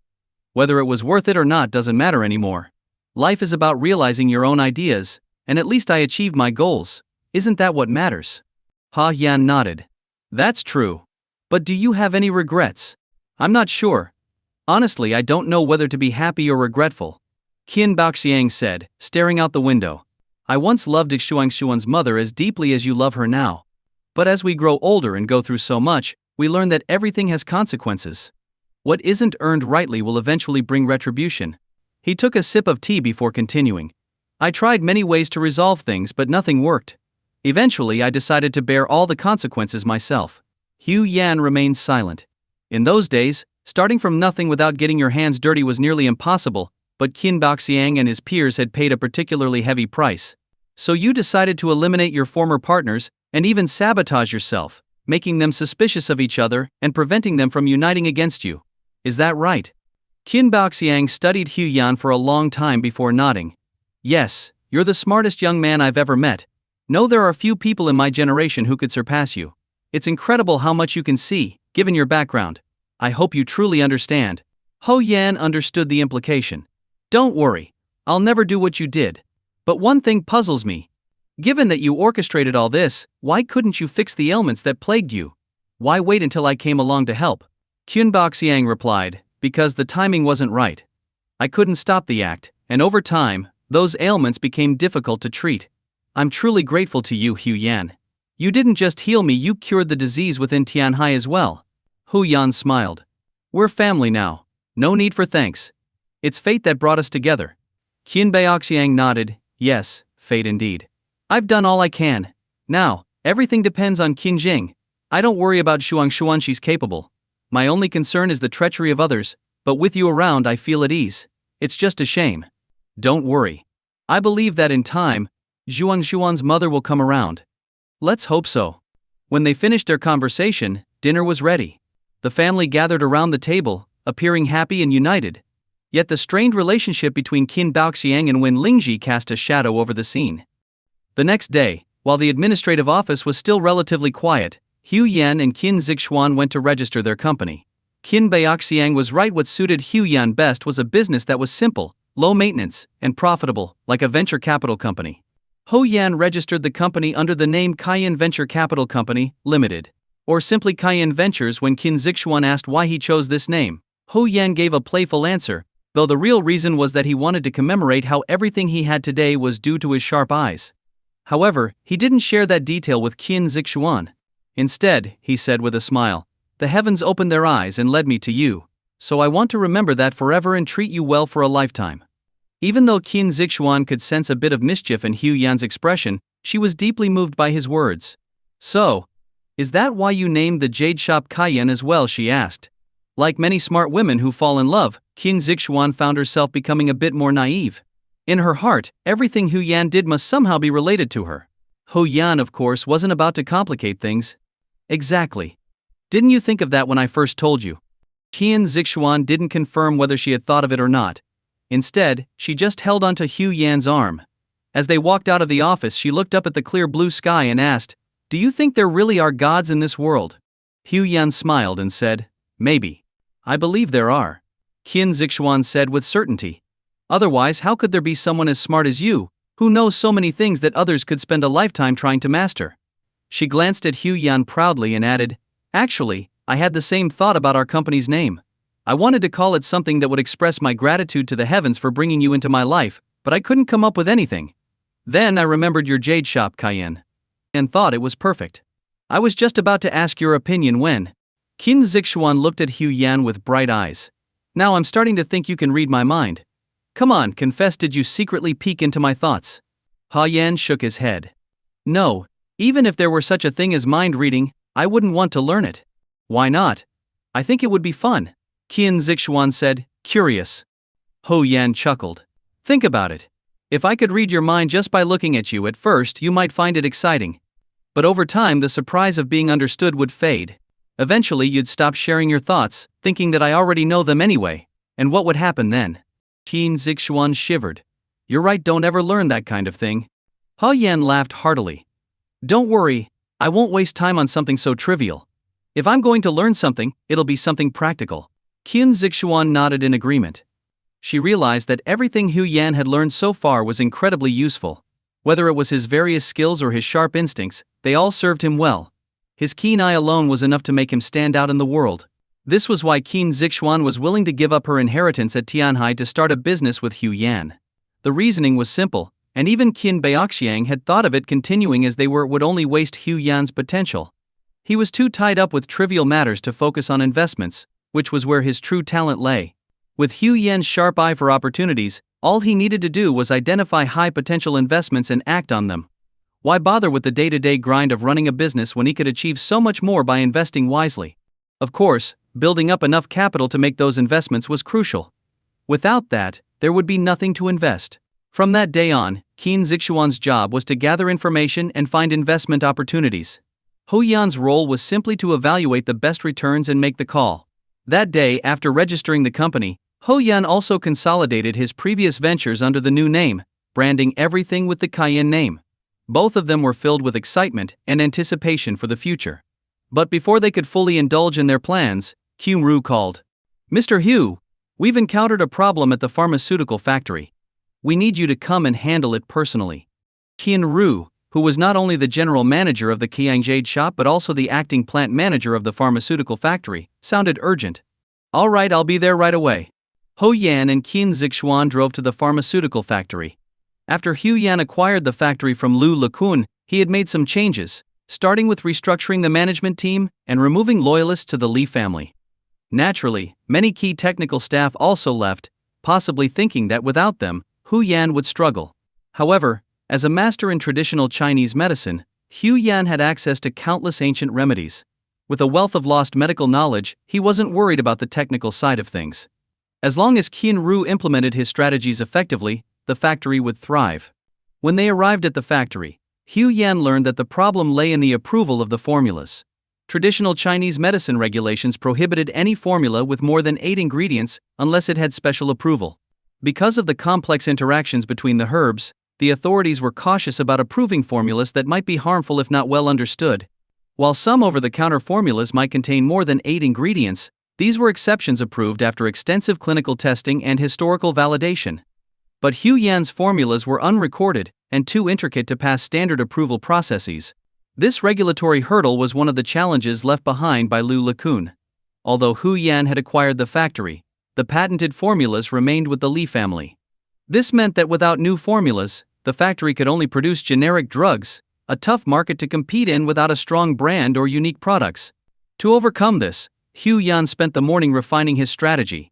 He created a series of simplified formulas, each containing no more than 8 ingredients, and handed them to Qin Ru for approval by the relevant authorities. After a morning of discussions and planning, the path forward was clear. Now, it was up to Qin Ru to execute the plan. Just as Hu Yan was about to head home and rest, he received a call from Shen Lianshan. "Hu Yan, I hate to trouble you, but I have a favor to ask. If it's inconvenient, just let me know." "Uncle Shen, no need to be so formal. Whatever it is, just say the word. If I can help, I will." "All right, I'll be straightforward. An old friend of mine from the south heard about how you completely cured me and insisted on coming to see you. I had him treated at Yangtze Wellness Center a couple of times, but it didn't seem to work as well. Do you think you could take a look? I'll head to the center right away. Thank you so much." After hanging up, Shen Lianshan turned to his old friend, who had been listening in on the call. Mission accomplished. Ho Jingshan, his friend, laughed. "I knew if anyone could pull it off, it would be you, old Shen." Shen Lianshan chuckled wryly. "You don't know this young man, Hu Yan. He may be young, but he's incredibly capable. Not just anyone can persuade him. I guess I'm lucky to have crossed paths with him." As he said this, Shen Lianshan sighed deeply. It was a pity that while he had a connection with Hu Yan, his daughter did not. Noticing his friend's sigh, Hu Jingshan asked in confusion, "Brother Shen? Your health is back, your business is booming, and even that wellness wine of yours is selling out faster than I can get my hands on it. Why the long face?" Shen Lianshan shook his head. "It's nothing that can be solved. That wellness wine is perfect for you, but we're genuinely not doing any scarcity marketing. We just started production before the holiday season, and it sold out quickly due to gift giving. Of course I believe you. You wouldn't lie to me." Hao Jingshan replied. "I'm just happy for you, finding such a lucrative business." Shen Lianshan laughed. "I can't take credit. It's all thanks to Hu Yan." "Really? That same Hu Yan who treated you? He's behind the wellness wine too." Hao Jingshan was astonished. After all, the wellness wine industry was one of the most profitable sectors, surpassing many others combined. "Let me guess he's planning to marry into your family, right?" Hao Jingshan teased. Shen Lianshan forced a smile. "If he were willing, I'd gladly give him my entire company as a dowry for my daughter. But unfortunately he already has a girlfriend." "Seriously? He turned down your daughter? Is his taste that off?" Hao Jingshan couldn't believe it. "Old Hao, stop guessing. Ho Yan is a renowned artist, a painter, sculptor, and expert in antique restoration. Do you really think someone like him would have poor taste? Then his girlfriend must be even more beautiful than your daughter." Shen Lianshan nodded. "She's Qin Baoxiang's daughter from Tianhai." "No wonder," Ho Jingshan exclaimed.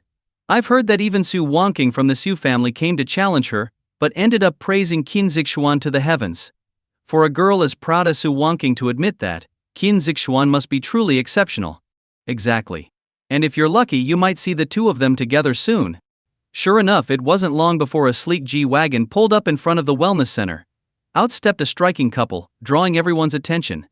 Looking out the window, Ho Jingshan's gaze held a hint of surprise. Shen Lianshan teased, "What do you think? I never expected that such a small city like Jiangcheng would have such remarkable people." Hao Jingshan said, shaking his head repeatedly. Shen Lianshan knew that Hao Jingshan was speaking sincerely. Although Hao wasn't a particularly influential figure, his family's inherited skills in face reading and geomancy had connected him with many powerful individuals. He had some real expertise in the field of face reading. "Old Ho, in your opinion, what does the future hold for these two people?" Ho Jingshan frowned, thought for a moment, then shook his head saying, "It's hard to say. Let's meet them first and see." As they were talking, Hu Yan and Qin Zixuan had already come upstairs. "Hello, Uncle Shen." Hu Yan and Qin Zixuan greeted Shen Lianshan simultaneously. "You're too polite. Please, have a seat," Shen Lianshan said as he served them freshly brewed tea. "This is the patient I told you about, Hou Jingshan. He's not a big businessman, but he knows a lot of people because he's an old family shaman. You can mock me all you want," Hou Jingshan said, shaking his head helplessly. Hou Yan and Qin Zixuan greeted him. "Hello, Uncle Hou," Shen Lianshan asked. "How are the elders in your family doing?" "They're all doing well," Hou Yan replied. While Hu Yan and the others chatted with Shen Lianshan, Hou Jingshan couldn't help but take a few more glances at Qin Zixuan, marveling quietly to himself. But when he turned to look at Hu Yan's face, his heart suddenly skipped a beat. His blood seemed to surge, and his face turned red as he began to breathe heavily, as if he might collapse at any moment. Hou Yan quickly reached out and pressed a point on Hu Jingshan's back. A gentle force spread through his body, calming his agitated energy. "Oh!" Hou Jingshan groaned, making a strange sound from his throat. Hu Yan lightly patted his back a few times. "Cough, cough." Hou Jingshan started coughing, and Hu Yan handed him a tissue. After taking the tissue, Hu Jingshan covered his mouth and continued coughing. Hu Yan patted his back again, and Hu Jingshan coughed up some thick phlegm. Hou Jingshan sighed. "That feels better. I'm sorry to make you witness such an unpleasant scene right after we met. You're being too modest, Uncle Hou. As they say, a doctor has a parent's heart. This is nothing," Hu Yan said. Qin Zixuan nodded in agreement. "Respect for the elderly is something we should all have. Everyone ages, it's only natural." Hou Jingshan could tell that although their words were simple courtesies, Hu Yan and Qin Zixuan genuinely meant what they said. "When I saw you two from afar, I could sense a noble aura around you. I didn't realize how kind-hearted you both are despite your youth. Stop showing off your skills," Shen Lianshan said. "Have some water and take a break." He was concerned for his old friend's health. Hou Jingshan knew that Shen Lianshan meant well, so he nodded, took his teacup, and sipped slowly. Shen Lianshan looked worriedly at Hu Yan and asked, "Old Hou has never had an episode like this before. What do you think, Hu Yan?" Hou Yan glanced at Hou Jingshan and smiled. "Maybe Uncle Hou was just too focused on examining my face." Hou Jingshan nodded. "Brilliant. I didn't expect that. Not only are you skilled in medicine, but you also know a thing or two about face reading. As they say, medicine and divination go hand in hand, so I know a little bit," Hu Yan replied. "Oh," Hou Jingshan asked in surprise. "Then tell me, why did I have such a reaction when I looked at your face?" Hou Yan hesitated for a moment, and then said, "Do you mind if I speak frankly?" "Not at all, please go ahead." Seeing Hu Jingshan's confidence, Hu Yan said, "There are 3 types of people whose faces should not be read: those who are outsiders to the worldly life, those who resist, and those who cultivate. Am I right?" Hu Jingshan clapped his hands. "Absolutely correct. But I want to ask, which one are you? I've never encountered this issue before." Hu Yan chuckled. "Are you testing me, Uncle Hu?" Hu Jingshan bowed slightly. "I wouldn't dare. I'm sincerely asking for your guidance. To be honest, I've heard of these 3 rules before, but I've never had a problem with them, so I thought they were just industry guidelines. Now I want to know why it happened to me." "All right, I'll explain," Hu Yan said. "But if I'm wrong, don't hold it against me." "I wouldn't dare," Hou Jingshan replied respectfully, piquing the interest of Shen Lianshan and Qin Zixuan. Hu Yan continued, "It's like this: we don't read the faces of those who are outsiders, because they worship gods and revere Buddha, and their minds are pure. The path of fate comes from human desires and emotions. How could you read the future of someone who has no worldly attachments?" Hu Jingshan nodded. "Makes sense." Hou Yan went on, "We don't read the faces of those who resist, because their inner resistance can disrupt the reader's energy field. In other words, if they deliberately confuse their desires, the accuracy of the reading diminishes. Like now. Many people seek fortune telling just for fun. How can anyone get an accurate reading under those circumstances?" "Brilliant," Hou Jingshan exclaimed, clapping his hands. "That makes perfect sense. So, you must be the 3rd type. What makes those who cultivate so special?" Hou Yan smiled. "That's right, I'm the 3rd type. Although there aren't many like me nowadays, we still exist. So, Uncle Hou, be cautious when reading others' faces in the future." Hou Jingshan nodded. "I've learned something new." Hou Yan continued, "People who cultivate use the small universe within their bodies to connect with the greater universe, circulating the natural energy of heaven and earth. If they can reshape their desires, how can fate bind them?" "Is that possible?" Hu Jingshan was shocked. Are you saying that those who cultivate can change their fate? Strictly speaking, all three types of people in the three no reads can reshape their destiny. And not just their own, this change can extend to their descendants as well. I would love to hear more. Hao Jingshan bowed. Please enlighten me, Master Hu. Well enough already, Shen Lianshan interrupted. I think you should let Hu Yan check your health first. You scared me earlier. Besides, Hu Yan's time is valuable, he doesn't have time for idle chatter. Hou Jingshan knew Shen Lianshan was concerned for him. They had shared the bond of the same character in their names, Shan Mountain, and had grown close over the years. But today, Hou Jingshan, who rarely contradicted his friend, made an exception. Old Shen, if Hu Yan doesn't explain this to me, I won't be able to rest in peace, even if I die. Fool Shen Lianshan shook his head helplessly, looking at Hu Yan with a plea in his eyes. It's all right, Hu Yan said with a smile. As the saying goes, without a little madness, one can't live fully. It's this obsessive dedication to knowledge that allows someone to reach great heights. I admire Uncle Hu's persistence. Shen Lianshan sighed with relief, while Hou Jingshan's face lit up with joy. Finally, I've met a kindred spirit. Thank you, Master Hu, for enlightening me. You're too kind, Hu Yan replied. In the end, it's not as mysterious as it seems. Regardless of fate, the final outcome always depends on one's choices. Take our ancient emperors and generals, for example. Many of them became monks later in life. So, would you say they had a destiny of wealth and power, or a destiny of a monk? That's Hou Jingshan hesitated for a long time, unable to find an answer. You tell me. I think it's a combination of both, Hu Yan said. Since those people were in positions of great power, they undoubtedly had a destiny of wealth and power. But later they chose to become monks, which was a personal choice. They gave up their own fate to benefit future generations. I see, Hou Jingshan said. But what if they had no descendants? Hou Yan replied, a family is like a big tree.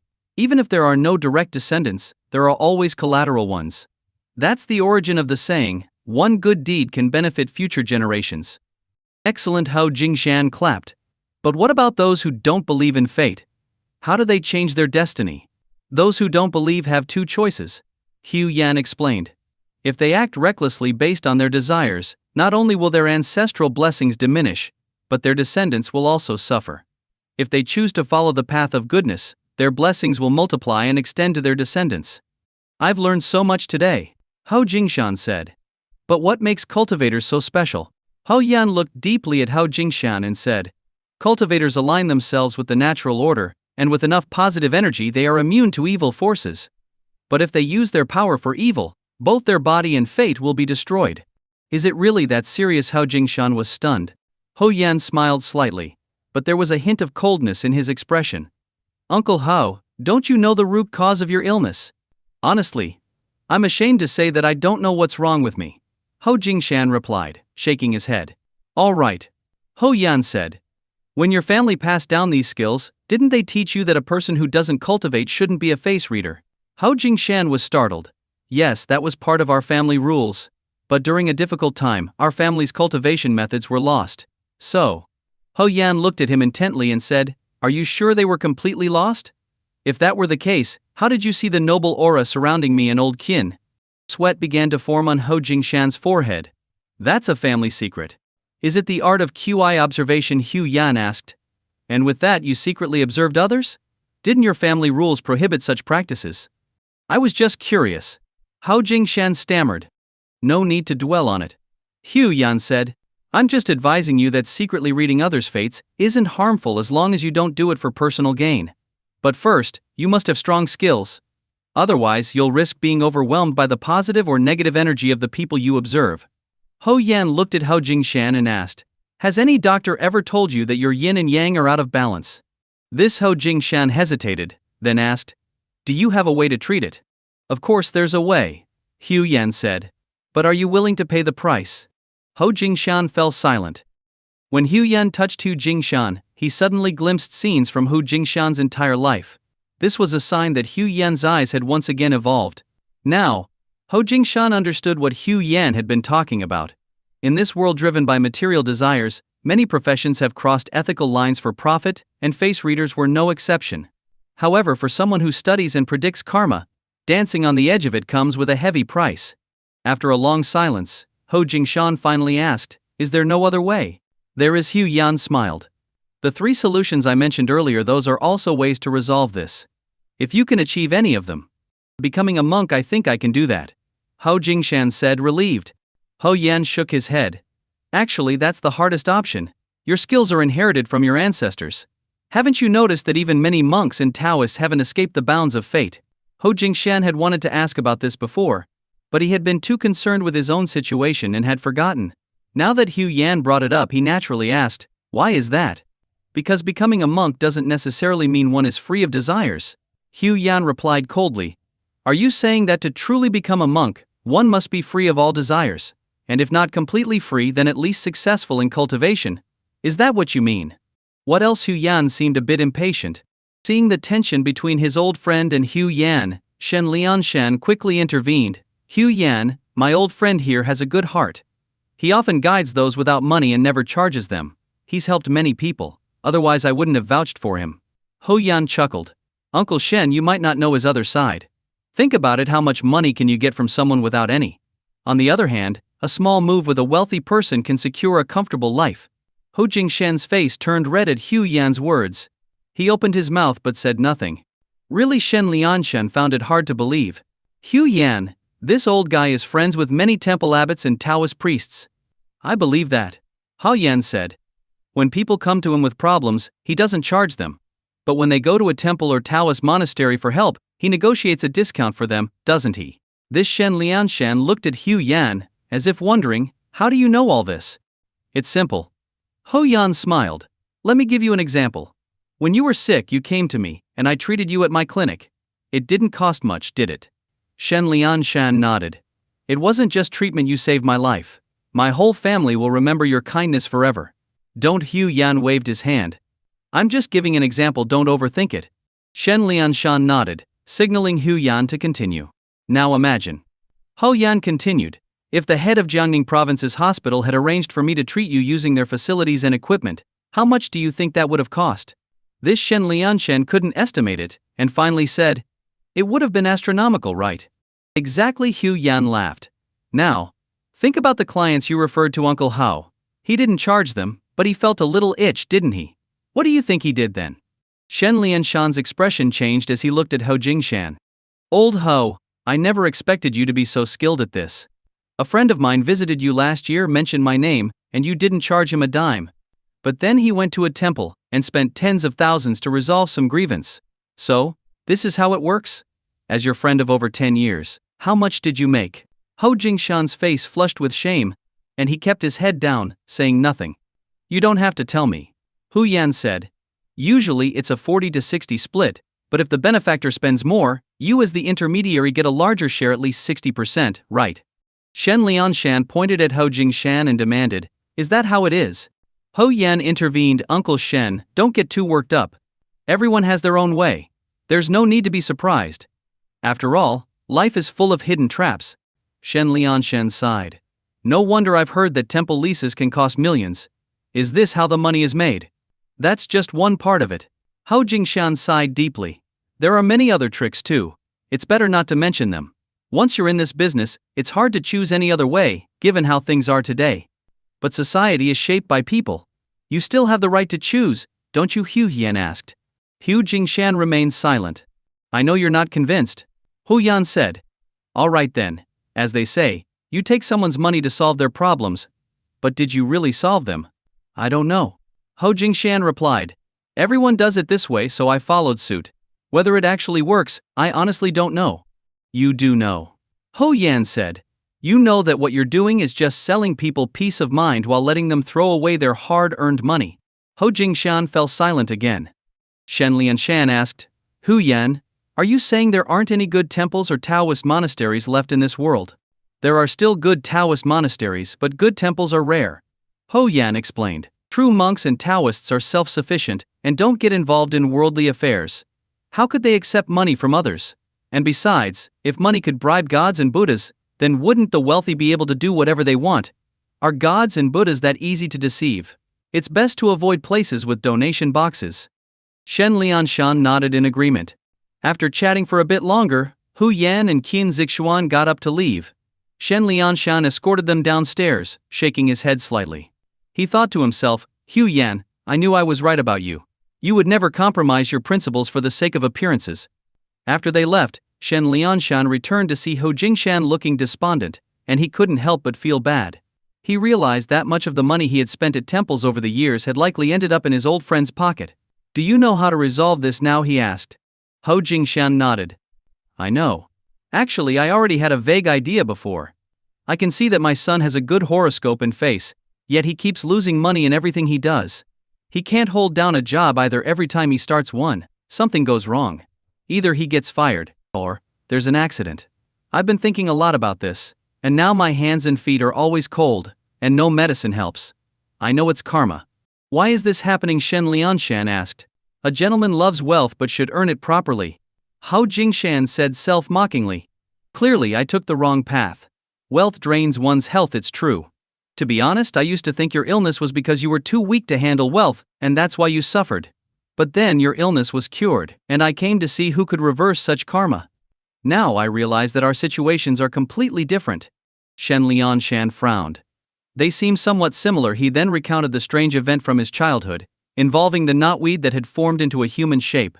Ho Yan said I was cursed by that thing. But I was just a child then, so the karma wasn't deep. My illness grew worse later, but that event was just a trigger. The main issue was that my treatment was wrong. Ho Jingshan nodded. I see. This is what he meant by making the right choices. If you had chosen correctly, you might have been cured long ago. But when he pointed out what you had done and had you work on building up your hometown, that's when your karma was resolved. Is that so? Shen Lianshan slapped his thigh. Now I understand. When he helped me reclaim my ancestral land, it wasn't just to resolve my grievances, it also resolved my karma. This. Shen Lianshan shook his head repeatedly. Hu Yan, despite his youth, is careful to give people face, and never seeks gratitude for the good deeds he does. I can't imagine how he reached such a level of cultivation. No wonder. Ho Jingshan also shook his head. No wonder a noble aura surrounds him, and wealth flows to him endlessly. He has reached such a level. After a moment of reflection, Ho Jingshan clasped his hands and said, Old friend, thank you. I believe it won't be long before I'm cured. When that happens, I'll return your money. Please don't refuse, it's my way of atoning. All right, I understand.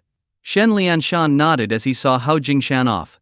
As they left the clubhouse, Qin Zixuan asked Hu Yan, what exactly is wrong with that man named Hu? Ho Yan smiled. He's suffering from a karmic illness, one brought on by dirty money. Is that really a thing? Of course. Hu Yan explained. Think about it, if what he did happened to work, and people got the results they wanted, they'd be grateful, and there'd be no problem. But even if his predictions are accurate, if he doesn't truly solve people's problems, they'll naturally resent him after spending so much money at the temple. Over time, the accumulated resentment turns into a disaster. How could he not get sick? Haven't you noticed that good people are surrounded by others wishing them well, bringing them good luck? On the other hand, bad people are disliked by everyone, making it hard for them to succeed. That's why many successful people remain low-key and constantly do good deeds. Qin Zixuan nodded. Exactly. Hu Yan said. But what about those deeply hated by others? Haven't some of them lived well? Sure. Ha Yan replied. That's because their ancestors accumulated a lot of good fortune. It won't run out immediately, but eventually it will. It's like borrowing money from others or taking out loans and not repaying them. Those who are complacent about it will eventually find themselves getting poorer. Qin Zixuan lifted her pretty face and looked at Hu Yan. So, if you make a lot of money, how do you plan to spend it? Follow the way of heaven. Hu Yan said. Heaven rewards the diligent, replenishes the deficient, and takes from the excessive. Human beings should follow this principle too, giving to those in need and not hoarding for themselves. Qin Zixuan nodded. When we have money, let's do charity without asking for anything in return. Ho Yan nodded. That's what I've always wanted. Unknowingly, the warm spring breeze melted the snow, and before they realized it, the season of blooming flowers had arrived. In the morning, Qin Zixuan, who had been consistently training with Hu Yan, looked even more fit. Her figure attracted countless gazes wherever she went, but Hu Yan had long grown accustomed to it. After finishing the customized martial arts routine that Hu Yan had tailored for her, the petals surrounding Qin Zixuan slowly drifted down, forming a perfect circle. Even more astonishingly, half of the petals faced upward, while the other half faced downward, divided by an S-shaped curve. As soon as Qin Zixuan moved her feet, a complete Taiji symbol appeared. Is this even possible? Qin Zixuan exclaimed with excitement. I thought you were joking when you told me about this. Ho Yan smiled and nodded. Now, your inner strength is almost on par with Qin San's, he said, implying that Qin Zixuan had reached a critical level in her training. Qin Zixuan thought for a moment and asked, how do I compare to Yao Ru? Ho Yan touched his nose and said, well, you might still be a bit behind. Why didn't you teach me earlier? She pouted. Ho Yan shook his head helplessly. You were so busy back then. How could I bear to make you wake up early for training? It turned out that after the new year and the start of the school term, Qin Zixuan and Hu Yan had gone to visit Yao Ru and had a meal together. Qin Zixuan noticed that not only had Yao Ru's figure improved significantly, but she also exuded a subtle, ethereal aura. This discovery secretly made the usually confident Qin Zixuan feel a twinge of envy. When she questioned Hu Yan, she learned that he had helped Yao Ru improve her martial arts long ago. Now, Yao Ru had developed a solid foundation of inner strength. From that point on, Qin Zixuan persistently asked Hu Yan for a similar martial arts routine tailored to her. Hu Yan had already prepared a routine for her but had refrained from giving it to her because he knew how busy she was. Now that their company had been established and things were running smoothly, Qin Zixuan had a lot more free time. Notably, Qin Baoxiang had graciously provided some of the Qin family's top talent, which helped Hu Yan fill any gaps in his workforce. With less on her plate, Qin Zixuan could finish her work by midday, leaving plenty of time for the things she enjoyed. In just 3 months of diligent practice, she had achieved significant progress in her inner strength, even surpassing the pace Qin San had set. Her progress was nearly on par with Yao Ru's. Ho Yan had carefully crafted this martial arts routine to fit Qin Zixuan's physique perfectly. He only handed it to her after ensuring that it was a perfect match, something he had recently discovered he could gauge with precision. This ability to perceive compatibility had emerged around the time he had been refining his herbal formulas. Ho Yan had simplified complex prescriptions into smaller ones that could be combined based on a patient's specific condition, creating effective remedies for common modern ailments. He noticed that different people responded to treatments with varying levels of effectiveness, depending on their constitution. Typically, a 50% match was effective, but once it exceeded 90%, the treatment could work wonders, almost like a miracle cure. After much observation and refinement, Hu Yan trained many traditional Chinese medicine practitioners and opened several pharmacies. Under their guidance, within 3 months, Zhangcheng experienced a resurgence in traditional Chinese medicine. People started visiting Hu Yan's pharmacies before going to the hospital, seeking herbal remedies that treated the root causes of their ailments. On their way back, Qin Zixuan noticed a line forming outside one of Hu Yan's pharmacies early in the morning. A satisfied smile appeared on her lips. Providing medical care to the world is a form of good karma, isn't it? She asked. Yes. Ho Yan agreed. It's not just about healing people, it's also about preserving the legacy of traditional Chinese medicine. Qin Zixuan looked at Hu Yan with joy and admiration in her eyes. She gently linked her arm with his and asked, do you have any other great ideas? Right now, expanding the reach of our pharmacies nationwide, so more people can benefit, is the top priority. Qin Zixuan nodded enthusiastically. And it would be great if we could collaborate with insurance providers to make treatments even more affordable. I'll leave that in your capable hands, Ho Yan said with a smile. Qin Zixuan lifted her face, her expression radiant with determination. No problem. I feel more energized every day, like I have endless strength. As they were strolling back home, Hu Yan suddenly noticed a cold face in the distance, lurking in the shadows of the trees. What's wrong? Qin Zixuan, with her sharp instincts, sensed that something was off with Hu Yan's expression. Ho Yan replied, maybe it's just my imagination, but I saw someone who seemed dangerous, even though I didn't get a clear look at his face. To be safe, Hu Yan and Qin Zixuan decided to send messages to their closest friends and family, urging them to be cautious in the coming days. By now, Qin San had been reassigned to manage the branch of their company in Danjiang City. Although Sun Jiaqi was the one handling most of the operations, Qin San's main role was to look after Hu Fenchun and his wife. Despite missing the lively times with Hu Yan, Qin San had grown accustomed to this new responsibility. He actually enjoyed it, as the elderly couple made him feel like he had found a real family. They cared for him as they had cared for Hu Yan when he was younger, fussing over his meals and clothes. Unlike Hu Yan, who used to find his parents' concern annoying, Qin San embraced it and felt a deep sense of familial love. So, when Hu Yan warned him to be careful, Qin San immediately returned home and told his parents that from now on, he would personally escort them to and from work. Ho Yan thought this was just a precaution, as the world seemed stable and peaceful, and it was unlikely that any danger would reach their families. However, 3 days later something did happen. It wasn't Hu Yan or Qin Zixuan's family who were targeted, but Yao Ru. Hu Jiaxing called Hu Yan in a panic, explaining that when she and Yao Ru were leaving school, they encountered someone suspicious. Yao Ru had told her to go ahead, and Hu Jiaxing assumed Yao Ru wanted more freedom to act, given her strength. Trusting Yao Ru's abilities, Hu Jiaxing went home. But when evening came and Yao Ru still hadn't returned, she grew worried and called Hu Yan. Hu Yan and Qin Zixuan rushed to meet Hu Jiaxing, who was renting a place near the university for video recording and live streaming. After a brief discussion, Hu Jiaxing took them to the spot where she had last seen Yao Ru. Hu Yan quickly inspected the area and found traces of a struggle in a nearby alley. On a wall, he even spotted Yao Ru's footprints. After examining the footprints, Hu Yan realized that the opponent was strong, and Yao Ru had barely managed to hold her own. As Hu Yan analyzed Yao Ru's situation, Hu Jiaxing found a button under a street lamp. "This is Yao Ru's, I recognize it." Hu Yan took the button, activated his ability to trace back its origins, and immediately drove back to Tianhai Garden. Sure enough, outside Hu Yan's apartment building, they found Yao Ru engaged in a fierce battle. Hu Yan and Qin Zixuan rushed forward, positioning themselves between Yao Ru and her opponent. "Who are you? Why are you after Yao Ru?" Hu Yan demanded. The man was tall and cold, with a face that, while handsome, exuded an unsettling chill. "You must be Hu Yan," the man said. Hu Yan scrutinized him and, based on his accent, blurted out, "Are you from the Su family?" "That's right," the man nodded. "I've heard that Hu Yan is exceptionally smart, and it seems they weren't wrong. I am Su Wanin's brother Su Hohian." "Pleased to meet you," Hu Yan said, cupping his hands in greeting. "But why are you looking for Yao Ru?" Su Hohi shook his head. "It's not a personal matter. Our sect wants her.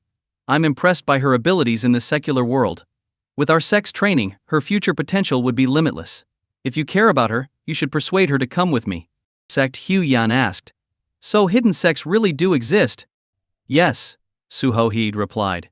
"We've always existed. We don't usually compete with the secular world, but whenever the country faces danger, we step forward to resolve the crises." Hu Yan chuckled. "If your sect is so noble, why force someone who doesn't want to go?" "You don't understand," Su Haoqian said. "She doesn't realize the importance of joining our sect yet. Only after she's there will she understand that living in the secular world is a waste of life. Only in our sect will she find the true meaning of existence." Hu Yan was tired of arguing and directly asked Yao Ru, "Little Ru, have you made up your mind? Do you want to go with him?" Yao Ru firmly replied, "There's no need to think about it, I'm not going." Hu Yan spread his hands and said, "Brother Su, she doesn't want to go. You should let it go." Su Hohi shook his head again. "Whether she wants to or not, this is my sect's mission. If I fail, I can't return." Hu Yan was puzzled. "You're not going to inherit your family's business? You'd rather return to the sect?" Su Haoqian laughed. "Secular wealth is fleeting, what's there to cherish? After I leave a successor for the Su family, I'll return to the sect." Then he looked at Hu Yan and added, "By the way, the person coming for you should arrive soon." Oh, Hu Yan squinted. "You're not from the sect sent to find me?"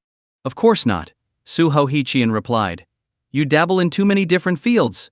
Our sect only focuses on martial arts." With a wave of his hand, he continued, "You'll find out soon enough. I won't waste any more words. I've assessed Yao Ru's abilities and it's time to take her. We'll meet again if fate allows." "Wait," Hu Yan said coldly. "Since Yao Ru doesn't want to go, unless you defeat me, you're not taking her anywhere." To Hu Yan's surprise, Su Haoqian didn't accept his challenge. "Hu Yan, I've already told you, it won't be long before someone else comes looking for you. Your fate will eventually be the same as Yao Ru's. Why rush things now?" Hu Yan frowned and asked, "From what you're saying, even if you fail, someone else will come to take Yao Ru?" Su Haoqian nodded. "Yes, and that person will be from the previous generation of my sect. Their methods won't be as gentle as mine."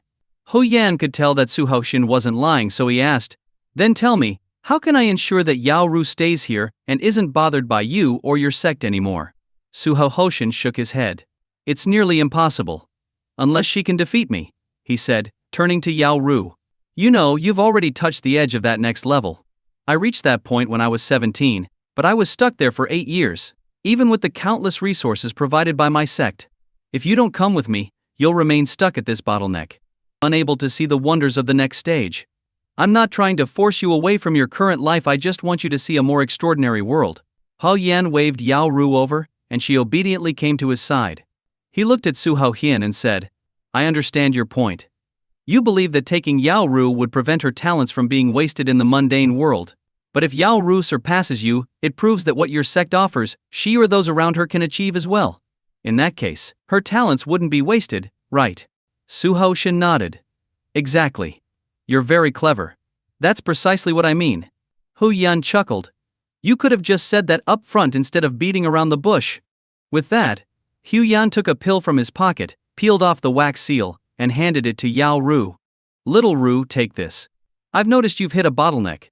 Without some external stimulation, you might not break through anytime soon. So try this new pill I've made. Okay, Yao Ru trusted Hu Yan completely. Even if he had given her poison, she would have swallowed it without hesitation. But as Yao Ru took the pill from Hu Yan, Su Hao Hoshin, who had been staring intently at it, suddenly reached out and asked, Wait. Ho Yan, what kind of pill is that?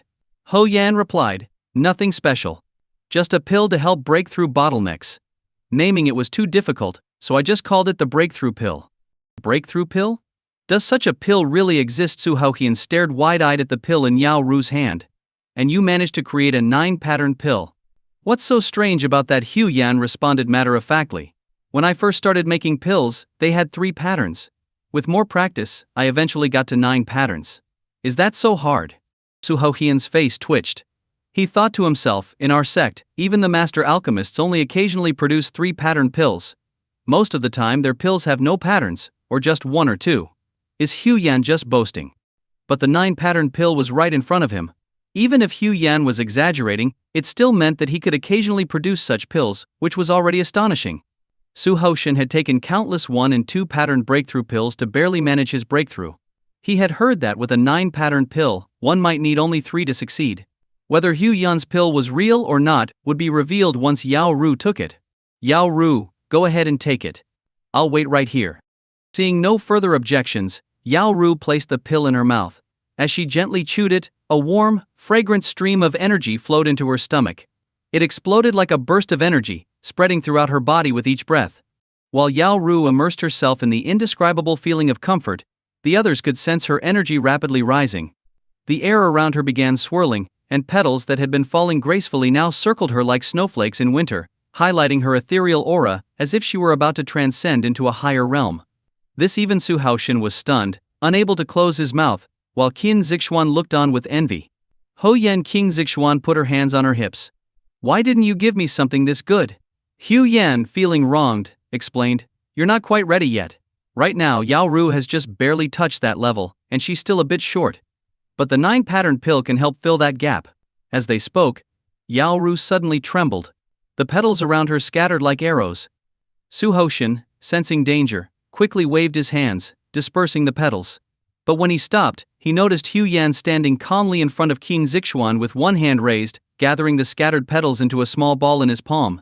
Su Hoshin looked down at his sleeves, now riddled with tiny holes, and then stared up at the sky for a long time. Yao Ru, meanwhile, excitedly approached Hu Yan. Brother Hu, I feel like I've changed so much. In what way? Hu Yan asked, only to feel a pinch in his side. How do you feel different? He quickly corrected himself. Blushing, Yao Ru replied. I feel like I can see things more clearly, and I can hear sounds I couldn't before. For example, I can hear everyone's heartbeat right now. And I can also smell different scents on everyone. Ho Yan quickly took a few steps back. Don't smell me. I haven't showered yet. I went looking for you right after my morning exercise. I didn't mean it like that. It's just a feeling. Yao Ru stammered, flustered by Hu Yan's teasing. Qin Zixuan laughed. Little Ru, don't listen to him. This guy is getting more and more unserious. He's just joking with you. Go on, tell us more.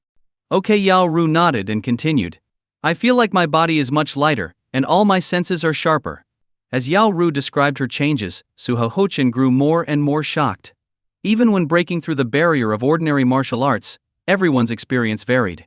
Most people would feel significantly stronger, but it was rare for someone to experience such comprehensive changes as Yao Ru had. After Yao Ru finished speaking, Su Hoshin let out a long sigh, and said, I'm sorry to have disturbed you. With that, he turned to Hu Yan and cupped his hands.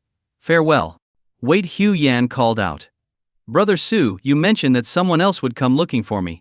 Su Haoshan thought for a moment and said, "They will. They won't give up on finding you. But now that they know how capable you are, I'm not sure whether they should be happy or worried." Hao Yan cupped his hands in return.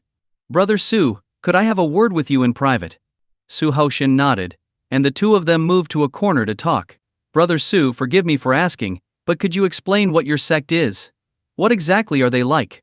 After a moment's hesitation, Su Haoshan replied, "Since you've already reached this level, it's no harm to tell you. Here's how it is." As Su Haoshan explained, Hou Yan gained some insight into the so-called hidden sects or forces. These were ancient powers that had passed down knowledge for generations. Some focused on martial arts, others on the art of divination, while others preserved ancient and mystical skills. To avoid being swept away by the tide of modern technology, they chose to live in seclusion. The one thing they all had in common was the cultivation of martial arts. Of course, there were those who specialized in other skills as well. Hou Yan had attracted their attention because of his diverse abilities. In these hidden sects, secular martial arts were generally dismissed. That's why, initially, Su Haoshan hadn't thought much of Yao Ru's martial skills. It wasn't until he saw her videos that he noticed her graceful movements and sword techniques had potential. However, when they actually fought, Su Haoshan was taken aback. Even though Yao Ru's inner strength was weaker than his, her techniques were more refined. That's why Su Haoshan had been holding back, curious to see how skilled she truly was. If Hou Yan and the others hadn't arrived when they did, Yao Ru wouldn't have been able to hold on much longer. But Hou Yan's appearance changed Su Haoshan's entire view of martial arts in the secular world. Why hadn't he tested Yao Ru's abilities after her breakthrough? Because when Yao Ru unconsciously scattered the petals during her breakthrough, they were sharp enough to pierce his clothes. That said a lot. In other words, Su Haoshan realized that even if Yao Ru followed him to the sect, she might not surpass what she could achieve on her current path. After hearing Su Haoshan's explanation, Hou Yan set aside his previous bias. "So, your hidden sects are actually trying to preserve China's cultural treasures, ensuring they don't get lost in the wave of modern technology. That sounds pretty noble." "Exactly. As I said, whenever the nation faces danger or a crisis, we step forward. After all, we're here to protect and preserve the original skills of our ancestors." Su Haoshan's words sounded convincing, but Hou Yan couldn't shake the feeling that something wasn't quite right. Hou Yan didn't press Su Haoshan for more details because he already had a pretty good idea of what was going on. In all things, where there is light, there is also darkness. It was clear to Hou Yan that the hidden forces Su Haoshan was talking about were the source of the mysterious tactics Qin Baoxiang had used in the internal competition at Tianhai Group, tactics that ordinary people couldn't possibly understand. However, through his conversation with Su Haoshan, Hou Yan also realized that these so-called hidden forces weren't as terrifying as they seemed. Their claims of preserving ancient traditional skills weren't as detailed or advanced as what Hou Yan could deduce through his ability to trace things back to their origins. With that, the matter was temporarily set aside. After safely escorting Yao Ru home, Hou Yan and Qin Zixuan went back to their regular routine, heading to the office the next day as usual.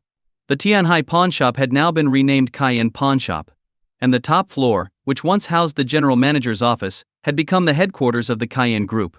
Almost every day, people with dreams but no money would come here to discuss potential collaborations. However, most of these ideas turned out to be mere fantasies, and it would often take a long time to find a project worth investing in. But there was no need to rush. There were plenty of profitable ventures, and major companies like Alibaba and Tencent were also investing in buying shares in startups. However, they only acquired small stakes. Hou Yan did things differently.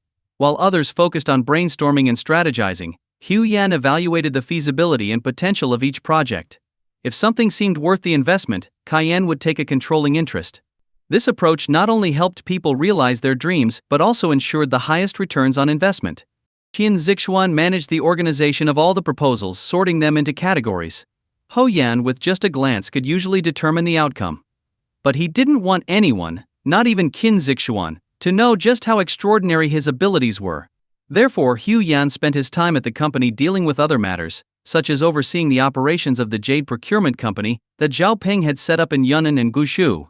Even through video recordings, Hou Yan could quickly assess the value of the jade stones. In addition, Hou Yan was now collecting cases of difficult-to-treat diseases from across the country. He was preparing for the expansion of his traditional Chinese medicine clinics. As a result, he often took the proposals home to review them in his spare time. This approach had its pros and cons. On the plus side, Qin Zixuan knew Hu Yan was incredibly capable, but she didn't realize the full extent of his abilities. On the downside, she believed Hu Yan was exhausting himself for her sake, working tirelessly day and night. As a result, she refused to move in with him, fearing it would disrupt his rest. Poor Hu Yan had dug his own grave and could only suffer in silence. At that moment, Qin Zixuan was reviewing proposals from various places, throwing the unrealistic ones into the trash. What she didn't know was that Hu Yan had already glanced at them before she discarded them. He didn't want to miss any opportunity to help someone realize their dreams, unless it was truly a fantasy. Meanwhile, Hu Yan was focused on reviewing cases of difficult diseases from all over. He didn't want anyone to suffer through life with an illness. Now that Cayenne Pharmaceutical was up and running, a full range of medications was available. Most of the cases Hu Yan encountered could be treated with a combination of the pharmaceutical company's products and existing medicines. However, the world was vast, and China's population was huge, which meant there were still some conditions that couldn't be treated with the available medications. In such cases, Hu Yan would invite patients to Jiangcheng, where he would personally use his medical skills to treat them. Over the past 3 months, the office where Hu Yan stored thank you letters and banners from grateful patients had been filled to capacity. Although Hu Yan wanted to clear them out, Qin Zixuan wouldn't allow it. She said that these were Hu Yan's real achievements. As a result, Qin Zixuan's gaze toward Hu Yan grew increasingly tender. She couldn't help but think that even if Hu Yan had no money, she would still be happy with him for the rest of her life. She knew that Hu Yan was doing all of this not just because he was kind-hearted. He also believed that Qin Baoxiang had committed many unethical acts in his rise to power, and Hu Yan wanted to accumulate good deeds to ensure that karma wouldn't negatively affect Qin Zixuan or their future children. As Hu Yan typed prescriptions on his computer, he could now also tell, at a glance, the financial status of each patient through their ID card. For those who truly couldn't afford treatment, he would have the medication sent to them directly. And so, another simple yet fulfilling day came to an end. As they were getting ready to leave work, Qin Zixuan stretched, her explosive curves on full display due to her constant martial arts training, causing Hu Yan to stare in admiration. Catching this out of the corner of her eye, Qin Zixuan blushed slightly, but deep down she was pleased by his reaction. "Hu Yan, should we head straight home or go out for dinner?" she asked. Hu Yan swallowed hard and said, "I'd love to go home and cook something for you. But I have a patient who flew in from Taidong. I should go treat her first." Lately, whenever he had the chance, Hu Yan would buy ingredients and cook a nice dinner for Qin Zixuan.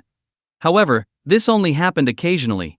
To save his patients the cost of staying in hotels, Hu Yan would usually prioritize seeing them as soon as they arrived in Jiangcheng. Hu Yan had also recently bought a plot of land in the suburbs, where he planned to build a large private hospital to accommodate patients from all over the country. The construction had just begun, and it wouldn't be completed until the fall. Whenever there were patients, Qin Zixuan never got in the way of Hu Yan's work. "Let's go treat the patient first," she said. "If you have time, you can cook for me later. If not, we'll just grab something at a restaurant." "At a restaurant," Hu Yan said with a mischievous smile. Blushing, Qin Zixuan shot him a glance.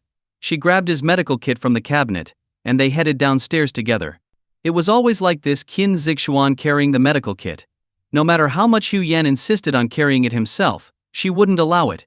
She felt that as long as she could, she should help Hu Yan lighten his load. When they got into the elevator, they found themselves alone. Hu Yan leaned in and whispered in her ear, "If you really want to help me, maybe you could take care of some of the things a girlfriend is supposed to handle." Qin Zixuan, flustered, looked around nervously. Her face turned as red as an apple, and she punched Hu Yan lightly on the shoulder. "Stop it. You're already working too hard. Let's talk about this when you're less stressed." In truth, Hu Yan had no intention of forcing Qin Zixuan into anything. He just enjoyed teasing her, and seeing her blush, it was fun. Despite his playful comments, Qin Zixuan's heart would race every time he joked like that. But she treasured the current dynamic between them, afraid that if something changed, the sweet and sour feelings she cherished might disappear. Many girls understood this concept. Keeping a certain distance in a relationship could help preserve its freshness. But every smart girl also wrestled with the same internal conflict. When they arrived at the Tianhai Hotel, they were greeted at the entrance by someone waiting for them. As soon as the man saw Qin Zixuan and Hu Yan, he froze. "MSQN." Hu Yan and Qin Zixuan were equally surprised. It turned out to be Qin Tian, who had been the second assistant to Qin Zixuan after Qin Shu. He had left Tianhai in a huff after deciding he didn't believe in Hu Yan's abilities. As a result, he forfeited the compensation he was owed. At the time, Kyun Tian believed that his talent was invaluable and that wherever he went, he would quickly succeed on his own. However, things didn't go as planned. He bounced from place to place, always starting from scratch. Nearly half a year later, he had little to show for his efforts. But during that time, something life-changing happened. He found his mother in Taidong. It turned out that Kyun Tian wasn't really an orphan. He had been abducted by human traffickers as a child. After a DNA test confirmed their relationship, he reunited with his mother. But that reunion brought new challenges. When Kyun Tian was just under 2 years old, he had been kidnapped. His father had searched the world for him, but the stress of the search took a toll on his health, and he passed away in his early 40s. His mother, though resilient, was now in poor health and had recently developed a strange illness. Despite Kyun Tian's filial devotion and willingness to spend everything he had on her treatment, none of the hospitals could cure her. He eventually heard about the Cayenne Traditional Medicine Group online, joined it, and after much effort, managed to get in touch with the group leader, Cayenne Doctor. He then flew to Jiangqing the same day. Though his journey had been difficult, Kyun Tian's gaze toward Qin Zixuan was still filled with complex emotions. He had left Tianhai in a fit of anger, hoping to prove to her that he was better than Hu Yan. But fate had other plans. He hadn't found success and had returned solely to seek treatment for his mother. Despite their past disagreements, Kyun Tian had grown up with Qin Zixuan, and she greeted him warmly. "It's been a while. How have you been?" "I'm doing okay. How about you, Miss Qin?" Kyun Tian replied, still as respectful as ever, though he barely acknowledged Hu Yan, showing that he could be quite petty. Hu Yan wasn't offended. He knew Kyun Tian was capable but also had a temper. Although not a top-tier talent, Kyun Tian was still a valuable asset. And at Hu Yan's current status, it wasn't worth holding a grudge. "Miss Kyun, what brings you to the hotel? Are you here for an inspection?" Kyun Tian asked. Qin Zixuan shook her head. "You must have been away from Jiangqing for a long time. I'm no longer the CEO of Tianhai. Now I'm running a company with Hu Yan." Kyun Tian sighed. "Miss Kyun, you're still too impulsive. It's tough to succeed on your own in this world. I'm a prime example. You shouldn't have made such a rash decision just because someone persuaded you." Having spent so much time with Hu Yan, Qin Zixuan had developed a more relaxed mindset. "Don't worry about me. I'm doing just fine and feeling fulfilled every day. But what about you? Why are you back in Jiangqing? Is it work-related?" "No," Kyun Tian replied, then explained how he had found his family. Qin Zixuan was genuinely happy for him. "That's wonderful. Now that you've found your family, you won't be alone anymore. You've always been great, but you can be a bit too proud. It'll be hard to find a girlfriend with that attitude. With your mother's care, I'm sure your personality will soften over time. By the way, why are you here in Jiangqing now that you've found your mother?" "I'm here to get treatment for my mom. She's suffering from a rare illness that no one else has been able to cure. I've heard that only the Cayenne doctor can help her." Qin Zixuan glanced at Hu Yan and smiled. Initially, Hu Yan didn't want to shatter Kyun Tian's confidence. But given the situation, he had no choice but to speak up. "I'm here to treat your mother," Hu Yan said with a warm smile. "But as for the title of Cayenne Master, I'm not worthy of such praise." Kyun Tian, utterly shocked, felt his face flush with embarrassment. He had never imagined that the very Hu Yan he had once dismissed was the legendary Cayenne Master that everyone spoke of. Kyun Tian had learned a lot about Cayenne Master online.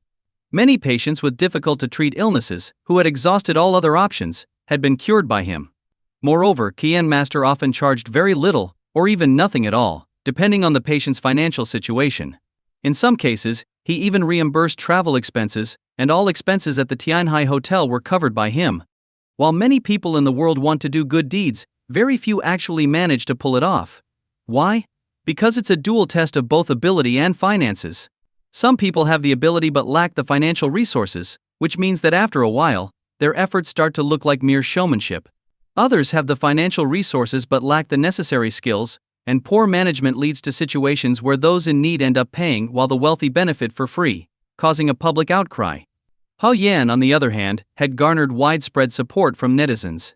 Even when there were dissenting voices, many people would come to his defense and denounce those who tried to stir up trouble. This showed that Hu Yan's actions were genuinely patient-centered. He could afford to provide free treatments, but he understood that, according to traditional beliefs, paying for medical treatment was part of the healing process. To keep patients feeling balanced, Hu Yan would charge a modest fee. But in reality, he was often losing money. After doing this for so long, the amount of money Hu Yan had lost was astronomical. Yet, what seemed like an astronomical figure to Qin Tian might not even register with Hu Yan anymore. Did Qin Tian suspect that Hu Yan was merely putting on a show? Not at all. Despite losing to Hu Yan in their previous competition, Qin Tian knew that Hu Yan was a proud person who wouldn't stoop to such petty behavior. Qin Tian finally managed to speak after a long silence. I never imagined that after just over 6 months, you'd have come this far. Back then, I really didn't recognize the treasure right in front of me. Ho Yan chuckled. I understand. You were well educated and young, so a bit of arrogance was normal. By acknowledging Qin Tian's feelings without directly confronting him, Hu Yan made it clear that he wasn't holding a grudge. Sure enough, Qin Tian's expression relaxed considerably after hearing Hu Yan's response. You're right, Qin Tian admitted. At that time, after being nurtured by Tianhai, I felt like all my efforts and knowledge made me unbeatable. How could I possibly lose to someone who studied history? Even after losing to you, I couldn't accept it. When I left, I vowed that I would return successful and prove that I was right. After a moment of silence, Qin Tian looked up and sighed. It was only after life beat me down that I realized if it hadn't been for Tianhai's support and trust in me, I really wouldn't have amounted to anything. With that, Qin Tian began sharing his experiences. After leaving Tianhai, he bounced around several big companies, starting at the management level thanks to his impressive resume and experience. But since he had never worked his way up from the bottom, he always felt that the bosses were biased against him. After changing jobs a few times and facing the same treatment, he finally reflected on his situation. He realized that Tianhai had treated him like family, trusting him with large sums of money early in his career. But other companies, no matter how impressive his resume, wouldn't trust him with the same responsibilities. They feared he might be a corporate spy or simply weren't willing to give him the same opportunities as Tianhai had. Tianhai had given him those chances, but he had left anyway. This realization made him regret his decision, but he didn't have the face to return to Tianhai. Qin Tian had thought that finding his mother would anchor him, and that he would slowly climb the ranks at his current company, proving his worth over time. But seeing Qin Zixuan again made him realize that he had not only harbored a secret crush on her but had also seen her as family. Before finding my mother, I had family all along. Qin Tian finally realized. I'm no different from anyone else. I just wanted my family's approval, and to see those who doubted me disappointed. When Qin Tian finished speaking, Hu Yan said, there will be plenty of opportunities in the future. For now, let's focus on your mother's illness. Qin Tian agreed, nodding. Thank you, Cayenne Master. This time, when he used the title, his smile was natural, a sign that the young man who had once left in anger had matured and learned from his experiences.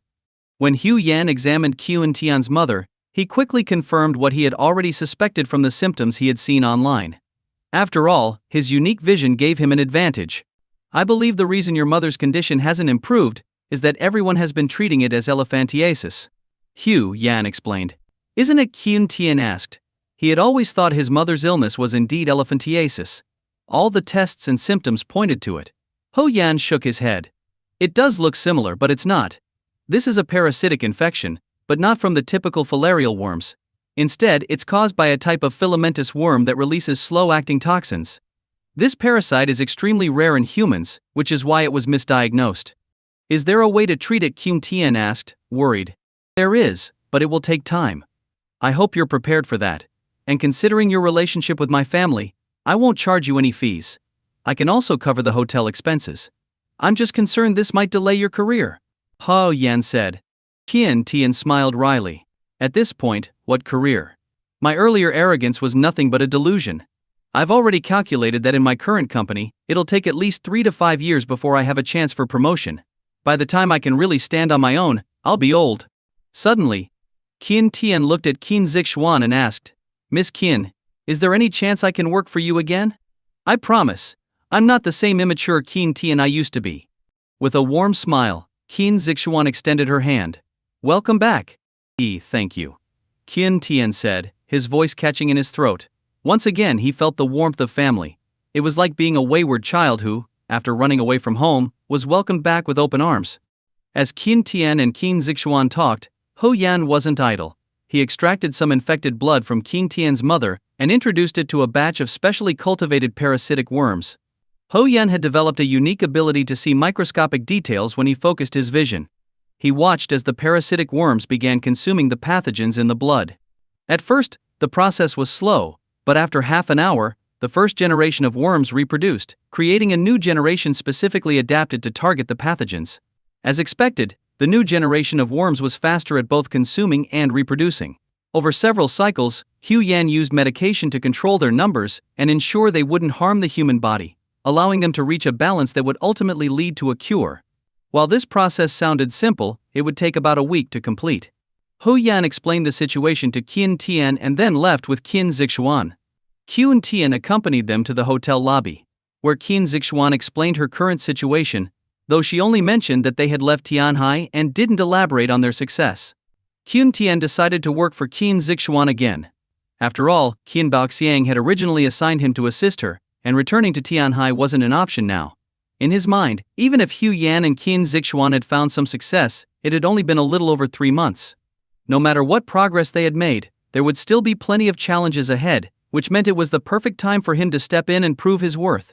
Feeling optimistic, Qin Tian planned to stay at the Tianhai Hotel for the night and move back into his old apartment the next day. Back then, Qin Zixuan had provided him with a 2-bedroom apartment, and he had been displeased about it, knowing that Hu Yan lived in a spacious penthouse. Now, Qin Tian understood. Rising from the bottom to where Hu Yan was now couldn't be attributed solely to ability, it was nothing short of a miracle. After getting into the car, Hu Yan noticed the thoughtful look in Qin Zixuan's eyes and said, "Congratulations on getting a valuable ally back." Qin Zixuan's face relaxed as she replied, "I was worried you might not be happy about it." Hu Yan shook his head with a smile. "Haven't you figured me out by now? I'm not one to hold grudges unless someone deliberately tries to provoke me. Besides, Qin Tian is talented, and we could definitely use someone like him in our investment company." Qin Zixuan gazed at Hu Yan with admiration. "Why is it that I keep discovering new, wonderful things about you?" Hu Yan glanced at Qin Zixuan's stunning figure and joked, "Look into my eyes, do you see a sparkle?" Since Qin Tian joined the company, Qin Zixuan's workload had significantly decreased. However, Hu Yan remained as busy as ever. People from all over the country were coming to him for treatment, and this often made Qin Zixuan feel deeply guilty for not being able to share his burden. As Qin Tian's mother gradually recovered, he began to feel a stronger sense of belonging within the company. The more he got involved with the Cayenne business, the more he respected Hu Yan. Unconsciously, the arrogance he once had vanished, replaced by admiration. He even started addressing Hu Yan with more formality when speaking to him. However, Qin Tian's abilities were undeniable, justifying the Qin family's investment in his upbringing. Time passed quickly, and spring turned to summer. The Cayenne Group's performance continued to soar. But it seemed that whenever good things happened, bad luck was never far behind. One day, after finishing a morning of work, Hu Yan and Qin Zixuan were having lunch at a restaurant when an unexpected guest appeared. "Sis, brother-in-law, you're having lunch." Qin Zheng pulled up a chair and sat next to Qin Zixuan. Hu Yan politely nodded in greeting. Qin Zixuan, however, had no affection for her half-brother. Her smile instantly vanished, and she frowned. "What are you doing here?" "I went to your office, and the secretary said you were having lunch, so I came to find you," Qin Zheng explained. Qin Zixuan sighed in exasperation. "I didn't ask why you came to the restaurant. I asked what you want from me." Oh, Qin Zheng slapped his forehead. "I'm a bit slow sometimes," but both Qin Zixuan and Hu Yan knew that Qin Zheng was far from slow. He was actually quite shrewd. His current behavior wasn't an act, but a reflection of his ability to think beyond the small details. After all, anyone who could propose that Hu Yan and Qin Zixuan be given shares in Tianhai had a broad perspective. "It's like this, sis, I wanted to ask you and brother-in-law for some advice." Qin Zixuan could ignore Qin Zheng's actions, but Hu Yan couldn't. After all, this was his brother-in-law. "Have you eaten? Why not join us?" Hu Yan offered. "No thanks. I had a packed lunch in the car on the way here," Qin Zheng replied. Hu Yan was impressed. Despite being the largest shareholder of Tianhai, with billions in liquid assets, Qin Zheng still ate a simple meal in the car, an admirable trait. "All right, we're almost done here. Let's discuss this in the office," Hu Yan said. Seeing Hu Yan's politeness, Qin Zixuan couldn't say much. Although she had essentially left Tianhai with nothing, her father had still given her a company and some capital. Their relationship wasn't entirely severed, so she had to be careful. Going too far might lead to gossip, and while Qin Zixuan wasn't afraid of rumors, she had to protect Hu Yan's reputation. If people started saying her attitude reflected Hu Yan's, many would believe it. Once they returned to the office, Hu Yan asked the secretary to prepare tea. The three of them sat down at the tea table. After taking a few sips, Qin Jing sighed. I envy you both, so carefree. I'm struggling over here. Ho Yan smiled and said, Tianhai has been established for a long time, and many of the senior management are old-timers. It's natural for their thinking to become rigid. It's not something you can change overnight. Qin Jing immediately gave him a thumbs up. See? I knew you were the smartest person in the world. You figured it out before I even said anything. Hu Yan just smiled and shook his head. Brother-in-law Qin Jing grabbed Hu Yan's arm and said, Can you help me out? If the employees at Tianhai saw this, they would be shocked. Was this really their strict and authoritative CEO? To Hu Yan, this behavior only showed how capable Qin Jing truly was. Anyone who could put aside their pride to get things done was already halfway to success. Of course we're family. If I can help I will, Hu Yan replied. Qin Jing's eyes lit up. I knew you wouldn't let me down, brother-in-law. Those people who talk nonsense don't know you at all. Is that so? It seems you know me well, Hu Yan asked with a smile. Even though we haven't interacted much, I feel like I understand you. Qin Jing said, laughing. But just a little. No one truly knows anyone else in this world. Ho Yan nodded in agreement. If someone claimed to fully understand another person, they were either arrogant or foolish. Qin Jing continued. It's like this, I've been in charge of Tianhai for over 6 months now, but I haven't made any major decisions. I've just been following the old path. I want to know how I can take control. Ho Yan looked at him and then said, I think you already know the answer, and if I'm not mistaken you've discussed it with father, but he didn't agree. Qin Jing fell silent. While he had genuinely praised Hu Yan's intelligence earlier, now he was almost afraid to believe it. That's right. I mentioned it, but father said to let things run their course. He believes that avoiding risks now is the same as making money. Unless I agree with you, right? Hu Yan said. Qin Jing was stunned once again. This was beyond mere intelligence, it was almost supernatural. Seeing Qin Jing's reaction, Hu Yan knew he had hit the mark. You shouldn't have come. Hu Yan said. Whether or not I support you, you're going to follow through with your plan, aren't you?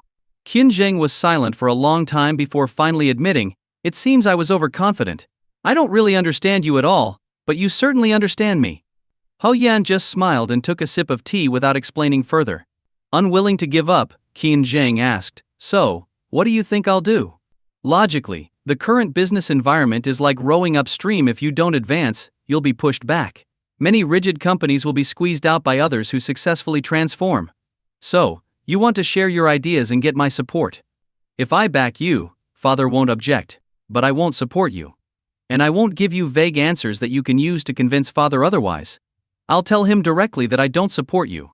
Qin Jing was dumbfounded, and even Qin Zixuan looked at Hu Yan as if she didn't recognize him. Her eyes were filled with confusion. After a long pause, Qin Jing said, I get it. You think I'm destined to fail, right? Hu Yan shook his head. I didn't say that. I'm just expressing my position. This statement was intriguing. Hu Yan had mentioned his position, not his opinion. All right, I understand. Qin Jing stood up and said, Thank you. Then he turned and left. Neither Hu Yan nor Qin Zixuan saw him out. Once Qin Jing had left the building, Qin Zixuan asked, This doesn't seem like you. Have I misunderstood you too? Hu Yan shook his head and said, Qin Jing is smart, but he's not as sharp as your father. Are you saying my dad already knows how this will turn out? Let's find out, Hu Yan said as he dialed a number. Father, how have you been lately? Good. It's nice of you to check on me. Even my daughter isn't this thoughtful. You've outdone yourself. You're too kind. Shuang cares about you very much. She's right here with me. Oh, that's good. I'm relieved she doesn't hold a grudge against me. So, Qin Jing just left, didn't he? Yes. What's your opinion on this matter? I only shared my position, not my opinion. That's fine. You're a sensible child. After all, they're still siblings. Keep an eye on things. I will. After Hu Yan hung up, Qin Zixuan felt a strong sense of inadequacy. She realized she didn't fully understand her father or her husband. Hu Yan gently stroked her hair. You're overthinking it, he said. The reason your father guessed the outcome is simple. I'm not a Tianhai employee, I'm your husband. When faced with a situation, the first thing I consider is my identity. As part of the Qun family, I have to support your father's position. I can't pretend to be a business expert and judge who's right or wrong. Qin Zixuan understood now. She wasn't unintelligent, it was just that her perspective had shifted. Having been the CEO of Tianhai, she instinctively considered the company's interests. But Hu Yan was different. He had let go of Tianhai's affairs. Its success or failure no longer concerned him. However, the harmony of the Qin family did, so he had to speak from his position, not his opinion. Thank you, Hu Yan. You've done so much for my family, while I haven't contributed anything, Qin Zixuan said. Hu Yan shook his head with a smile. Silly girl, don't you see? Success and fame don't bring true fulfillment. Only a harmonious family can make someone truly happy. I'm not doing this just for you, I'm thinking about our future and our family. Qin Zixuan cupped Hu Yan's face and kissed his forehead. You're the best. After the affectionate gesture, her face turned red again. Hu Yan could only smile and shake his head. After a moment of quiet, Qin Zixuan asked, So, what do you think will happen to Tianhai? Hu Yan thought for a moment before replying, No one can stop Qin Zheng now. No matter what anyone says, it won't make a difference. In the future, Tianhai will either sink or shed a lot of skin. Qin Zixuan fell silent. Clearly, Qin Zixuan couldn't remain as calm as Hu Yan when thinking about Tianhai's future. However, there was nothing she could do about it after all. It was Qin Baoxiang who had personally handed control of Tianhai over to Qin Zheng. A few more months passed, and the weather began to cool. The person Su Hao Hoshin had mentioned finally made an appearance. It was a quiet afternoon, and Hu Yan and Qin Zixuan were enjoying a rare moment of rest at one of their favorite restaurants. They were nearly finished with their meal when a waitress in uniform approached their table. Qin Zixuan had been chatting with Hu Yan about recent events when she noticed the waitress. She clearly remembered that all the dishes they ordered had already been served. Could it be that the owner was sending them an extra dish? It wouldn't be surprising after all. This was an expensive restaurant, and the owner occasionally treated them to additional dishes since they were regulars. But when the waitress set the plate down, Qin Zixuan's expression changed instantly. The plate was filled with a writhing mass of worms. These creatures had thin, hairy bodies and were a bright red color. They squirmed and wriggled across the plate. Qin Zixuan nearly vomited the food she had just eaten. Hu Yan, however, remained calm. He coldly addressed the waitress. Stop right there. The waitress, who had just opened the door to leave, froze. Hu Yan asked, Why are you doing this? Without turning around, the waitress let out a sharp, eerie laugh. He. Feeling disgusted, are you? Tell me, Mr. Hu Yan, don't you think the things you've done are just as disgusting? Hu Yan replied, I may not be perfect, but I've never done anything that would bring the wrath of heaven upon me. The waitress turned around, revealing a young face and surprisingly attractive features. Beneath her thick eyebrows were a pair of sharp, lively eyes. Oh, she said. Haven't you heard the saying, cutting off someone's livelihood is worse than killing their parents? So, that's what this is about. Hu Yan nodded. Let me guess, you're from the Poison sect or maybe the Giyu sect? I'd say you're with the Giyu sect. Correct. The girl replied. My surname is Giyu, and I'm known as Giyu Wushuang. Giyu Wushuang continued. I've set the stage. If you can pass my test, we can talk further. If not, I'm afraid you'll be in trouble. The test she referred to was the challenge she had presented. If Hu Yan could solve it, they would continue their conversation. If not, things would turn dangerous. Hu Yan responded, Innocent people shouldn't be harmed. Very well. Gu Wushuang said. Miss Qin, you may leave. Qin Zixuan looked nervously at Hu Yan. Hu Yan smiled and nodded reassuringly. It's fine, you can go. I'll handle this. But. No buts. Hu Yan interrupted. You have to trust me. Besides, staying here won't help me. Qin Zixuan knew Hu Yan was right. Even if she summoned all her best fighters, they likely wouldn't be a match for him. And clearly this Giyu sect member was surrounded by deadly creatures. Bringing more people might just lead to unnecessary deaths. Reluctantly, Qin Zixuan bit her lip, grabbed her bag and left, whispering, Be careful. Hu Yan watched Giyu Wushuang closely. Relieved that she didn't make any sudden moves. He knew that although the thousand-legged G worms on the plate appeared weak now, they could become lethal killers if triggered by fresh blood. He took out his medical kit, a constant companion due to his commitment to helping others. From it he retrieved a wax pill, carefully peeled off the wax coating, and placed it in a bowl. Then, he poured in a cup of his own health tonic, a special brew known as Cayenne Health Wine. Strangely, the wax pill quickly dissolved in the alcohol, as though it contained nothing at all.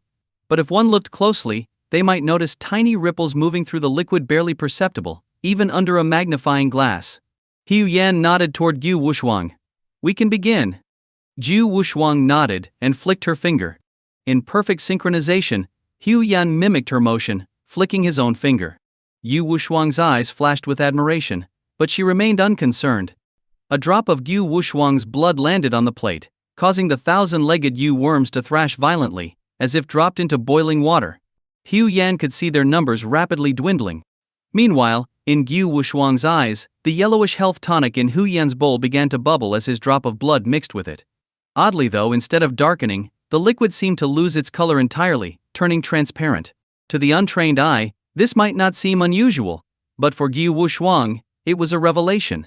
The bowl, once filled with countless tiny Yu eggs, now looked like plain, colorless water. This was an incredibly rare phenomenon. Gu Wushuang, who knew the value of such a colorless, odorless toxin, was stunned. Ho Yan poured another half bowl of the tonic and mixed it with the liquid from the first bowl. There was no change. He then poured a cup of clear water. Even after adding the liquid containing the Yu worms, it remained clear and odorless. How is this possible? Yu Wushuang asked, baffled. Ho Yan shook his head. We haven't determined a winner yet. I'm not obligated to answer your questions. Yu Wushuang nodded. All right, let's decide this once and for all. She carefully picked up the last remaining thousand-legged Yu from the plate, using a glove that matched her skin tone, and placed it in a small bowl. The worm's hair-like legs bristled aggressively, ready to attack anything in its path. Ha Yan smiled, and added a drop of his mixture to the bowl with the worm. To most people, it looked like a drop of clear water. But the thousand-legged Yu reacted as if facing a powerful enemy, thrashing about violently. As it continued to writhe, Yu Wushuang broke out in a cold sweat. A faint, sickly sweet scent filled the room. Ha Yan chuckled softly. Interesting. After about half an hour, the thousand-legged Yu finally calmed down. Its body had swollen slightly, as if it had absorbed the liquid in the bowl. Now, it stood tall, its bristles quivering proudly, as if declaring, "Who dares challenge me?" Wiping the sweat from her forehead, Gu Wushuang said, "Your skill with Gu worms is impressive, but unfortunately, you've still lost." Oh, Hu Yan asked, puzzled. How have I lost? Yu Wushuang shook her head. Although your technique is remarkable, turning the Gu worms invisible and odorless, the true test is whose Gu worm is stronger. As you can see, this thousand-legged Gu has consumed your invisible worms and has now become a rare Gu king. She then took another plate, this one holding some leftover food from Hu Yan and Qin Zixuan's meal. With a flick of her finger, she dropped a red pill onto the plate. The pill dissolved quickly, and moments later, the food vanished, replaced by a mass of writhing thousand-legged Gu worms. When Gu Wushuang placed her Gu king near the writhing worms, they all began trembling in fear. Hu Yan grinned. Interesting. But I still don't believe I've lost. Ha Gu Wushuang asked. Are you trying to back out now? Ho Yan shook his head. I wouldn't bully a young girl like that. He then poured another drop of the liquid into the bowl with the Gu king. It's useless, Gu Wushuang said. I can't see what you've added, but in the world of Gu worms, it's survival of the fittest. Do you think there are still Gu worms left in that liquid? Let's see. Hu Yan replied calmly, his smile full of confidence. This unnerved Yu Wushuang slightly. The Gu king began thrashing about again, as if facing another formidable opponent. It even emitted sharp, piercing cries. A singing Gu Wushuang's eyes widened. Singing Gu worms were legendary tiny Gu worms that could produce sound, a sign of a true Gu king. Only large, venomous Gu worms like snakes or toads could normally make noise. For a small Gu worm to produce sound meant it had reached the pinnacle of power. What kind of Gu worm did you cultivate? How did it turn this thousand-legged Gu into a Gu king? Gu Wushuang asked, her eyes wide with disbelief. If you tell me how you did it, the Gu sect will not only forgive you but also reward you greatly. Ho Yan shook his head again. I told you, as long as I haven't lost, I won't answer any of your questions or accept any of your offers. What Gu Wushuang couldn't believe her ears. This thousand-legged Gu is now a singing Gu, a true Gu king. Do you really think you can still win? Just watch. We didn't set a time limit, did we? Miracles might happen. Hu Yan replied calmly. By the way, considering I used only one bowl of Gu worms, and you used an entire plate, I think this match is fair, don't you? Of course it's fair, Gu Wushuang said. After all, my goal is to defeat you. Time is on my side. Plus, it seems that your invisible Gu worms are the perfect nourishment for my thousand-legged Gu. Who knows? It might evolve into something even more powerful. Hey! Ho Yan chuckled. Aren't you worried it might become too powerful and turn against you? Gu Wushuang's pupils contracted. She was genuinely afraid of that possibility. It should be fine, she said, trying to reassure herself. After all, it was created with my blood. It should obey me. But her trembling voice betrayed her uncertainty. To Gyu Wushuang's relief, the Gyu King devoured the next drop of liquid Hu Yan added, and once again stood proudly, as if it ruled the world. Excited, Gyu Wushuang reached out to test the Gyu King's mood. If it truly accepted her, she would feel a connection with it. Slowly, she brought her finger closer to the Gyu King. Just as Gyu Wushuang's fingers approached the thousand-legged Gyu King, the creature's bristly legs suddenly stood on end, like a wild beast whose fur had exploded in alarm. Gyu Wushuang froze instantly, cold sweat streaming down her face. It was well known that someone like her, who had raised Gyu worms from a young age, was practically immune to most Gyu toxins. Ordinary Gyu worms would be terrified of her, while more powerful ones might even be drawn to her. However, this thousand-legged Gyu King displayed immense irritation and hostility instead. This meant that the protective substances on Gyu Wushuang's body were utterly ineffective against it. In fact, if the Gyu King decided to kill her, it would only take a moment. She didn't dare move. Any slight action could provoke a frenzied attack from the Gyu King. What? You think it's just a tiny worm? You're wrong. The thousand-legged Yu that became a Gyu King is impervious to ordinary weapons. Only legendary sharp blades might harm it. And even those who wield such weapons wouldn't dare provoke a Gyu King if they understood its power. The thousand-legged Gyu King hadn't moved because it didn't sense any threat. But if it did, it would attack immediately, with a speed beyond human imagination. For example, a snake can strike 4 times in the blink of an eye, and a king cobra, a Gyu King among snakes, can strike more than a dozen times in a second. The thousand-legged Gyu, after evolving into a Gyu King, can strike dozens of times in a second, with a leaping ability surpassing that of a flea. So, without any assurance that she could withstand the Gyu's toxins, Gyu Wushuang dared not move. Yet, the thousand-legged Gyu King seemed eager to strike, as if torn between recognizing her as its caregiver and wanting to break free from her control. They remained in this standoff, Gyu Wushuang still, and the thousand-legged Gyu hesitant. But the Gyu King held the upper hand, and any movement from Gyu Wushuang would trigger a likely fatal retaliation. Sweat poured down her face like she was in a sauna, but Gyu Wushuang knew she had to stay calm. In a standoff with a Yu worm, a steady mindset was crucial, much like taming a hawk but far more dangerous. Even slight mental agitation could provoke the Gyu King into a deadly attack. Movement was out of the question. Ho Yan, too, remained still, watching with a hint of amusement that Gyu Wushuang caught out of the corner of her eye. Though anger boiled inside her, she didn't dare speak. In her mind, Hu Yan wouldn't dare move either. After all, in this confined space, the Gyu King could attack anywhere. How could anyone be safe from a creature that could leap and strike dozens of times in a second? Gyu Wushuang silently prayed that Hu Yan had enough sense not to act recklessly, or the Gyu King's rampage would lead to a bloodbath. Yet, despite her years of studying Gyu cultivation, she had never encountered anything like this, a Gyu King turning against its master. Generally, if a Gyu worm rebelled, it was because its master had crossed some line, perhaps by killing its offspring or carrying the scent of a predator. But such incidents were rare and hard to verify. She didn't know how much time had passed when Hu Yan finally seemed unable to hold back any longer. Ah, he stretched lazily. Disaster. Gyu Wushuang's first thought was that as soon as the Gyu King attacked Hu Yan, she might have a slim chance to escape by smashing through the window and jumping from the 3rd floor. The distance would be enough to evade the Gyu King, but her scent would be marked, and it would hunt her for life. Still dangerous, but if she escaped quickly enough, she might survive for a few years until the Gyu's lifespan ended. The real fear was whether the next generation of Gyu would inherit its memory of her scent. But for now she could only focus on the present. To her surprise, the thousand-legged Gyu King didn't immediately attack Hu Yan. Instead, it followed his movements with its head, like a curious child. This puzzled Gyu Wushuang so much that her mouth fell open. Yet, in that fleeting moment, the Gyu King suddenly twitched. The next thing she knew, a red blur shot toward her mouth. It's over. Gyu Wushuang closed her eyes, accepting that, as a Gyu master, her fate would likely be to feed the Gyu with her body. Yet she couldn't help but feel unwilling. Why? Why didn't it attack Hu Yan first? Even at this moment, Gyu Wushuang couldn't understand why everything she knew about Gyu worms seemed to fall apart when Hu Yan was involved. But seconds passed with no pain, no numbness, no agonizing crawl of a worm inside her body. What happened? Gyu Wushuang opened her eyes and saw a sight she would never forget. The thousand-legged Gyu King was scurrying rapidly across Hu Yan's fingertips, moving so fast that Gyu Wushuang could only see after images. What kind of magic is Hu Yan using to force the Gyu King into this state? Upon closer inspection, Gyu Wushuang realized something was wrong. The Gyu King wasn't being forced, it was making sharp, rapid sounds of delight. Hu Yan's face bore a smug expression as he observed the scene. After a while he said, "Not bad, you're fast. Now, what other tricks do you have?" Gyu Wushuang was speechless, she thought. To tame a Gyu King like this, I would have to feed it slowly, offer its favorite foods, and ensure it never feels uncomfortable. It would take weeks, even months, to build trust. But what is Hu Yan doing?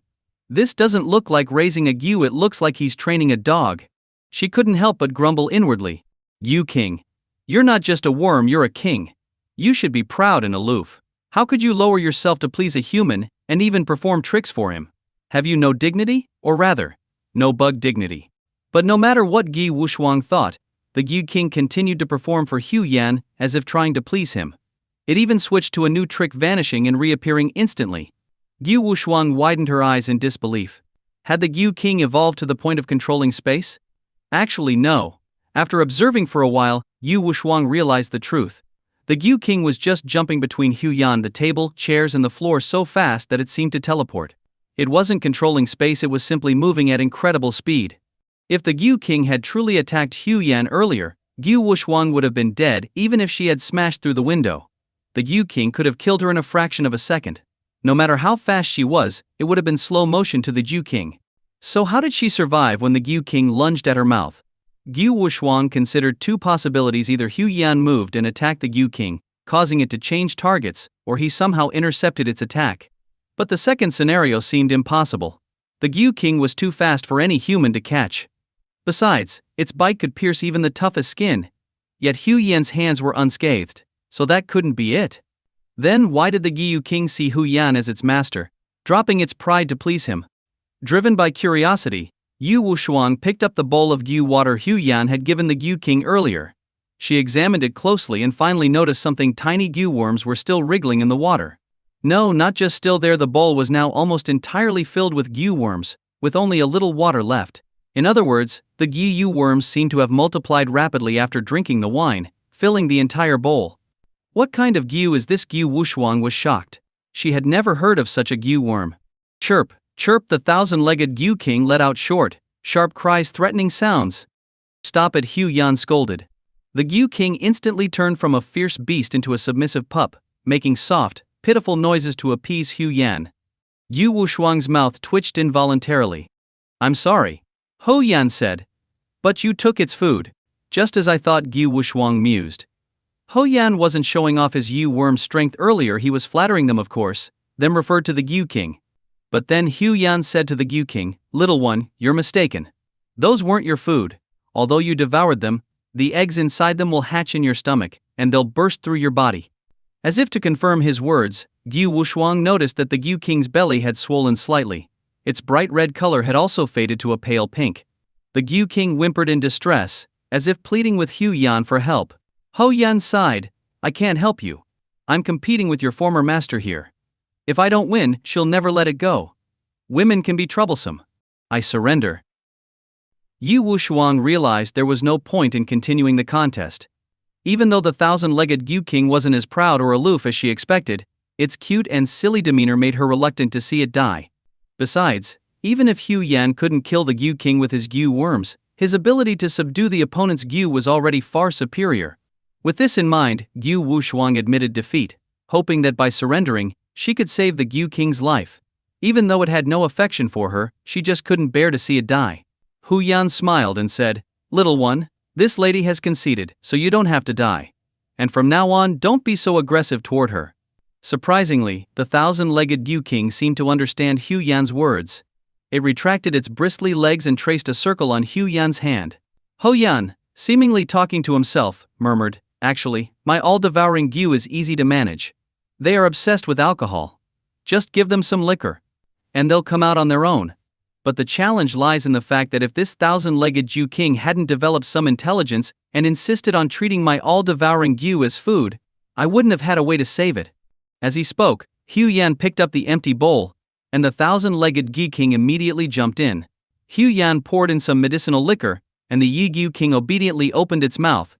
Although the all-devouring Gyu couldn't be seen, The gradual deflation of the Yu King's belly indicated that the wine worms had crawled out. To ensure it was thoroughly cleaned out, Hu Yan repeated the process several times. What seemed unnecessary to Gu Wushuang was, in Hu Yan's eyes, absolutely essential. He could see the transparent Gu worms that were invisible to most people. Even when they were inside the Gu King's body, he could spot them all. Once the Gu King had expelled everything, Hu Yan called it over. He said, "You've absorbed the nutrients from the all-devouring Gu, but they also absorbed your nutrients. If you were to fight, you'd still be at a disadvantage. So, don't think about eating them again." The thousand-legged Gu King let out a pitiful whimper and traced another circle on Hu Yan's palm, as if signaling its submission. Next, Hu Yan took out a transparent bottle with small holes in the cap. The Gu King obediently crawled into the bottle, and Hu Yan sealed it. The once fierce Gu King, which had been aggressive toward Gu Wushuang, now behaved like a well-behaved child in Hu Yan's hands. Although Gu Wushuang felt a bit empty inside after Hu Yan put away the Gu King, she also felt relieved from the tension. "Hu Yan, what exactly is this all-devouring Gu you mentioned?" Gu Wushuang asked. Hu Yan smiled and explained, "It's a very weak Gu worm, usually used as food for other, stronger Gu worms. But I discovered that they reproduce and grow at an incredible rate. Perhaps that's why they're used as food for other Gu worms by breeders." Gu Wushuang's eyes widened. Wait, could it be the withered bamboo worm? The withered bamboo worm didn't actually grow on dead bamboo. It got its name because it could survive even on dried-out bamboo, indicating its strong vitality. Because they were easy to raise and were favored by many poisonous insects, almost all Jew breeders knew about them. Hu Yan nodded. "Yes, it originally was a withered bamboo worm, but I improved it. After some training and a bit of liquor, they became incredibly strong enough to counter powerful Gu worms. In fact, the stronger the Gu worm, the more they are restrained by the all-devouring Gu." Gu Wushuang furrowed her brow and muttered to herself, "How can that be? It doesn't make sense. The withered bamboo worm is just an ordinary insect, not even a true Gu worm. How could it become so powerful?" She had a point. Gu worms earned the name Gu because of their poison. Though it wasn't always about toxins but their lethal nature. The character for Gu is made up of multiple insect radicals, symbolizing the idea that only the strongest, most ruthless insects that devour others survive to become true Gu. However, the all-devouring Gu didn't have the trait of cannibalism, so by definition, it shouldn't be called a Gu. Yet its strength in facing powerful Gu kings made it stronger than many other Gu worms, justifying its name. While Gu Wushuang could understand this, she couldn't fathom how Hu Yan had turned such a weak insect into such a formidable Gu worm. "Can you give me some of the eggs?" she asked. Hu Yan nodded. "Since they're food for most Gu worms, I usually carry plenty of them with me, just in case." As he spoke, Hu Yan took out another pill, removed the wax seal, and handed it to Gu Wushuang. She knew that the withered bamboo worm had no offensive capability unless triggered, and even if it were triggered, its attack power was likely minimal. Its main trait was its voracious appetite. At this point, Gu Wushuang thought the worm should be called a gluttonous worm instead. Following what she had learned, Gu Wushuang focused her energy into her fingertip and forced out a drop of blood, flicking it onto the eggs. Soon, the pill-like eggs began to hatch and spread out. Mimicking Hu Yan, she poured in half a bowl of wine. But unlike what happened when Hu Yan did it, where the all-devouring Gu gradually turned the wine colorless, this time the worms that hatched remained a pale yellow, looking no different from ordinary withered bamboo worms. After consuming nearly all the wine, the worms became quite plump. At that moment a chirp, chirp, chirp sound came from Hu Yan's pocket. With no other choice, Hu Yan pulled out the thousand-legged Gu King. As soon as he opened the lid, the Gu King leapt into the bowl, devouring the worms at an astonishing speed. Gu Wushuang worriedly asked, "It won't burst from overeating, will it?" Hu Yan smiled but didn't explain. Soon, the Gu King's belly deflated significantly.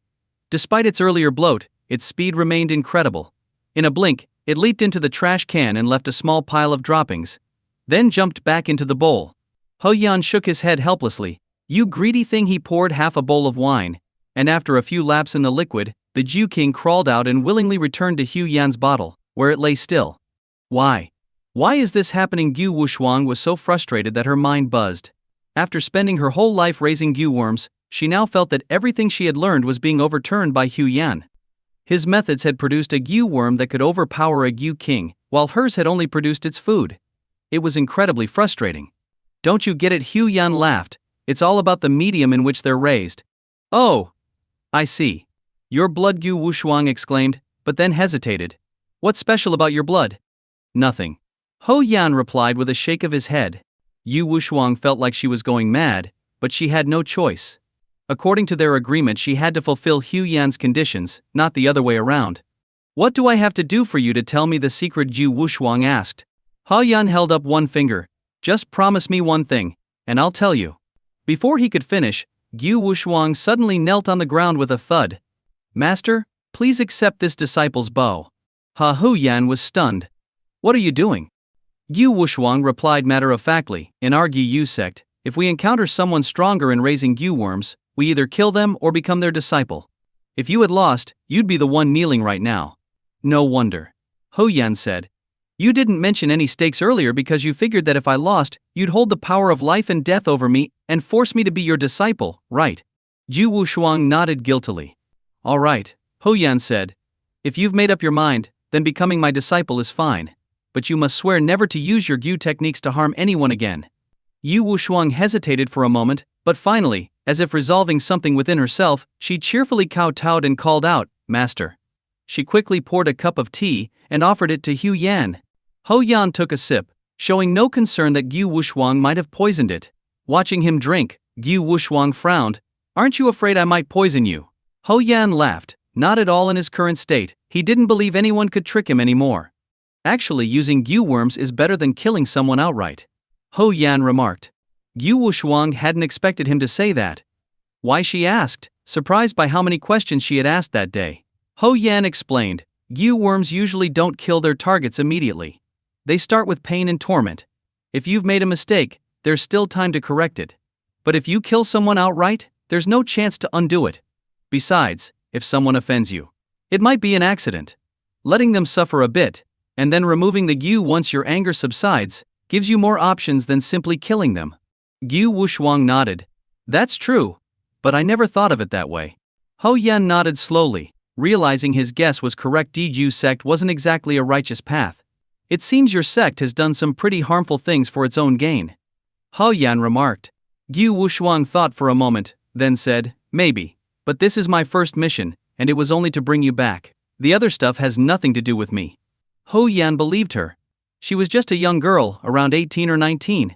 It seemed the cruel tasks hadn't been assigned to her yet. All right, Ho Yan said, since you're my disciple now, let's not rush into learning Gyu techniques. As a gesture of our new relationship, I'll help you remove the Gyu poison in your body. Yu Wushuang's eyes widened. Are you saying I've been poisoned with a Gyu? Ho Yan acted as if it was no big deal. What's so special about that? Isn't using Gyu to control others a specialty of your sect? But Yu Wushuang trailed off, unsure how to continue. After a long pause, she finally said slowly, I'm an orphan. My master raised me since I was little, like a mother. Ho Yan sighed, but said nothing more. In this world, many kind-hearted people adopt orphans, but there are also those with ulterior motives. Through their conversation, Ho Yan learned that Yu Wushuang's home was deep within the ancient Miao village in the mountains. Once, her family discovered a large beehive, a rare find in the mountains. Wild honey wasn't just a delicious treat, it was also highly valued for preventing and treating rheumatism, a common issue in the damp mountain climate. At that time, Yu Wushuang was still a child. Hearing her father talk about it, she begged to go along. Mountain people had experienced harvesting beehives and weren't afraid of being stung by wild bees, so they took her with them. During the process, her father climbed up a high cliff, while her mother held the other end of the rope tied around her father's waist, tightening it with a winch to ensure his safety as he ascended. Yu Wushuang stood by her mother's side, watching her father climb higher and higher. At first she was worried, but her mother reassured her that there was no danger. Once she got used to it, she began to feel excited, clapping her hands and jumping with joy as her father seemed to fly through the air. Fortunately, everything went smoothly, and her father successfully descended. After removing the protective gear made from cowhide, he pulled out a large beehive from the bamboo basket on his back. He cut a slit into it with a machete, and golden honey began to flow out. Her mother dipped her finger into the honey and fed it to Yu Wushuang. As she recounted this, a smile unknowingly appeared on Yu Wushuang's lips, and the corners of her eyes softened clearly. Those were very happy memories. However, the good times didn't last long. Hidden in her father's protective clothing was a green snake, and eventually, all three of them were bitten. When Yu Wushuang woke up, her parents were gone, and she saw her master standing by her side. Her master, now the leader of the Gyu sect, had saved her. She explained that she had been nearby searching for spiritually attuned venomous creatures when the snake, startled by her presence, leapt off the cliff and onto Gu Wushuang's father. From that moment on, her master took on the role of her parents, caring for her and teaching her the art of raising and cultivating Gu worms. Though the Gu sect wasn't large, it had everything one could need. Occasionally, people would bring them modern goods from the outside world, ensuring they weren't entirely disconnected from society. Gu Wushuang's master treated her with great kindness, perhaps out of guilt. To Gu Wushuang, her master felt almost the same as her parents. Moreover, her master had once told her that if she ever encountered someone more powerful in Gu arts, she could take them as a master as long as she didn't betray her. Hu Yan pondered for a long time. There were legends about powerful Gu masters who could implant emotion-triggered Gu poisons that would activate once certain emotions were felt, similar to the so-called love Gi. But in reality, Hu Yan knew that such Gu didn't exist. These legends were born out of fear and superstition surrounding Gu masters. In truth, it was simply that the Yu master knew of the betrayal and triggered the Gu poison they had previously implanted. After some thought, Hu Yan asked, "Aren't you curious why, when all three of you were bitten by that green snake with the same venom, you were the only one who survived while your parents died?" Gu Wushuang frowned. Had she ever considered this? She had. But every time the thought crossed her mind, she felt guilty for doubting the master who raised her. So whenever she thought about it, she would push the thought aside. "What do you think?" she asked Hu Yan in return. Hu Yan shook his head. "Like you, I don't want to face this question. Maybe one day we'll find out the truth. But it's better if that day comes later." Gu Wushuang sensed a hint of fear in Hu Yan's words, but she didn't want to confront it either. So, she simply nodded. Hu Yan then handed her a wax pill, another all-devouring Gu wax pill, but he didn't unseal it. He said, "Just in case, you can swallow this wax pill. It contains my blood essence. When you need it, drink a cup of liquor, and the all-devouring Gu will be activated. The Gu worms inside your body will become their food. Afterward, drink another bowl of wine and cut your vein. The all-devouring Gu will be attracted out, causing no harm to your body." After thinking for a moment, Hu Yan added, "Of course, you can also keep it with you and use it only if something goes wrong. It'll work, but it might be a bit more painful. I'll hold on to it for now." Gu Wushuang replied with a smile. "If I eat it, I won't be able to drink alcohol easily, and that would be a shame." Hu Yan nodded. "All right, do as you wish." He knew that Gu Wushuang didn't want to believe her master had poisoned her, but she also sensed that Hu Yan wasn't lying. That's why she said what she did. Just then, Qin Zixuan called, worried after all this time had passed. Hu Yan reassured her, "Everything's fine. I'll be back soon." After hanging up, Hu Yan asked Gu Wushuang, "Are you coming with me or going back to the hotel?" The Gu sect was quite wealthy, and Gu Wushuang was staying at the luxurious Tianhai Hotel. "I'll head back to the hotel tonight. Starting tomorrow, I'll follow you," she replied. Hu Yan nodded in agreement. When he got home, Qin Zixuan was sitting on the couch, lost in thought. Hearing the door open, she stood up and walked over. "Why did it take so long?" Hu Yan briefly explained what had happened. Though he spoke casually, Qin Zixuan's palms were drenched in sweat by the end. She fell silent for a long time before finally saying, "Hu Yan, maybe you should stop putting yourself at risk. It's too dangerous." "It's all right. I'm helping people with a good heart, and the heavens will protect me. See? Even Gu Wushuang ended up becoming my disciple." Hu Yan replied with a smile. Qin Zixuan pouted and hugged him, whispering, "I know you're doing all this because you want Gu Wushuang to protect me. Do you think I don't see that? You're too clever." Hu Yan chuckled. "I can't always be by your side, but with her around, I'll be more at ease." "No, let her stay with you.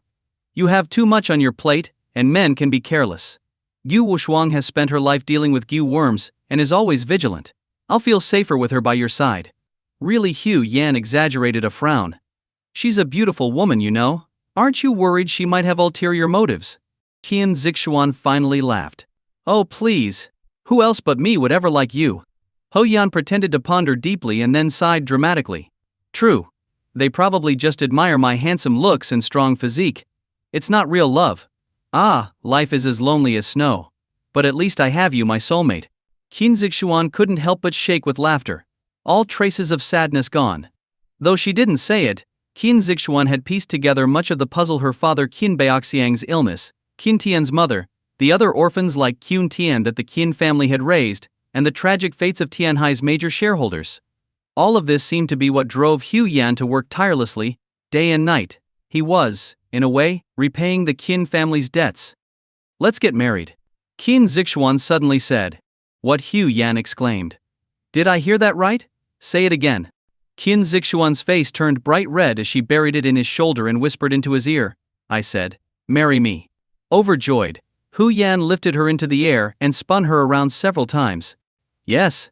This is amazing. I can finally make you my wife." He then set her down and rubbed his hands together, grinning. "Well, since we're getting married, why don't you stay here tonight?"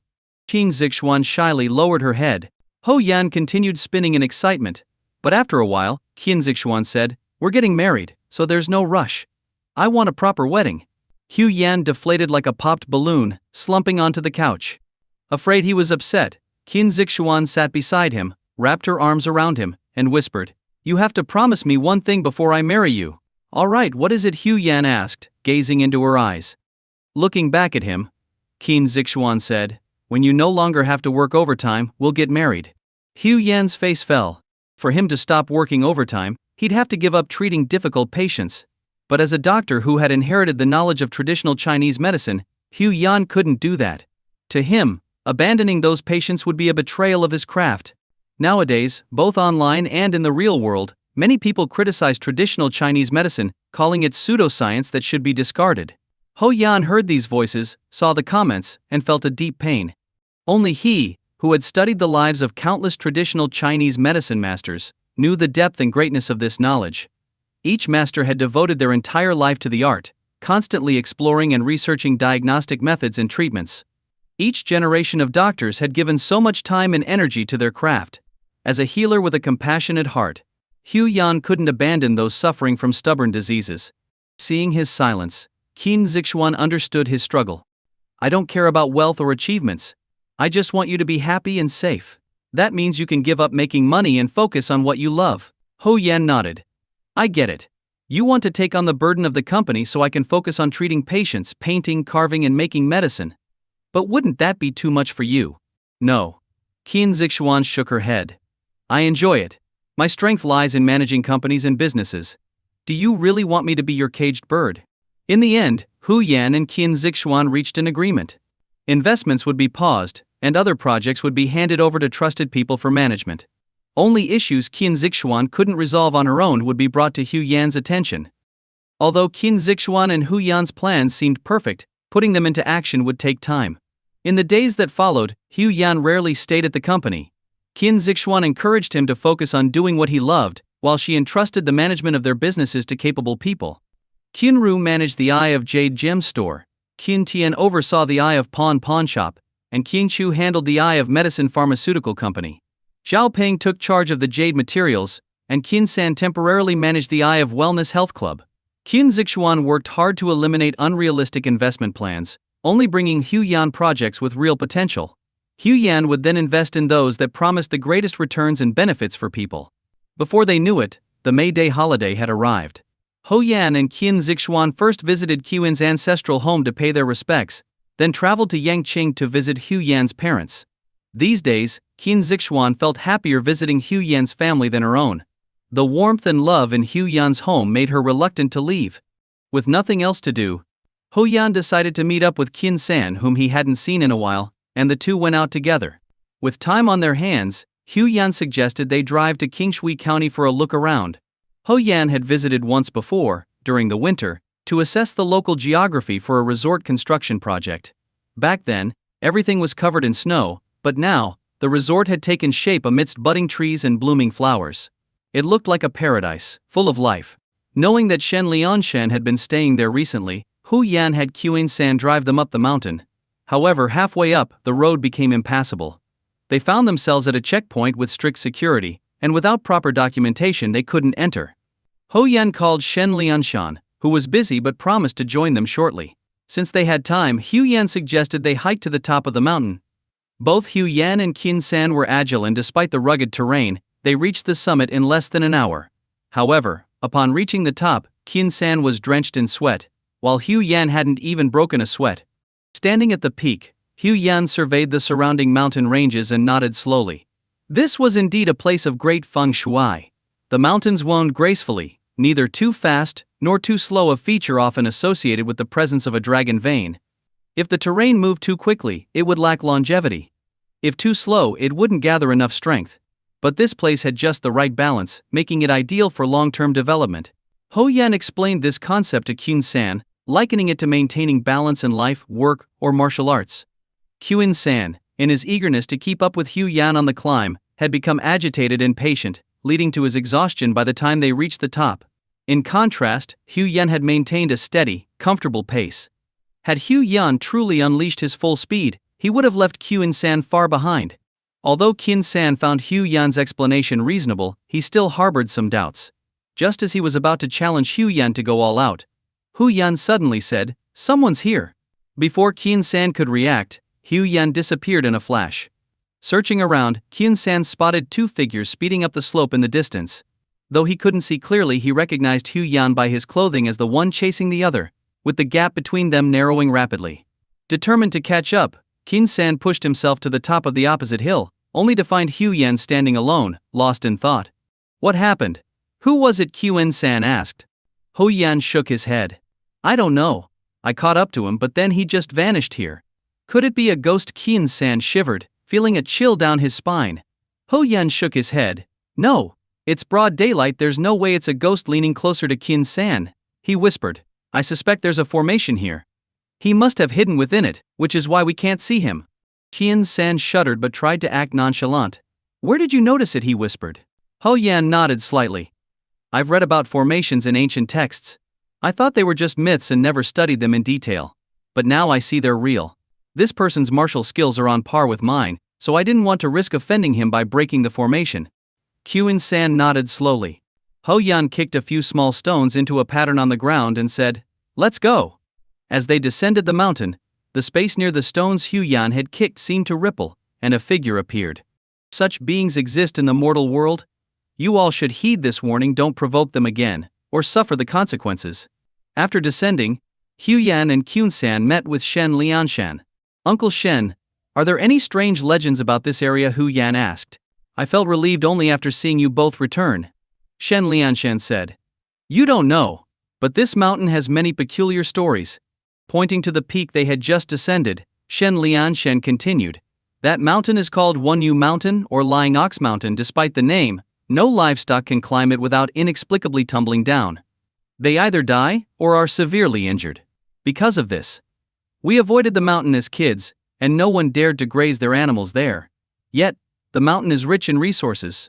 In spring there are wild vegetables, fiddlehead ferns, cat's paws, and hairy mushrooms.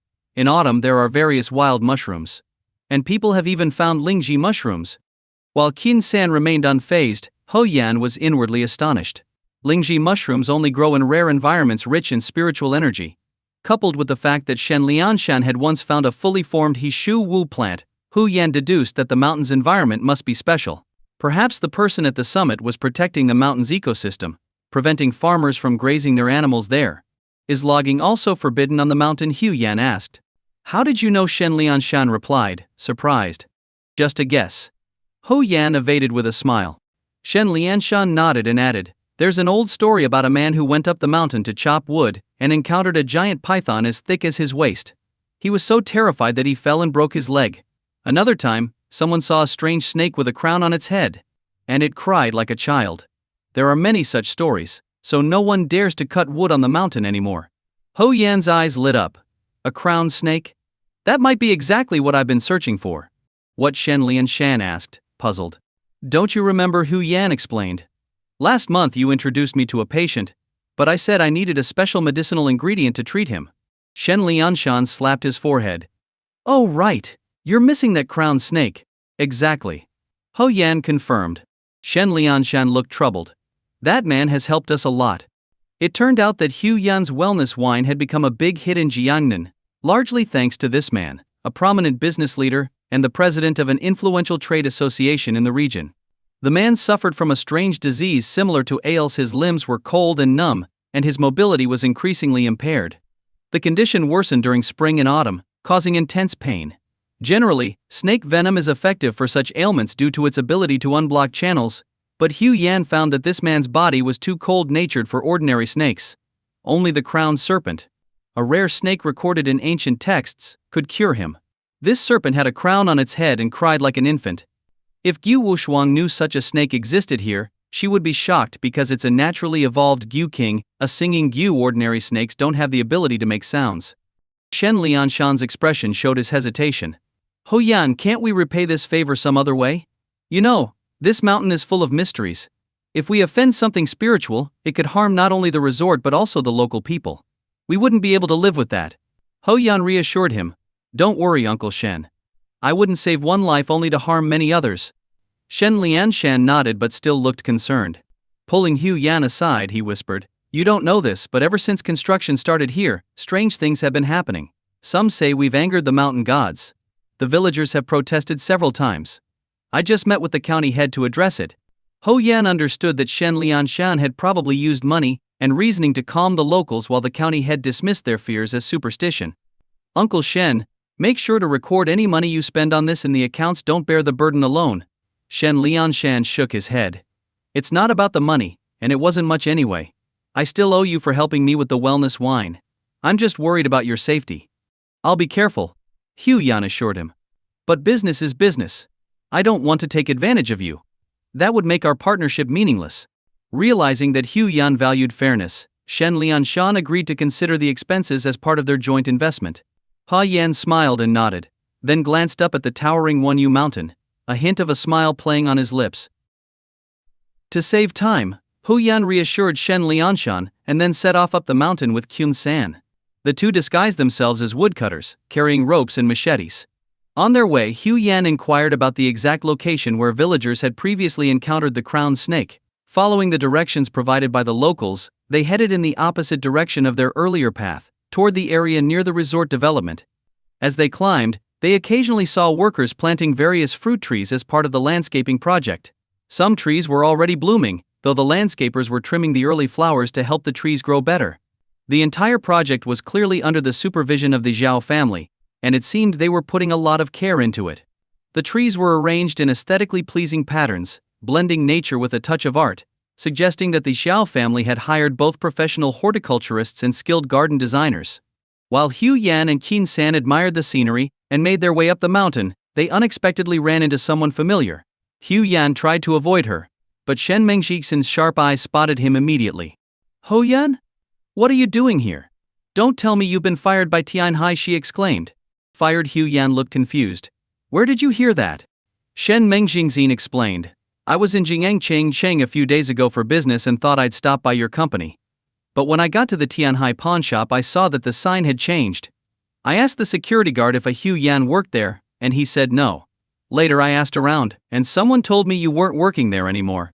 Only then did Hu Yan realize that Qin Zixuan had likely instructed the staff to keep his information confidential to protect him, which led Shen Mengxing to mistakenly believe he had been fired. With a helpless smile, Ho Yan said, I just didn't want to work there anymore. I wanted to try starting my own business. Shen Mengjixin looked him up and down, incredulous. Ho Yan, starting your own business? Does that mean retreating to the countryside? Don't fall for those romanticized ideas. You know, those stories about successful people moving to rural areas, raising animals, and growing organic crops, climbing mountains with friends, it's all a lie.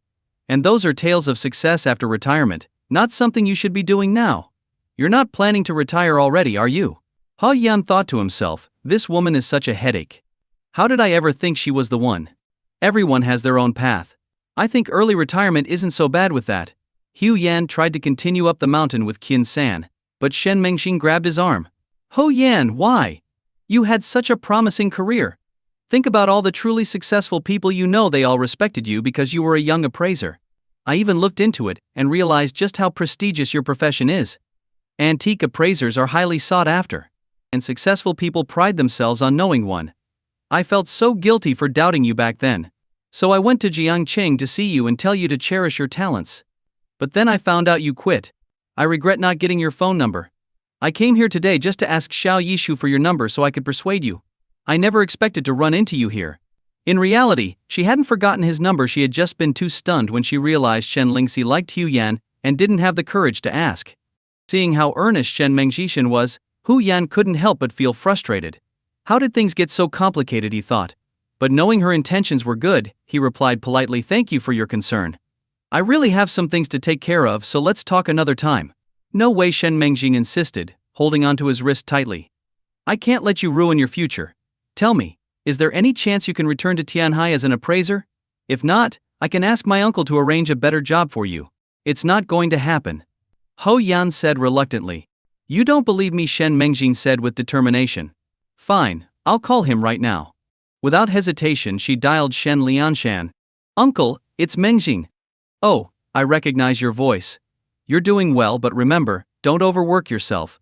Take care of your health, Shen Lianshan replied warmly. Thank you, uncle. I wanted to talk to you about something. Go ahead, I'm listening. Shen Mengjing hesitated for a moment before continuing. I have a friend who's very capable and a good person, but he's a bit stubborn. He quit a good job to start his own business. And now he's retreated to the countryside. I can't stand to see him waste his potential. Could you find a place for him in our company? What did he used to do? Shen Lianshan asked. He's an expert in antique appraisal. I heard he's very skilled and knows many influential people. Even Ling Shi knows him. Ah, Shen Lianshan exclaimed. You're not talking about Hu Yan, are you? Uncle, you know him too? That's perfect. You know how talented he is, right? What position would be suitable for him? Well, Shen Lianshan felt a tightness in his chest. Clearly, Hu Yan was right there with Shen Mengjing. Since Hu Yan didn't want his identity revealed, Shen Lianshan decided not to say too much. I think it's best to respect his choices.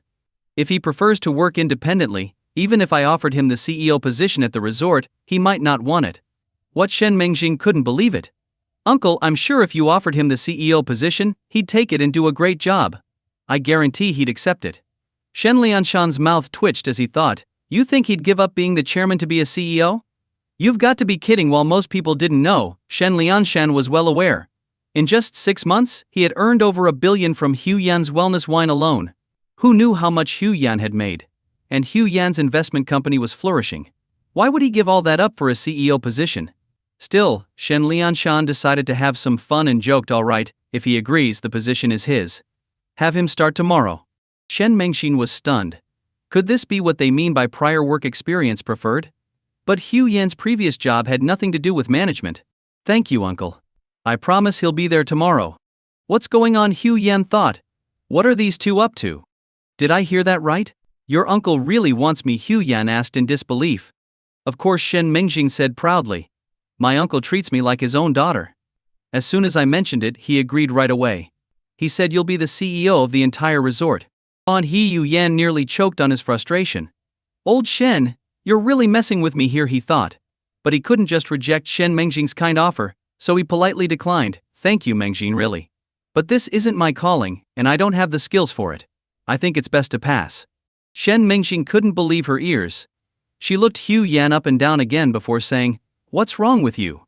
Are you giving up on yourself? Did your girlfriend break up with you? There are plenty of other fish in the sea. You should pick yourself up and show that woman what she missed out on. Not hide away like this. When you're old and look back on your life, how will you feel? I'll feel no regrets. Shen Mengjing didn't seem to hear him. Exactly. You don't want to have any regrets, so listen to me.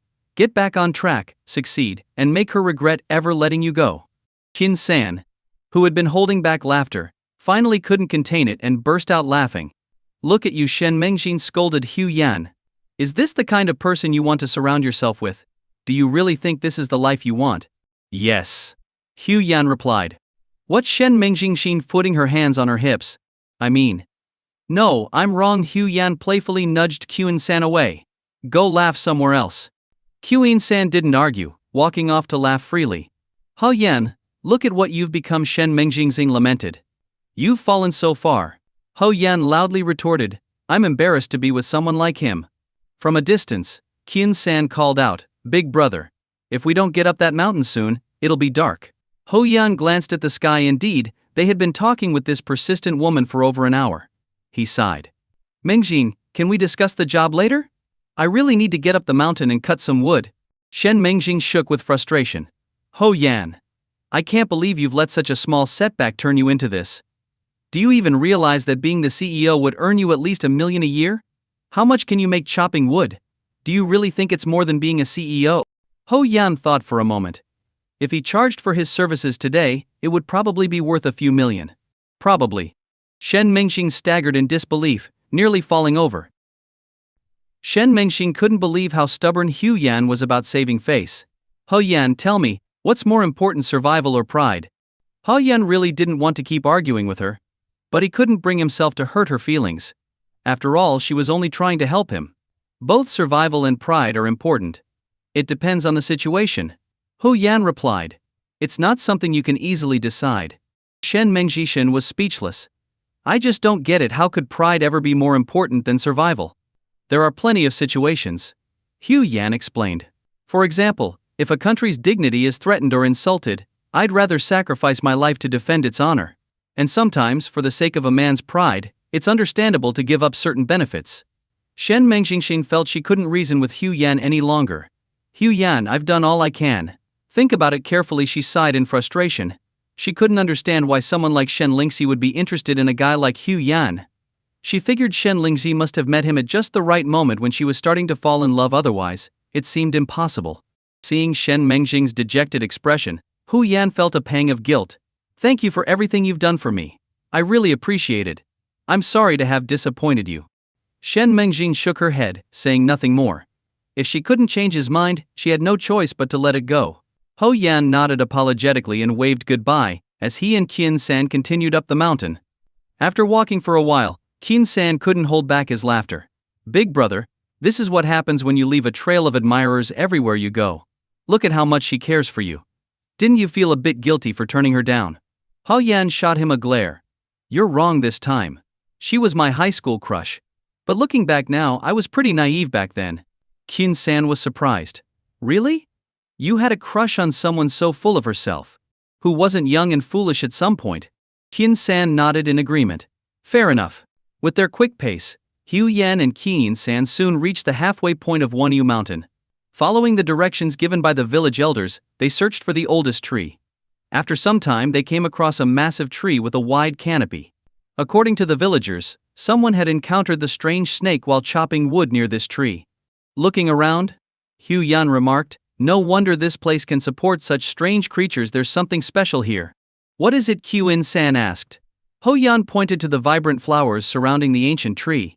See those beautiful red and white flowers? They're called mandara flowers, also known as red and white otherworldly flowers. They're highly toxic. It's said they're also called flowers of the afterlife. He then examined the tree itself, noting its twisted, vine-like trunk. This is a dragonbeard tree. Its sap has natural detoxifying properties, making it the perfect counter to the crowned snake's venom. It's fascinating how nature balances itself. Wherever there's something poisonous, its antidote is often nearby. Like the old saying goes, where there's a venomous snake, there's a cure within 5 steps. Seems it's true after all. Qin San took a few cautious steps back from the toxic flowers. Do we need to chop down the tree to lure out the snake? Qin San asked. He Yan shook his head with a smile. No need to go that far. The woodcutting gear is just for show, in case any villagers are watching. Confused, Qin San watched as Hu Yan looked up at the tree's canopy. Since we're already here, why don't you show yourself? Hu Yan called out. In a flash, a figure appeared atop the massive tree, a white-haired old man. Hu Yan cupped his hands in greeting. Elder, my name is Hu Yan, and this is my brother, Qin San. The old man glanced at them and said coldly, outsiders aren't welcome here. You should leave. Hu Yan smiled. I'm afraid that's not an option. The crowned snakes here are important to me. If you could spare 1 or 2, I'd be grateful. Oh, the old man's expression darkened. And if I refuse, will you stubbornly stay here? Not quite. Hu Yan replied calmly. If you won't give them to us, we'll just have to take them ourselves. Take them yourselves? Such arrogance, the old man sneered, thinking Hu Yan was boasting. To be honest, elder, I usually don't attempt anything unless I'm confident I can succeed. If you don't wish to part with them, then I'll have to retrieve them myself, Hu Yan said. Fine. I'd like to see how you plan to take our crowned dragons, the old man scoffed. Hu Yan glanced around, then picked a newly sprouted leaf from a nearby bush. He placed the oval-shaped leaf in his mouth, took a deep breath, and began to blow gently. The leaf emitted a sound like music, though it was unlike any musical instrument. The tone was sharp and haunting, with an eerie, mysterious quality. Qin San furrowed his brow, unsure of what Hu Yan was doing. But soon, the sound of something slithering through the grass and leaves began to fill the air. The old man's expression changed. Are you from the Gyu sect? He asked warily. Ho Yan, still holding the leaf, shook his head, too focused on his task to speak. As Hu Yan continued to play, the rustling grew louder. Finally, Kyun-san witnessed something he would never forget. All around them, countless venomous snakes slithered out of the underbrush, each with a bulbous growth on its head. The largest growths were about the size of a ping-pong ball, while the smaller ones were just tiny bumps. The larger ones even resembled a baby's face. Now Kyun-san understood why these snakes were called crowned snakes. Their heads bore crown-like growths, and their cries sounded like a baby's wail, just as Hu Yan had described earlier. As the swarm of snakes drew closer, even Kyun-san, skilled as he was, couldn't help but feel a shiver run down his spine. He instinctively edged closer to Hu Yan. The crowned snakes moved toward Hu Yan, their bodies undulating in time with the rhythm of his playing. Their raised heads swayed to the music as if they were dancing. Ho Yan nodded to Kyun-san and then began to walk away, with the snakes following closely behind. The old man couldn't stay calm any longer. He realized Hu Yan was trying to take all the snakes. Gritting his teeth, the old man leaped in front of Hu Yan, reaching out to grab the leaf from his mouth. Of course he didn't care about the leaf itself. His goal was to stop Hu Yan's playing. But Hu Yan swiftly dodged the attack. Taking advantage of the distraction, Kyun-san stepped in to block the old man. As Hu Yan continued to play, he nodded to himself. Kyun-san's skills had improved significantly. He was the first to develop inner strength after Hu Yan, and it showed. The old man was also skilled in inner energy, and he and Kyun-san were evenly matched.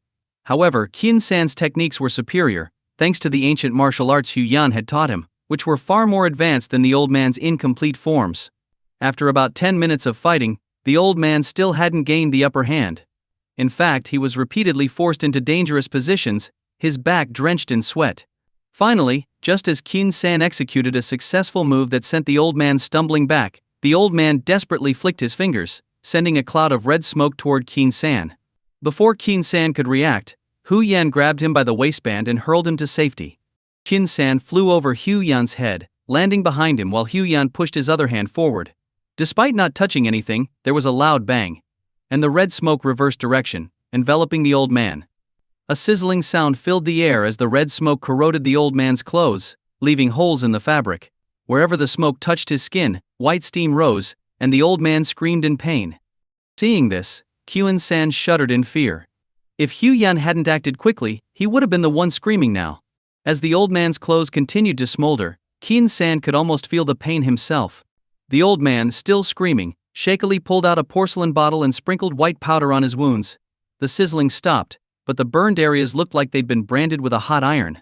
Although he stopped screaming, his teeth still chattered from the pain. "Who are you?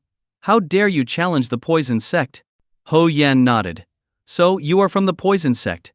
No wonder you know how to control snakes. You're raising them for poison extraction." The old man looked at Hu Yan with a mix of fear and suspicion. "Are you here to destroy us?" Ho Yan shook his head. "I already told you, I'm only here for the crowned snakes." Seeing that he was no match for Hu Yan, the old man reluctantly agreed. "Fine. Take them." Ho Yan quickly grabbed 2 adult crowned snakes and placed them in a burlap sack he had prepared in advance. Then he said, "Here's my advice: stop harming people. If I find out you're causing trouble, no hidden mountain will protect you from me." Ho Yan smiled. "You've seen my skills. If I come after you, there will be no escape." The old man snorted, then leapt back into the dragon beard tree and vanished among the branches. Ho Yan put on gloves, picked a few mandara flowers, and used his machete to cut into the dragon beard tree, collecting 2 bottles of its sap. Then he and Kyun-san headed back down the mountain. As soon as Hu Yan descended the mountain, his phone rang. It was Qin Baoxiang calling. "Hu Yan, where are you?" "I'm in Qingshui County." "Did you go up Wonyu Mountain?" Ho Yan realized what was going on but didn't expose it. "Yes, I needed a couple of crowned snakes to treat a patient, so I came here to catch some." "Did you run into any danger?" "You already know the answer to that." Ho Yan thought to himself but said aloud, "Not much. Just an old man. We had a bit of a scuffle." "Good. When you get back to Jiangcheng, come to the old house." After agreeing, Ho Yan hung up. "Why does the old master want to see you?" Kyun-san asked. Even though he was no longer part of the Qin family, his habit of addressing Qin Baoxiang with respect hadn't changed. Kyun-san was grateful to Qin Baoxiang for raising them, and he never forgot that. Ho Yan knew some things but chose not to reveal them. It was like a magician's trick: once the curtain is pulled back, the magic is lost. Besides, Hu Yan's identity made it difficult to explain everything. Even Qin Zixuan didn't know the full story, though Hu Yan suspected she had figured out a few things. After Hu Yan left, Shen Mingxing went to talk to Shen Lianshan. Despite Hu Yan's stubbornness, she didn't want to waste the opportunity she had secured for him. "Uncle, Hu Yan might still be undecided. He's never been in management, so maybe he's worried he won't be up to the task. I hope you can give him some time. He might change his mind later." Shen Lianshan found this amusing.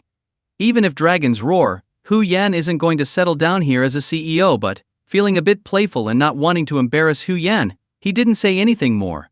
"Yes, I think highly of Hu Yan too. If he's willing, the CEO position at the resort is his." "Really? You're not just saying that to comfort me?" Shen Mengxing couldn't believe her influence was so strong. "Of course not. I truly believe in Hu Yan's potential. He's not only capable but also kind-hearted, which is rare. Talent combined with virtue makes for the best kind of person." Shen Mengxing was bewildered. "Is Hu Yan really that amazing? I never saw it," but then she thought, if he knows so many important people, maybe there's something special about him that I missed. Still, she found it hard to believe Hu Yan was so exceptional that Shen Lianshan would reserve such an important position for him. Initially she had been anxious, fearing that if Shen Lianshan got angry, it would ruin her image. Now that he had agreed, she felt uneasy. Why should such a good position go to him? "I'm the HR manager." After all, the thought of Hu Yan potentially becoming her boss made her uncomfortable. It's human nature when you help someone beyond your expectations. The sense of achievement can turn into jealousy. Regardless, Shen Mengxing felt that Shen Lianshan had given her a significant amount of respect in this matter, so she couldn't just leave. Instead, she stayed and chatted with the old man. Elderly people often enjoy having someone to talk to when they're alone. Before they knew it, 2 hours had passed. With her sharp eyes, Shen Mengxing noticed two figures approaching the building from the mountain. As they got closer, she recognized Hu Yan, dressed in old rural clothes and carrying a large burlap sack. Her heart raced with anxiety. If Hu Yan accidentally walks in here looking like that, and Uncle Shen sees him dressed like a peasant talking about returning to the countryside, his chance at the job will be ruined. But then she thought, maybe that's for the best. If he takes the CEO position, I'll have to work under him, and that's going to be unbearable. With these conflicting thoughts, she told Shen Lianshan, "Uncle, it's getting late. I'll go check on what's in the kitchen and prepare some of your favorite hometown dishes." "Good child. That's kind of you. Honestly, my wife is from the south, and I've missed my hometown dishes for over 20 years. The chefs here, no matter how skilled, just can't get the taste right. If you can make a few dishes like that, I'd be very grateful. It's no trouble at all. I often cook at home for my parents." Shen Mengxing replied with a smile. "I know you're a good filial child," Shen Lianshan said, pleased. Shen Mengxing, eager to avoid an awkward situation with Hu Yan, quickly excused herself and headed to the kitchen. But instead of going straight there, she peeked out a window. Sure enough, Hu Yan and Qin San strolled right in, looking thirsty. To her surprise, Shen Lianshan even poured them tea. She couldn't believe the old man's kindness despite his status. He was serving tea to two apparent country folk. Of course, she didn't know that Shen Lianshan already knew Hu Yan. She assumed his favorable view of Hu Yan came from hearsay, and perhaps some good words from Shen Lingxi. What would happen if I went out there and revealed that this is Hu Yan? Shen Mengxing wondered, torn between the temptation to expose him and a sense of guilt. Just as she hesitated, she noticed Shen Lianshan heading her way. She quickly rushed toward the kitchen, turning just in time to meet him as he opened the door. "Uncle, I was in such a hurry that I forgot to ask what dishes you prefer," she said, trying to cover her tracks. "No worries. This is fine," Shen Lianshan replied with a smile. "We've got two young men who've just come down from the mountain and are quite hungry. Why don't you whip up some of those local mountain dishes and have the kitchen prepare the two large roosters the village head brought over?" Shen Mengxing nodded quickly, but inside she was completely puzzled. Why is he treating them so well? He's basically pulling out all the stops for these guys. Her confusion was understandable since she didn't realize that to Shen Lianshan, Hu Yan was a great benefactor. Not daring to waste more time spying, Shen Mengxing hurried to the kitchen to get started. Meanwhile, back in the office, Shen Lianshan laughed heartily when he saw Hu Yan. "You rascal, I bet you've got that girl Shen Mengxing wrapped around your finger." Hu Yan smiled wryly and shook his head. "Elder, can't you see? I'm just trying to preserve our friendship. If she knew who I really am, do you think she'd still talk to me the way she does now?" Shen Lianshan nodded. "True enough. Life is a constant cycle of gains and losses. With your status now, you're bound to lose some of the simpler things from your past. Delaying that loss isn't necessarily a bad thing. Let's hope she can handle it when the truth comes out. Hu Yan chuckled. I think she'll not only handle it but also grow from it. Who knows, maybe one day she'll be running this whole resort. Perhaps. She's not a bad person, just a bit vain after spending a few years in the big city. You're right, when the time comes, this experience might help her mature. As they chatted and drank tea, their hunger grew. Fortunately, the kitchen was quick, and in less than 20 minutes, a large platter of mountain vegetables was brought out. Prepared in the traditional rural style, the vegetables weren't fried or stir-fried. Instead, they were blanched in boiling water, wrung dry, and then formed into small bundles to be dipped in a sauce made from locally raised pork. The dish was fresh, light, and delicious. Hu Yan and Qian San clapped in approval. Shen Mengjin's hometown dishes were also impressive. She made stir-fried potato slices with green peppers, chives with eggs, and braised small river fish. The river fish, caught from the mountain springs, was fresh and full of roe, making it especially tasty. There was also a stew of wild mushrooms and free-range chicken, cooked with scallions and tofu, which looked incredibly appetizing. Once everything was ready, Shen Lianshan invited Shen Mengjing to join them for the meal. Since Hu Yan and Qin San had to return that evening, they didn't drink any alcohol. As they sat down, Shen Lianshan introduced them. Let me introduce you. This is Qin San, the regional manager of the Eye of Wellness Center in Yangcheng. And of course you already know Hu Yan. Shen Mengjin, surprised to see that Qin San, who looked barely 20, was a regional manager, quickly stood up and extended her hand. Hello, I'm Shen Mengjingxin, the HR manager here. It's a pleasure to meet you. You're quite accomplished for your age, Mr. Qian. Qin San lightly shook her hand and said, not at all. Yangcheng is one of the smallest regions in the company. I stayed there to take care of my parents. Oh, Shen Mengjing smiled. Are you from Yangcheng? Qin San glanced at Hu Yan, who nodded in encouragement. Yes, I'm from Yangcheng. My parents live there. Shen Mengjing found it odd that such a simple statement seemed to carry so much emotion. Only Hu Yan knew why Qin San cherished his family more than most. For him, the Hu couple and their home were his pride and joy. Shen Mengjing laughed. You're being modest. The Eye of Wellness centers are popular nationwide. Even on a national scale, it's one of the top beauty and wellness brands. Any region would be proud to be a part of it. I have nothing to be proud of. It's all thanks to the boss. Qin San said, almost letting slip that he meant Hu Yan. He quickly corrected himself. It's all thanks to our boss that the company has done so well. Yes. Shen Mengjing nodded. I've heard that the owner of the Eye of Wellness is quite the legend. They say he's young, but his assets are worth at least $1 billion. The company seemed to spring up out of nowhere and became a household name almost overnight. He's a role model for our generation. Qin San nodded, trying to avoid saying too much. Shen Mengjing turned to Hu Yan and said, look at him, and then look at yourself. Even if you want to retire to the countryside, shouldn't you do it after achieving something first? Hu Yan grinned and replied, there's no comparison. That boss you're talking about probably regrets creating such a huge empire. He might not even have time to enjoy life now. Shen Mengjing playfully tapped Hu Yan on the head with her chopsticks.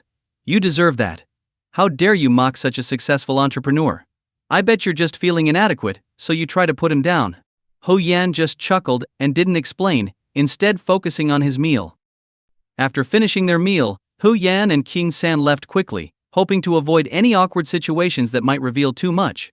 Qin San drove while Hu Yan used WeChat to contact Shen Lianshan, confirming that once the holiday was over and they were back in Jiangcheng, he would start treating his friend. The next day, Hu Yan spent the whole day with his parents at home. On the third day he returned to Jiangcheng. At the Qin family's old residence, after greeting Qin Anin and his wife and handing over a large bundle of wild mountain vegetables that Shen Lianshan had sent, Hu Yan was called into the study by Qin Baoxiang. Hu Yan knew Qin Baoxiang had something important to say, so he patiently sipped his tea, waiting for him to speak. After a few cups of tea, Qin Baoxiang finally broke the silence. I don't know where to start, but you've helped me solve a huge problem. Hu Yan simply smiled, letting Qin Baoxiang continue. You might have wondered why, even though I handed Tianhai over to King Zheng, I didn't leave much cash for Shuang.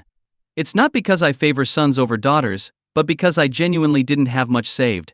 Hu Yan nodded in understanding. Qin Baoxiang smiled. But thanks to you, this problem has been resolved. Now, I'll have some cash on hand. Seeing how well you two get along makes me happy. So, why don't you two get engaged soon? Or, if you prefer, just go ahead and get married. Hu Yan chuckled. That's not entirely up to me. It depends on your daughter.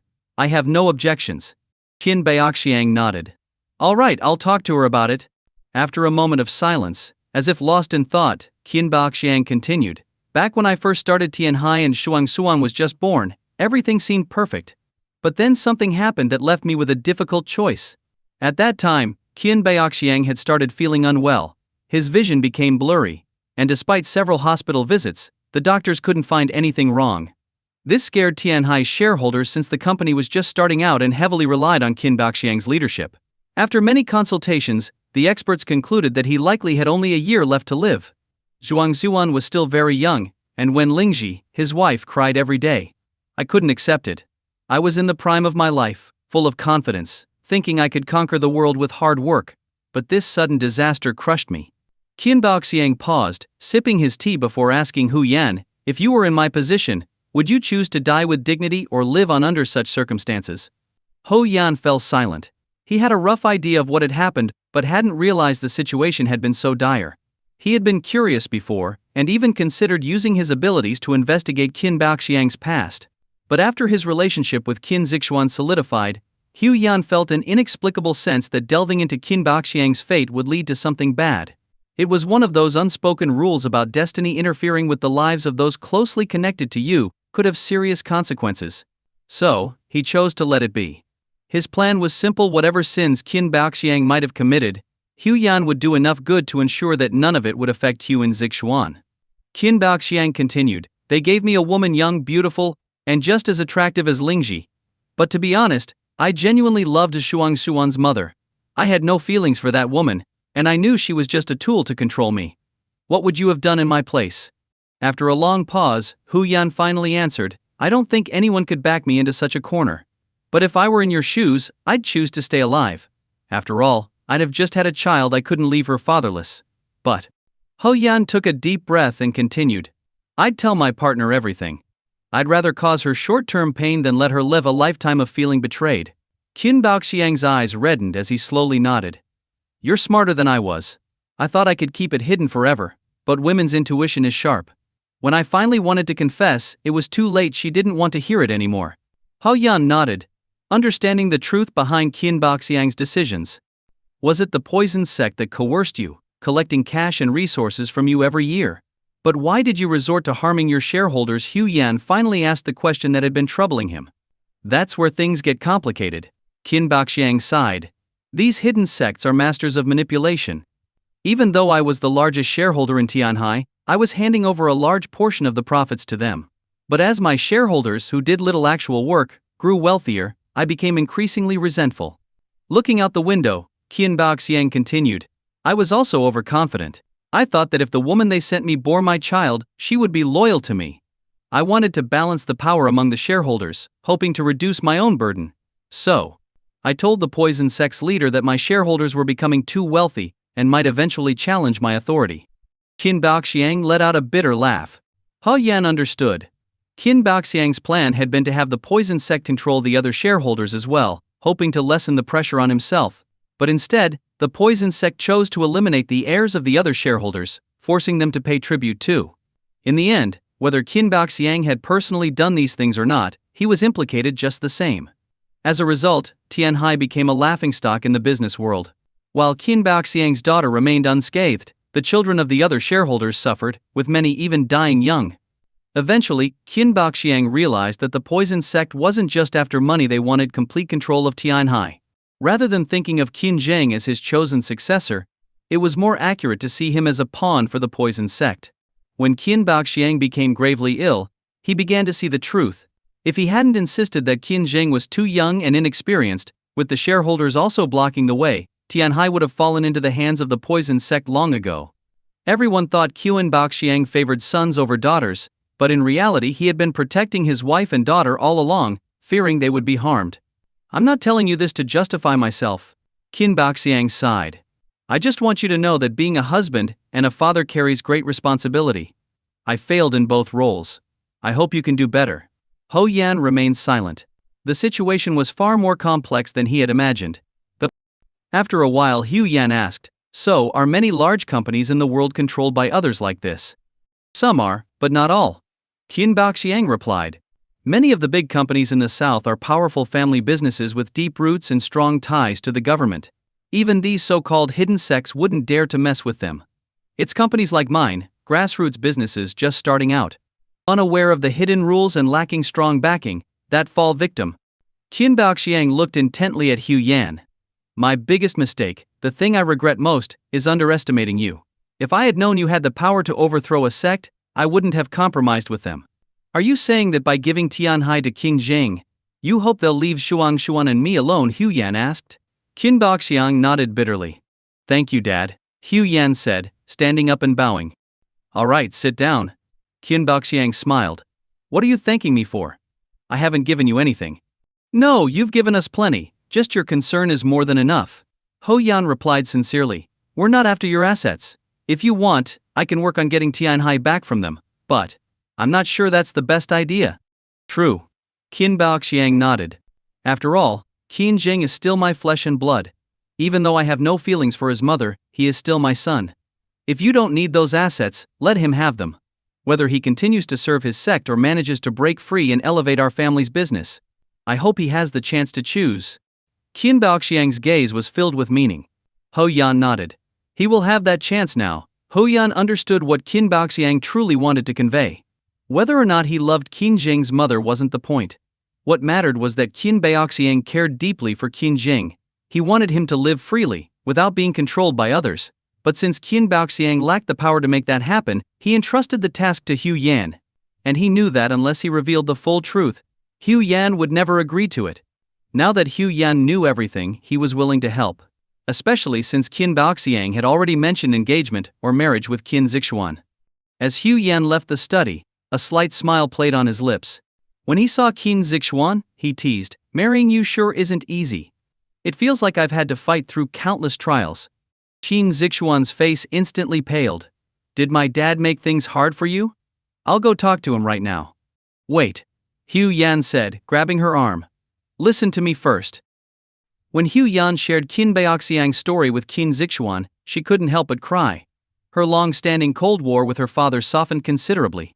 Of course, Hu Yan knew that Qin Baoxiang had likely used the poison sect's power to do many things, but since Qin Baoxiang didn't mention it, Hu Yan didn't ask. After lunch, Hu Yan made an excuse that he had something to do and left the house. He called Qin San and asked Gu Wushuang to drive them back to Qingshui County. The three of them moved quickly, and soon reached the top of Wanyu Mountain. Once there, Hu Yan instructed Qin San and Gu Wushuang to stay alert while he and the old poison sect leader, Du Ju, walked to a wind-swept tree. What is your surname, Sir? Hu Yan asked. My surname is Du Ju. The old man replied. Ho Yan nodded. Master Du, I'm planning to get married soon. You probably know that my fiancée is Qin Zixuan, the daughter of the Qin family. Since I'll be part of the Qin family, there are some things we need to discuss. Du Ju eyed Hu Yan warily. How much money do you want? Excuse me, Hu Yan was taken aback. What do you mean? Du Ju clenched his teeth. We've gotten about 5 billion from Qin Baoxiang over the years, but most of it is spent. If you insist, could we pay it back in installments? Ho Yan was speechless. Du Ju's nervousness was understandable though. The first time he had tested Hu Yan's skills, he found that Hu Yan's abilities far surpassed his own. Du Ju had even secretly tried to use poison on Hu Yan, but it had no effect. Realizing that Hu Yan's internal strength was almost invincible, Du Ju had quickly closed the mountain gate and warned his disciples not to provoke him. When Hu Yan returned to the mountain for a second visit, Du Ju tested him again. But Hu Yan's abilities were indeed genuine. If Du Ju fought with all his might, he knew he would likely be killed instantly. After that, Du Ju became even more fearful, especially since Hu Yan had easily figured out how to break their sect's protective formation. All the poison sect's core strengths, poison, formations, and martial arts were powerless against Hu Yan. Faced with such overwhelming odds, it was no wonder Du Ju was so quick to surrender. Instead of pressing for money, Hu Yan changed the subject. What is Qin Zheng to you? Qin Zheng is my grandson. Du Ju admitted, clearly nervous. Hu Yan had intended to help Qin Baoxiang by asking the poison sect to let Qin Zheng go, but Du Ju's panic made him reconsider. Ho Yan, give me some time, and I'll gather the 5 billion for you. I won't short you a single cent. Ho Yan smiled, realizing that despite his ruthless ways, Du Ju still cared deeply for his family. Forget the money. I have only one condition: stay out of the Qin family's affairs. Don't bind Qin Zheng, and also resolve the issues with Tianhai's shareholders.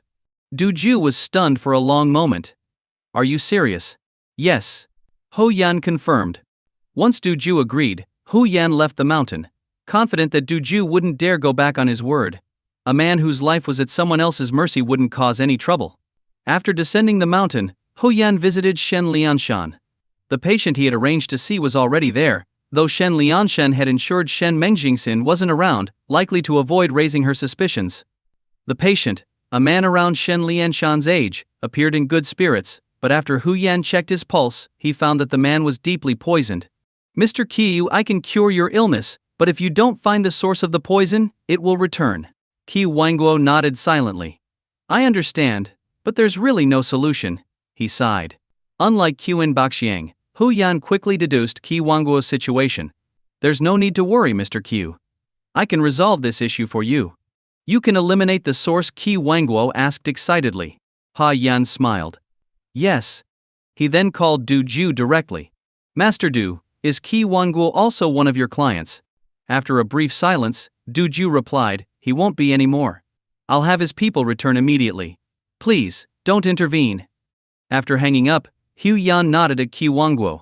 I believe it's already resolved. Before Qi Wanguo could respond, his phone rang.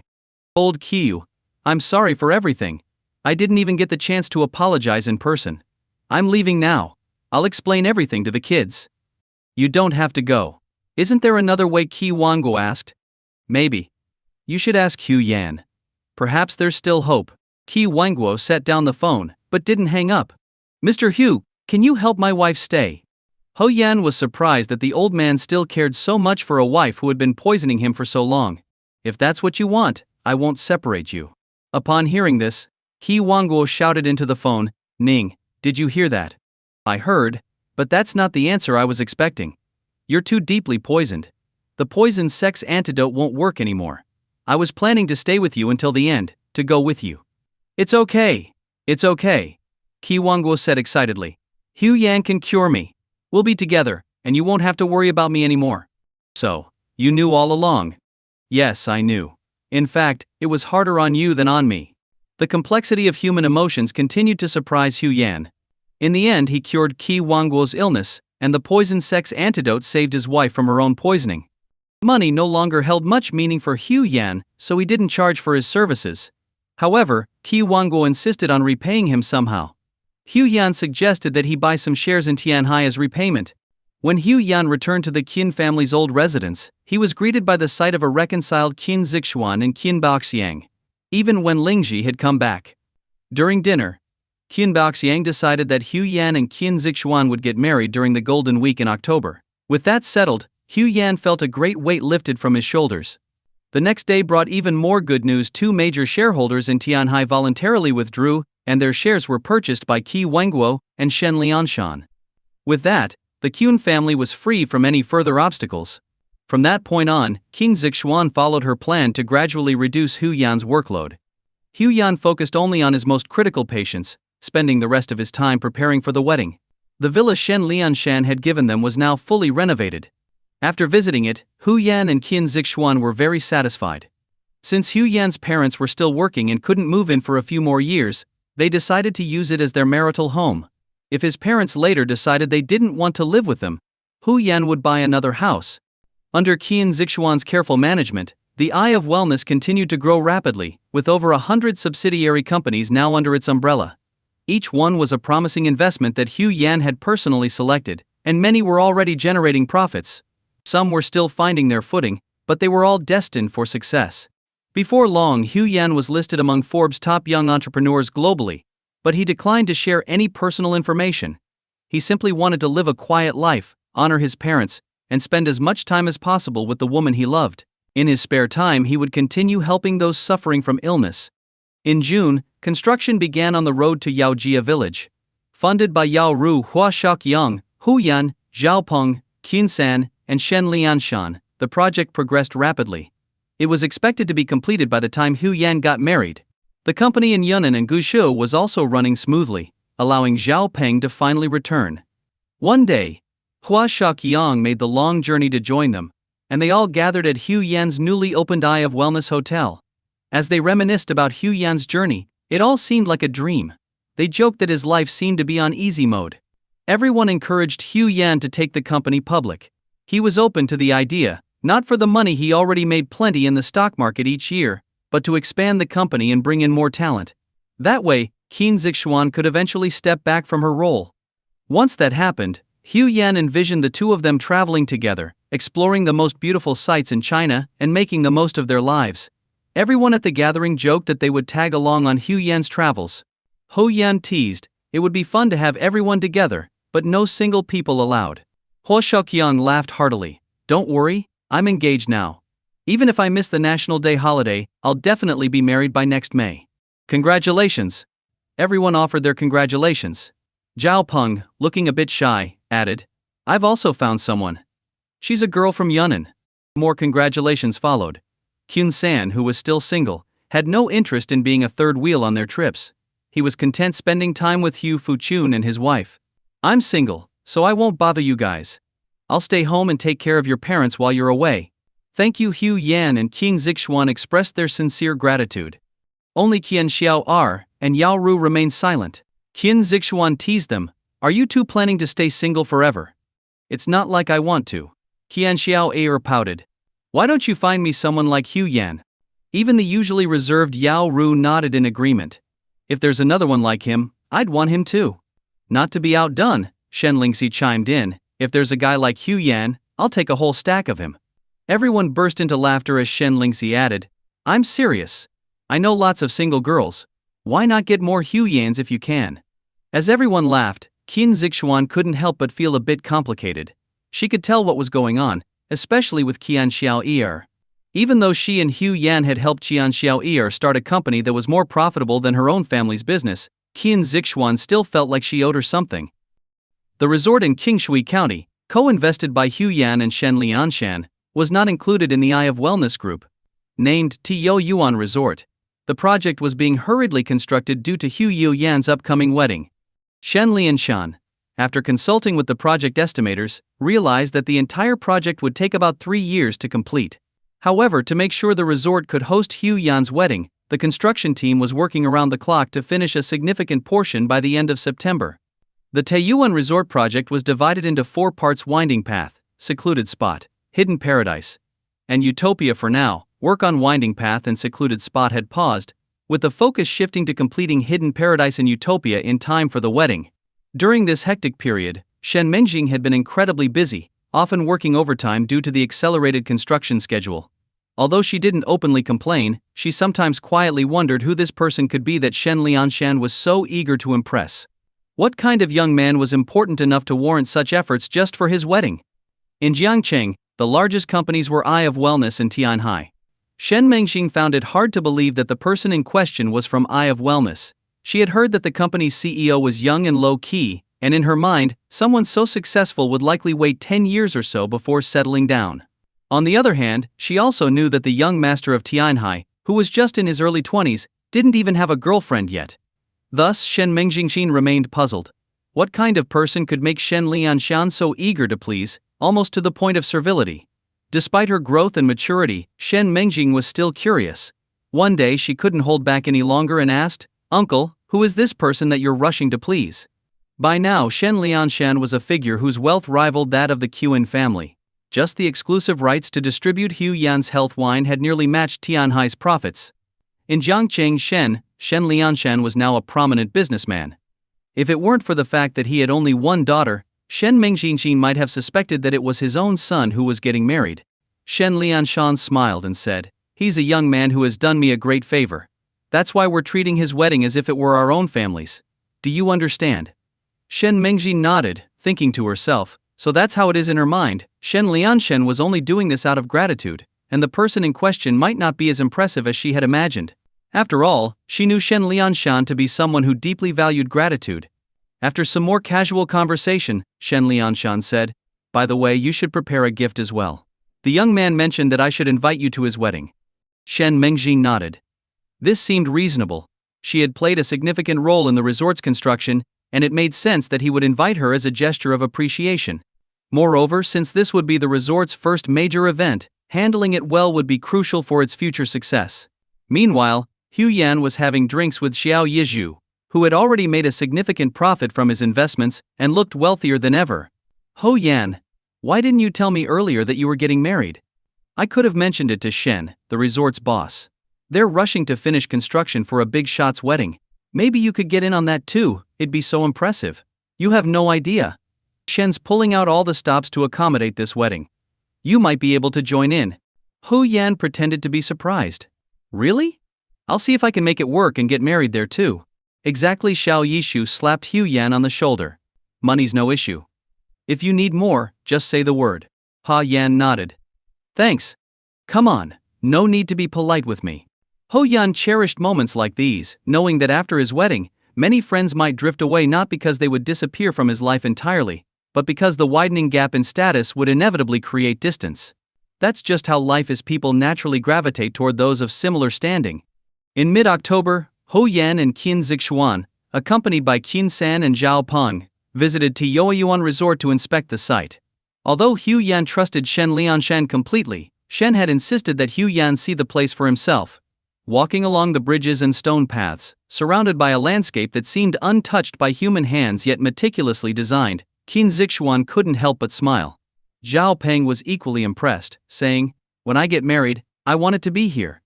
"No problem," Hu Yan laughed. However, the girl holding Zhao Peng's hand, Lin Ling, didn't find the scenery particularly remarkable. Growing up in a Miao village in the mountains, she had seen similar views many times. Still, a contented smile played on her lips. From the first moment Hu Yan saw Lin Ling, he knew that Zhao Peng had found the right person. She was utterly devoted to Zhao Peng. Even now, though the scenery didn't astonish her, she was happy simply because Zhao Peng was pleased. But when they entered the mountainside, Lin Ling's mouth opened slightly in awe. "Wow. This place is beautiful. Can we really get married here?" Zhao Peng tightened his grip on Lin Ling's hand. "Of course. I'll never let you down." Lin Ling sweetly nodded, and Hu Yan and Qin Zixuan exchanged smiles.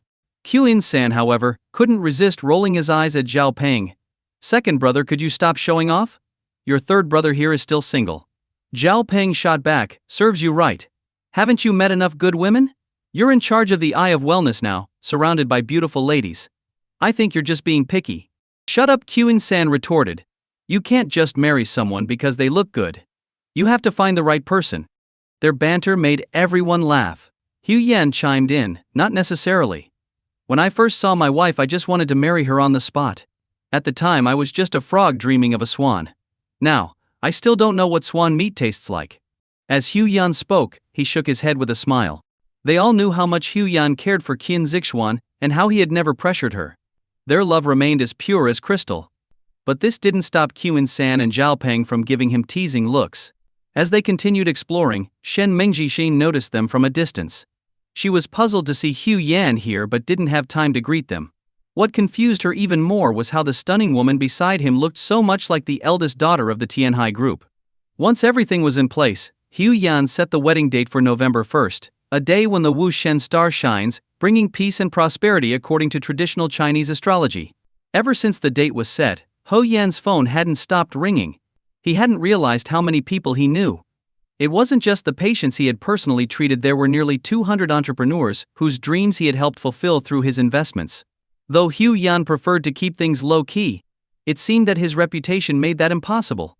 By late October, every hotel in Zhangchengqing was fully booked.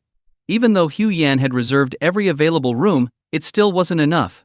Many people had to stay in smaller inns. Word had somehow gotten out, and even those who couldn't attend sent gifts. Many patients, knowing Hu Yan wouldn't accept money, sent packages from all over China and even abroad. Seeing the mountain of gifts gave Hu Yan a headache, but Qin Zixuan was delighted. To her, this was what Hu Yan should be most proud of. Achieving success in business was one thing, but being needed and helping others was something that neither talent nor luck could accomplish. She felt incredibly fortunate to be marrying him. Ho Yan suggested, "Let's send all these specialty foods and local delicacies to the resort. We can ask the chefs to prepare them for everyone to enjoy at the wedding." "Whatever you say." Qin Zixuan replied with a smile, leaning against his shoulder. Ho Yan wrapped his arm around her waist. "Look at this place, it's turned into a warehouse. Why don't I stay at your place tonight? Qin Zixuan blushed deeply. Even after a year and a half of dating, she still had the shyness of a young girl, something that Hu Yan found deeply endearing. We're getting married soon. Just give me a perfect wedding, Qin Zixuan said, biting her lip and expressing her heartfelt desire. I was just teasing you. Ho Yan chuckled. I've been dreaming of this all my life. There's no way I'd do anything to spoil it. Qin Zixuan nodded, her eyes filled with warmth. It's my dream too, she said softly. Since the end of October, the media in Jiangcheng has been buzzing like never before. People from all over suddenly started flooding the city, causing daily traffic jams. Nearly every shop was thriving with business. Reporters were quick to investigate. A reporter asked, Sir, why have you come to Jiangcheng? The man replied, There's someone here who gave wings to my dreams. It's because of him that I achieved my goals. Now, he's getting married, and I wanted to see the city that nurtured such a person. The reporter asked another man, Why are you in Jiangcheng? The older man answered, A young man here cured the illness that had plagued me for half my life. Now that he's getting married, I want to witness the place that raised such a selfless person. The reporter then asked a young woman, Why have you come to Jiangcheng? She said, I'm a calligraphy enthusiast, and there's a young calligrapher here whose achievements are unparalleled in history. I came to see the sky under which such an eagle soars, and to wish him a happy marriage. Countless reporters began to summarize their findings. It seemed that the sudden influx of people into Jiangcheng was because someone was getting married. Among them were renowned doctors, rising stars in the art world, calligraphy masters, sculptors, investors who had helped others realize their dreams, innovators in medicine, antique appraisal experts, and philanthropists. The media was filled with reports, yet everyone wondered why had no one ever heard of so many distinguished people in Jiangcheng before? And why were so many influential figures getting married on the same day? Even stranger, the city's major hotels hadn't received any notable bookings, at least not for these high-profile weddings. In the midst of speculation, people discovered that even Qin Zixuan, the daughter of Tianhai Group, was among those getting married. This revelation only added to the frenzy, with reporters camping outside her home. Finally, on the morning of October 31st, Qin Zixuan, dressed in elegant attire, appeared before the cameras. A reporter asked, Ms. Qin, you're getting married tomorrow alongside many prominent figures. Are these people former suitors of yours trying to upstage you? Qin Zixuan smiled and replied, I don't think I have that many admirers, and I doubt anyone would be that petty. The reporter continued, Can you tell us more about your groom? What kind of man is he? Qin Zixuan responded, He's a good man, the best in the world. The reporter pressed further, Can you tell us about his accomplishments? Qin Zixuan answered with a laugh, He managed to marry me, isn't that achievement enough? The crowd laughed, and Qin Zixuan added, He's a man who brings joy, safety, fulfillment, and happiness. The reporter asked, There are rumors that your fiancé was once a small-time figure who married into your family. Is that true? Qin Zixuan smiled again, If that were true, then I guess no one in this world is truly significant. Also, let me correct you, no one married into our family. I'm the one who's getting married out. Another reporter asked, With so many prominent figures getting married at the same time, do you know them? Are you worried they'll steal your spotlight? Qin Zixuan replied, I'm familiar with these so-called prominent figures. As for stealing the spotlight, we'll see tomorrow. Please, that's all I can say. I hope you'll let me enjoy my wedding in peace. The next day, starting at 3 a.m., Jiangcheng streets were flooded with luxury cars, causing severe traffic jams during what should have been smooth hours. Exhausted reporters rushed to cover the scene and found that all these luxury cars were headed to Taoyuan Resort in Qingshui County. The media quickly speculated that the famous weddings must be taking place at this resort, which would undoubtedly bring significant economic benefits to Jiangcheng. The reporters were eager to interview the person behind the resort and give them extensive coverage. When Shen Mengjinjin, who had risen early, looked out the window, she was stunned by the endless line of car headlights. She realized she had underestimated the significance of this event. The person getting married wasn't just a benefactor of Shen Lianshan, he was someone truly extraordinary. As soon as she stepped outside in her formal attire, she was surrounded by cameras. A reporter asked, Are you the organizer of this wedding? Despite being used to large events, Shen Mengjin's heart raced. Yes, I'm the organizer. The reporter pressed on, How did your company manage to host weddings for so many prominent figures? Shen Mengjin was confused. We're only hosting one wedding. The seasoned reporters were momentarily speechless. Are you sure there's only one wedding happening here? One asked. Shen Mengjin nodded, Absolutely. The reporters were baffled until someone finally exclaimed, "I get it. All these prominent figures, they're all one person." Skeptical voices echoed, but in the end, they discovered it was true. Most people attending the wedding didn't even know the groom's name. Only a few knew of Qin Zixuan. At 6:30 a.m., the long-awaited wedding car finally arrived. To everyone's surprise, the lead car wasn't an ultra-luxury vehicle but a white Mercedes-Benz G-Wagon. Behind it followed the expected line of high-end cars. As fireworks went off, the bride and groom stepped out of the car, and Shen Mengjing was stunned into silence. The bride was none other than Qin Zixuan, the Tianhai heiress she had admired from afar. And the groom was Hu Yan.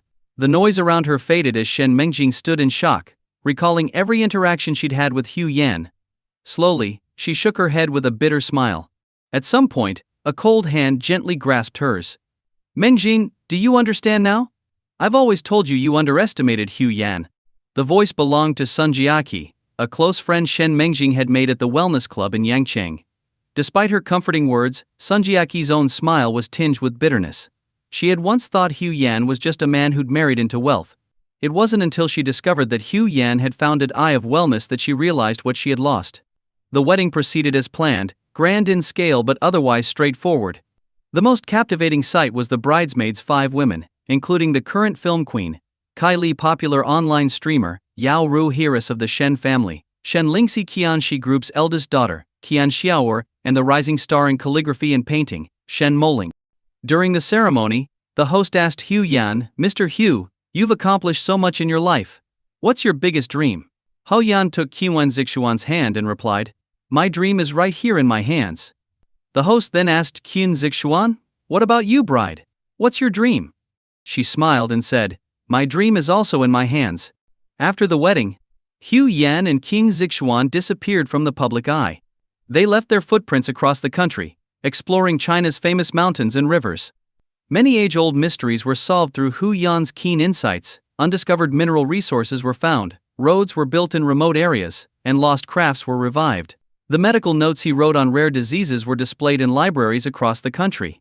Gradually, Hu Yan, his story, and his company, Eye of Wellness, became legends retold through generations. That's the end of the story. I really hope you enjoyed it. If you'd like to be the first to catch new stories, join me on Patreon. The 10th part of the story, Government Gives Away Wives, is already waiting for you there. Your support means the world to me. It helps keep the channel going and gives me the motivation to create even more exciting stories for you. Thanks so much for watching, and I can't wait to share more with you soon. Take care.